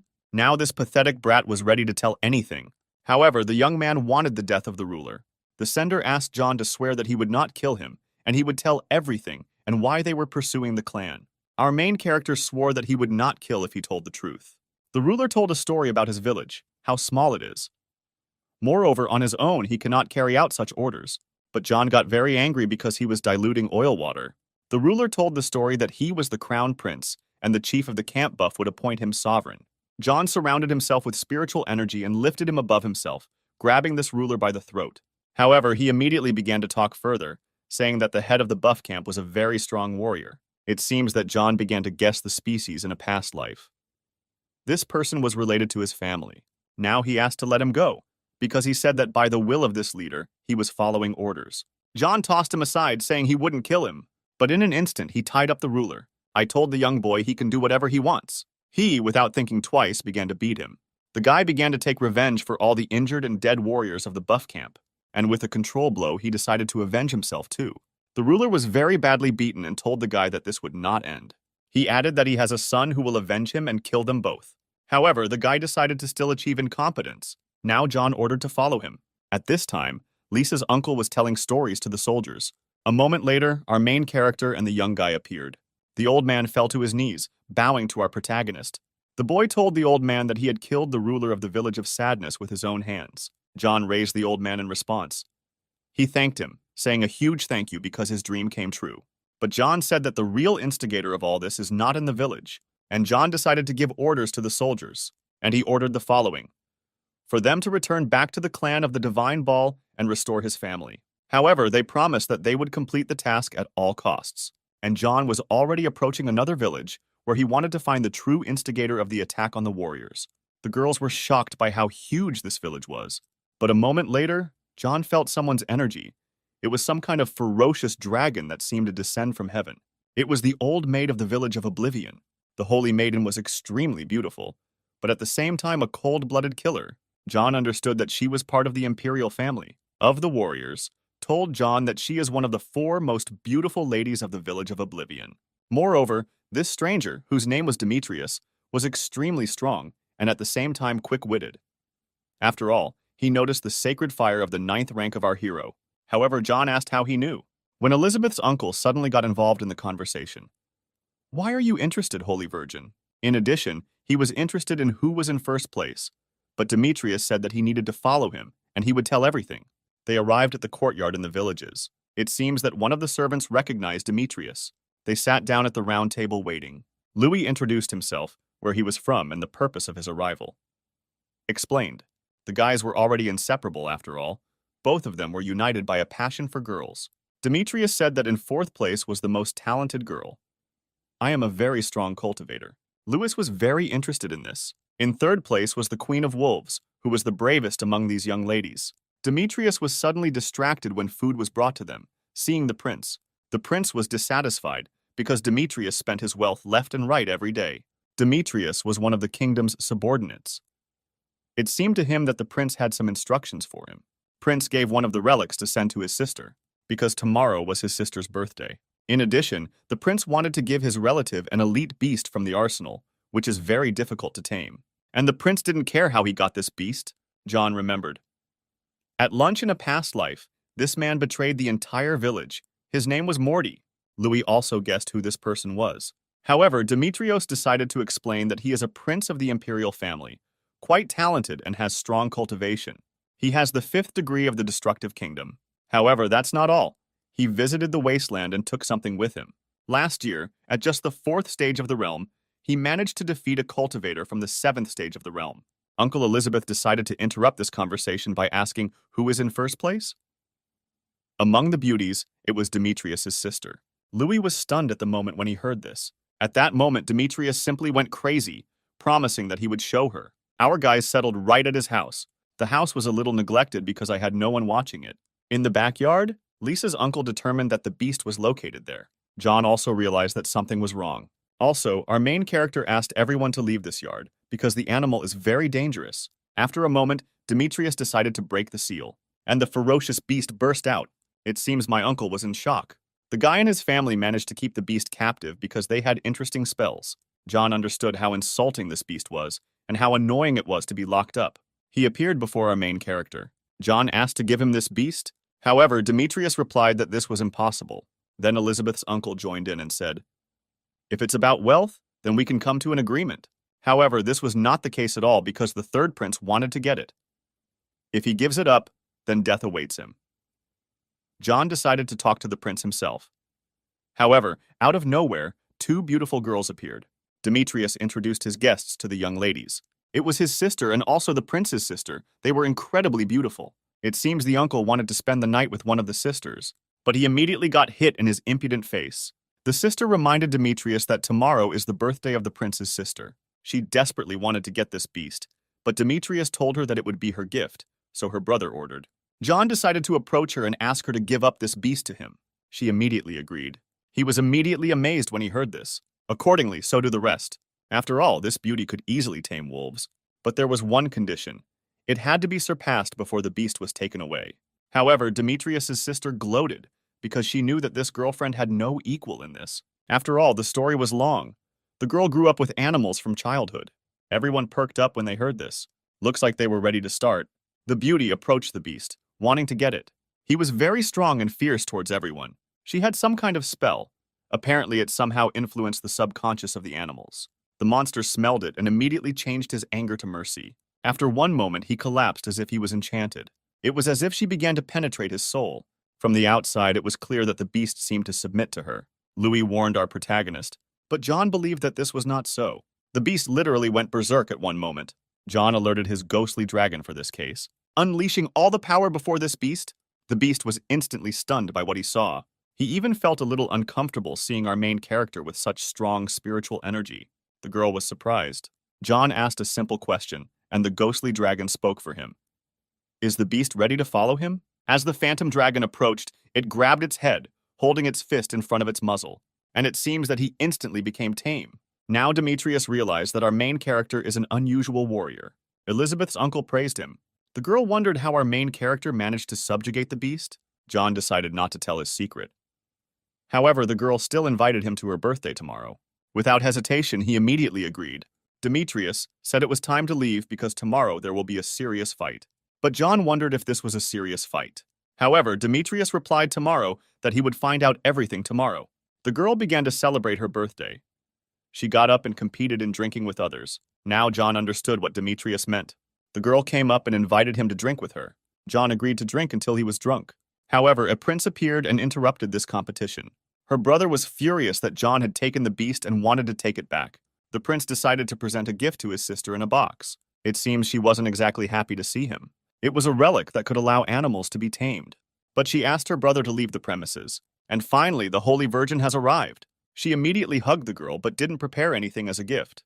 Our main character decided to greet the Holy Virgin. In addition, he introduced himself, saying about his origin. She was very surprised to learn about him because she knew that he was very talented. But the Holy Virgin had a lot of things to do, and she decided to leave the birthday girl's chambers. Immediately, the prince asked a question to our main character. Is he really from the Divine Sword Dynasty? John replied that yes. The prince was so happy about this, adding that he also participated in the buff camp. Even this made John a little wary. But the prince decided to suggest having a drink and not talking about business. Instantly, all the guests raised a toast to the prince's sister. The prince asked if he was going to take part in the battle. John replied yes. Lisa's uncle and John realized that the prince was very knowledgeable about everything. In addition, he added that the cultivation of our main character and his friends is not enough to win. However, Lisa screamed, "How dare he underestimate them!" The prince said that there are 8 ruling dynasties, but there are 3 who are worth paying attention to. They are the leaders: Juice Dynasty, Gas Dynasty, and Huang Dynasty. John inquired about the cultivation of these 3. Marilyn is at the peak of her ascension. However, even earlier, the head of the Immortals himself dealt with it at one time. A warrior, but an image that is 35 years old and was able to break into the kingdom of inviolability. He is very mysterious and it is difficult to predict his actions. And 3 is a warrior. His name is Idris. He is very secretive, but nevertheless achieved fame, since he defeated all the leaders of the dynasty, becoming invincible. Many clans even studied with him. The prince promised that if John still meets these 3 people, he will share his weapons with him. Night has come. John wanted to know if the prince had a connection with the buff camp. Just 20 years ago, this happened when there were attacks by a demon clan in a neighboring village, and it was necessary to send an army to rescue. It seems that something didn't add up in John's head. However, the prince said that he was surrounded by these demons, and thanks to the Bath camp, he remained alive. The prince was glad that he was able to meet one of the participants of the Bath camp. Moreover, this camp was his savior. John chalked it up to fate. However, he was on his guard. He could not understand who was deceiving. Either the old man from the buff camp, or this is the prince. The prince said that it was time to leave, since tomorrow they would arrive at the chambers of the Holy Virgin. In addition, she would like to personally thank John. Now John believed that he would have the opportunity to reveal this secret and lie. The next day came. John and the prince visited the Holy Virgin. But he noticed something, how the Holy Maiden scolded her subordinates. She scolded them for performing their tasks very poorly. But in a moment, her anger changed to a smile. She greeted our main character. She pointed to her expensive stools, inviting them to sit down. John complimented him, saying that the Holy Virgin's treasures were truly amazing. The Holy Virgin invited our main character to tea. Besides, she prepared a gift for John. Suddenly, one of her servants ran in, addressing the Holy Virgin. She perked up and asked what happened. But the servant did not have time to tell anything, since the same cultivator Idris showed up to visit her. John met his old friend the prince. They were surprised that they were in one place, at one same time. The holy maiden asked to introduce her to this prince. He introduced himself to her, saying that he was the 9th prince of the Empire of Happiness. And a moment later, they were already sitting and discussing why Idris and the prince had appeared. Idris said that the mountain of the ancient demon is in some kind of extremely calm. However, the holy maiden was a little disappointed that Idris was interested in this, and John noticed this. But after a moment, she agreed. She understood that Idris wanted to get the demon core. Idris was very happy about this and thanked the Holy Virgin. However, the 9th prince asked our main character for help on this journey. Accordingly, John immediately decided to agree. The prince decided to hurry everyone up because they have little time. The Holy Virgin ordered that the children be delivered in her cart. The guys thanked her again and decided to leave. Accordingly, Lewis was even here. He saw how close John and the prince were, saying that he would go first. Meanwhile, the cave near the ancient demon mountain. The servant finally delivered the guys to their destination, but he could not go further due to low cultivation. John turned to the prince to explain what was the matter. The prince revealed that Idris wants to take his cultivation higher. Plus, the prince said John could trust this guy. Idris said that he practices and his technique is called absorption, the sun. He explained that if he managed to subdue the demonic beast, he would gladly take its core. John realized that this warrior was very powerful. However, he does not remember him in his past life. Idris also said that before he managed to absorb ordinary animals, but there was no benefit. Now he needs to cultivate a stronger beast. Moreover, he believed that high-level demonic beasts were not so difficult to find. But the 9th prince spoke about the grief of the ancient demon. John asked the prince if it was he who caused the riot. However, he replied that it didn't matter. The guys continued further into the cave. They reached the core of the ancient demon, which was created by hundreds of masters. However, the balance must not be disturbed, as demons may break out.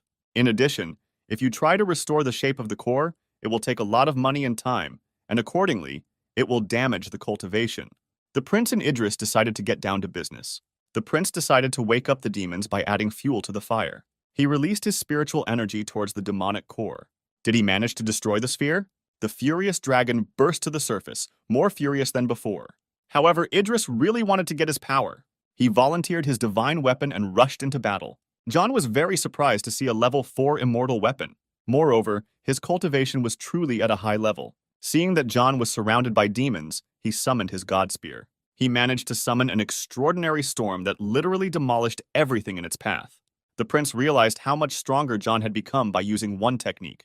The demon was motionless even after several blows from Idris. Now he was forming an attack again. He used the Thunder God technique combined with the Sun Peak. Now the monster was a little scared. Idris managed to inflict a very strong destructive attack on the demon. John understood that this is the art of the highest degree of heaven. The hammer technique is truly an enraged thing.